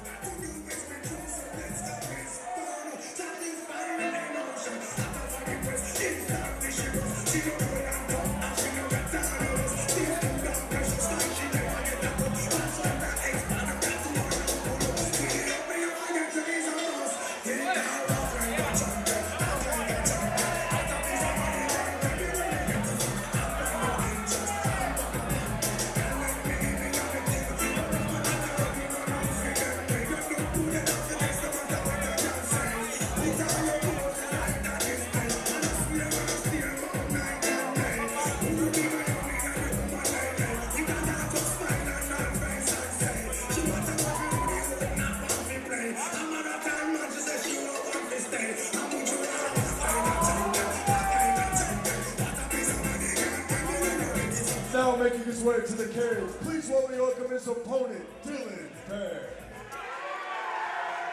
Here we have Dylan Bear, 23 years old, standing 5'10", representing Long Island MMA out of Northport, New York. 2 years of training. His last fight, an exhibition back on our February 27th card. That's sharp technique with powerful strikes. 5-week camp worked on his technique and cardio. He said his composure will shine. He is predicting a round 2 finish. Why round 2?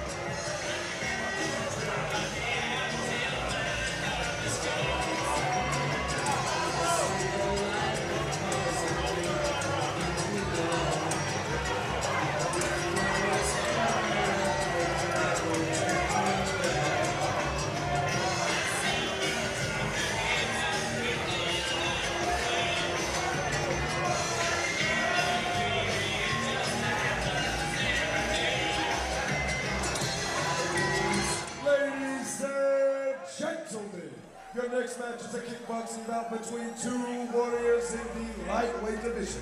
Brought to you by Nakers. Introducing first, fighting out of the blue corner, representing Texas Street Fighting Championship.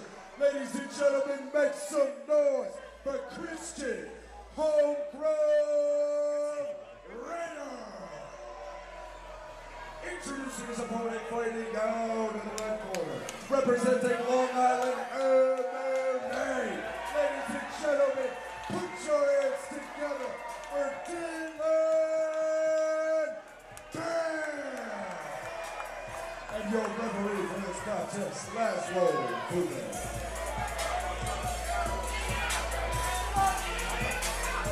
Now, Alex, I'm sure you're aware that in his entire life, TJ Ragusa has never dialed the wrong phone number.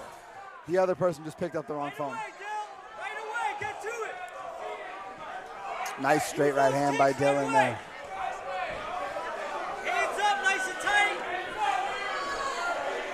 Get comfortable. Move those feet, move your head. That guy's sign's upside down. That's okay. He doesn't know that. He's not. It's not that hard. No, it's adorable that you think the fan is sober at this point in the fight card. Yeah, but like, that's the easiest part of his sign. Circle, circle, circle. You just hold it the right way. Yeah, I know. He just put it down. Maybe he realized. That's actually hilarious. He can't stand still, so I don't think he realized. That video is gonna be like that. That video is going to be terrible. Dylan pouring it on here. Nice knee to the body, snuck in there. Oh, nice teep kick there. Another knee to the body. Hook to the head, hook. Ritter's hurt to the body. I don't think he's answering the bell. His hat was on wrong. Stay ready, hands up, right at it. Seal, right at him. Right at him, get ready, right at him. I mean, you can't complain about the headgear the whole time.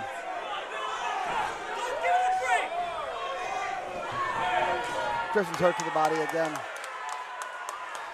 stay ready. Don't get too excited. Hey, right at him. No breaks. Right at him. Here we go. Yeah. Pull it on him. That's it. That's it. That's the fight right there. Great win from Dylan Bear. Great win. Good job for Dylan. Great job, great win.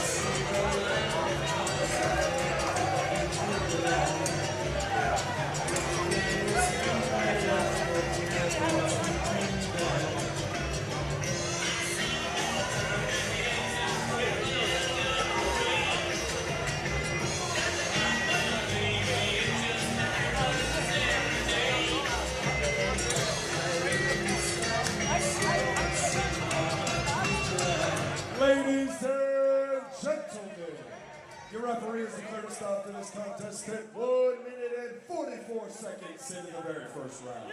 Declaring your winner by TKO, marking the 7th win for New York over Texas, Dylan Bam.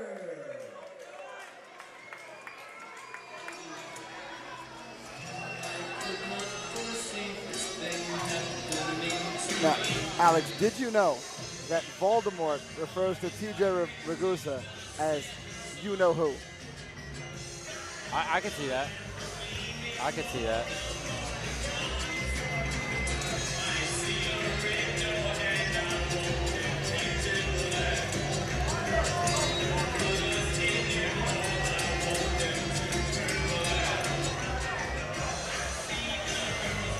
Now making his way inside the cage, please help me welcome Jose Amaya.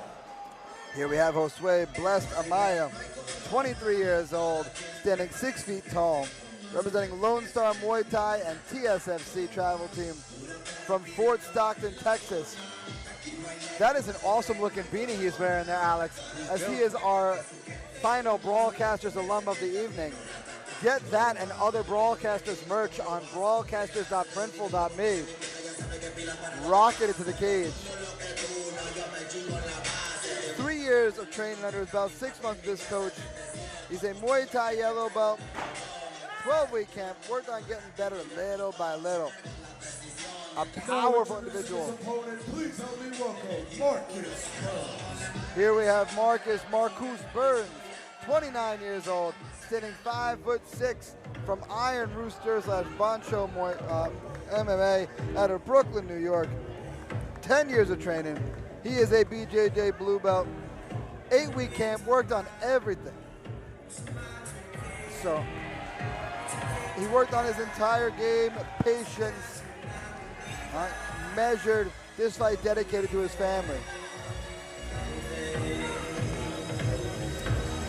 You know that opening bit of the song there? Right, what's a mob to a king? What's a king to a god? Originally, Kanye had TJ Ragusa's name at the end, but he had to take it out because there's no way anyone would have believed it after that. Fair play. Fair play.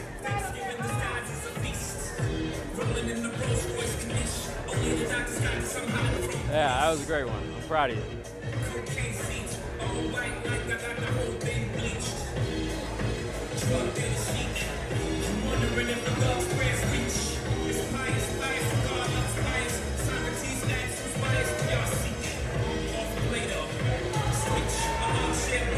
Now,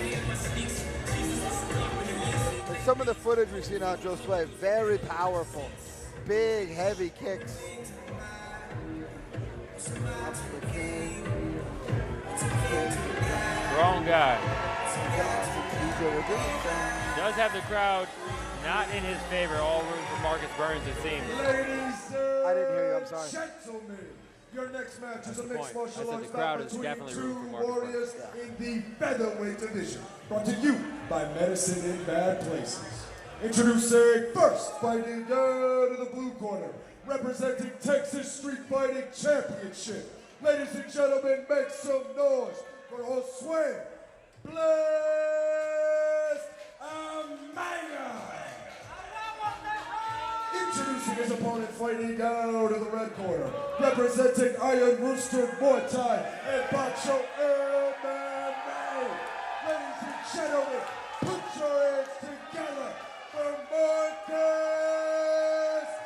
Burns. And your referee for this contest, Tommy Rodriguez.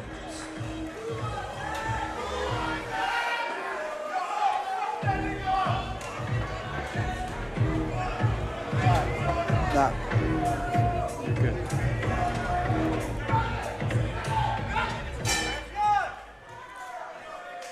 Tornado kick. I'd Nice love job. it. I'd love it. See, there's those big solid kicks. We heard that body kick too. Woo. Oh, slept him. Slept him. Slept him.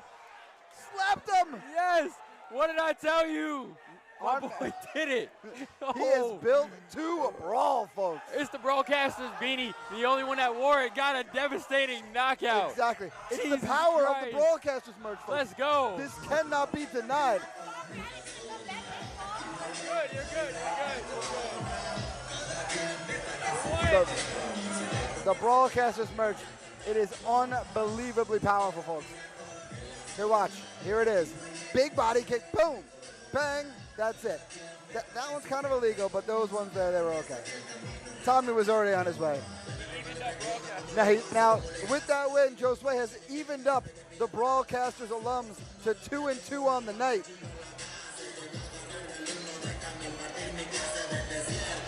Man, unbelievable finish. I'm telling you, it's the Broadcasters merch. We know that the Broadcasters merch has an unbelievable uptick in your skills. He wore the beanie, he got the win. Now we know it's the hat. It's the hat. That's what did it. His cornerman's flexing at us, showing us it's the beanie. It's the beanie that did it. Beautiful moment for Josue there.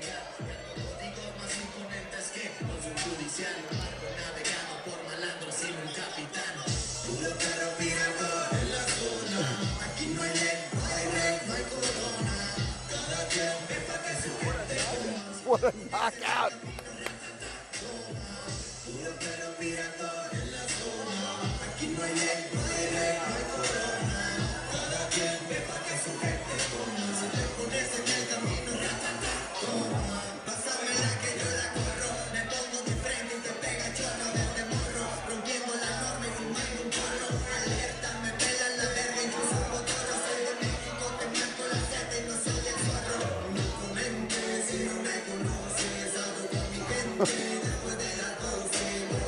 Man, again, just the power of the Broadcasters merch cannot be denied.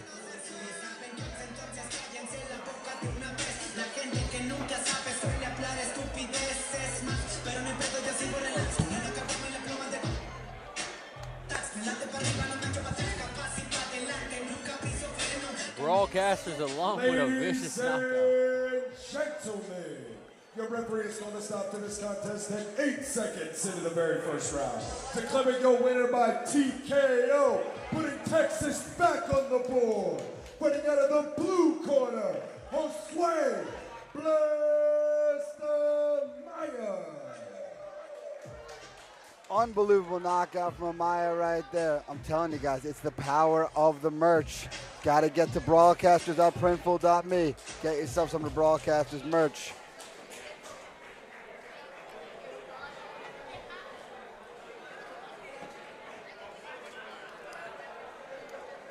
Now making his way inside the cage, please help me welcome Angelo Rodriguez. Here we have Angelo El Gato Rodriguez, 23 years old, standing 5'10", out of Rivera Gym, out of Cuernavaca, Morelos, Mexico. 4 years of training, kickboxing for 5 years. I did some capoeira when he was younger, jiu-jitsu and MMA for the last 4. He is a kickboxer. In this 1-month camp, worked on his boxing. His athletic ability and creativity will shine through, he says. This fight, dedicated to his son. As always, the hardest part of camp was resisting temptation.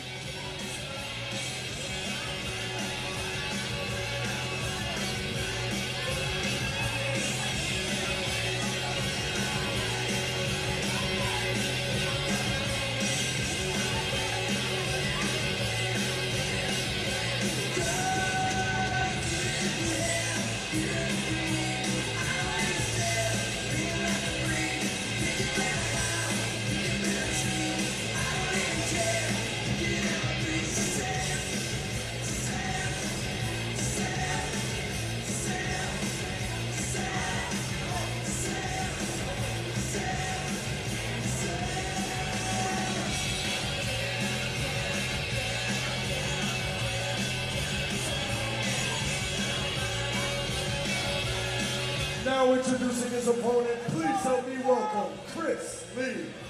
Here we have Chris Lee, 27 years old, standing 5'9", out of Long Island MMA and Team Savage, from Queens in New York by way of Honduras. 2 years of training, 2 months with this team. He is 2-0 in Muay Thai. Now, in this 6-week camp, worked on his fight IQ, his speed, his defense. He said his composure, his IQ, and technique and pressure will shine. This fight dedicated to his family. He is manifesting his first career finish. He said, keep an eye out for me and don't blink, which will not be a problem for TJ Ragusa, as he has never blinked in his entire life. Not one time ever has TJ Ragusa ever blinked.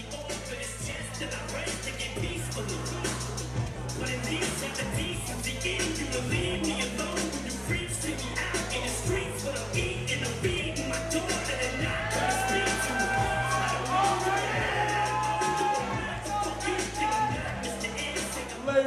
and gentlemen, this is your final match of the evening. A kickboxing bout between two warriors in the lightweight division, brought to you by Poker Streetwear. Introducing first, fighting out of the blue corner, representing Texas Street Fighting Championship. Ladies and gentlemen, make some noise for Angelo Rodriguez. Introducing his opponent, fighting out of the red corner, representing Team Savage and Long Island MMA. Ladies and gentlemen, make some noise for Chris Lane. And your referee for this contest, Tommy Rodriguez. You know, I got to say, the crazy thing is the only two fighters to win from Texas have been broadcasters alone. You know, it's almost like there's something to that. And it's funny, we didn't even know Monster was the Monster from Broadcasters lore. And then, boom, look at him. Yeah. Once we acknowledged it, he won. Exactly. There you go.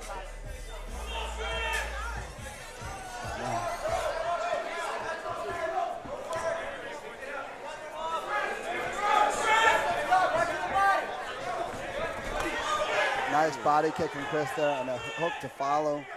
I feel like Angelo, excuse me. we stand up, it'll be a better fight. Well, also we've been sitting for many hours, so I'm with you. I don't mind at all, brother.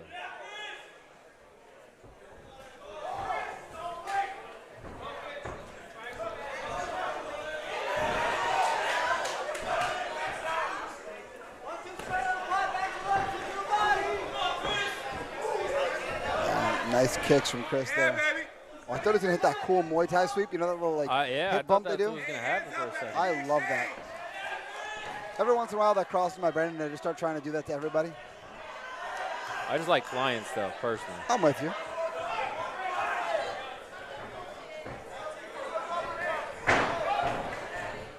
Swing and a miss.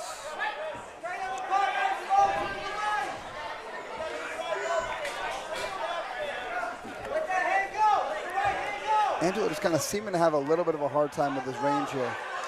He's getting teed off on now. Yeah.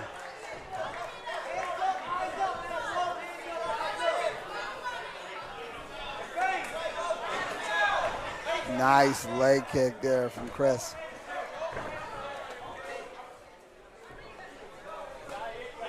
Woo.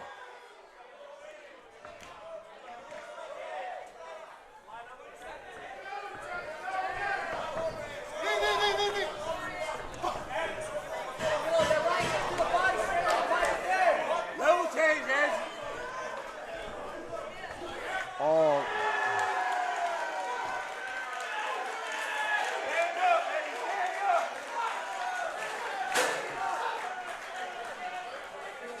That was a horrifying knee to the body. Thankfully, he saved by then run. See you guys back. I didn't know we were still on TV. No idea.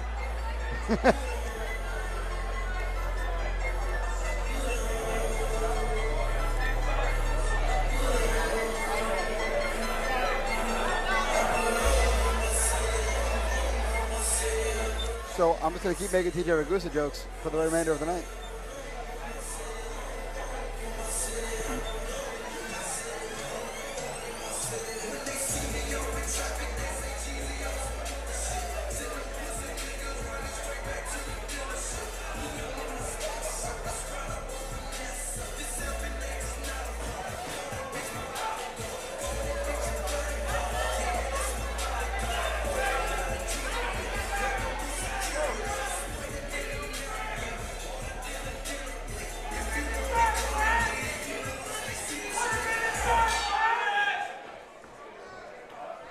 And we're back, ladies and gentlemen, in our final bout of the evening. Everybody in this arena is on their feet, chomping at the bits to see these people go at it. Whoa, sneaky little head kick there from Angelo. And charging forward. Oh, big powerful kicks there. Chris, nice body work. Now Chris he's seeing Angelo still hurt to the body from that knee at the end of round 1 there. Oh, yep. Hey, whoa. Settle down. He should get a warning for that. Yeah. Now the finger counting, all great. Did you know that TJ Ragusa can hear sign language? Uh-oh, that's it. That's it. Yeah. That's it. There we go, that's enough. Fight's over. Good fight, good night. Big win for Chris Lee there.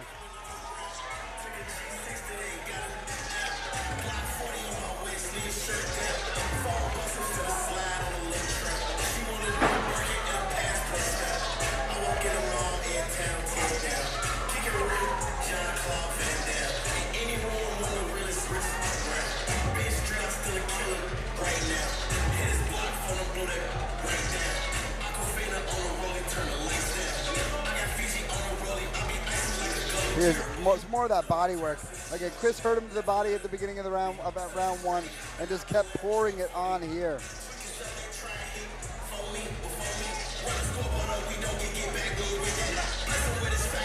Now, fighting just over 4 minutes there, right? 8-2 for New York, finishing out the tournament that way. In a fight, taking less than 2 full rounds. So what is that, like, that was what, 4 minutes or so? Yeah.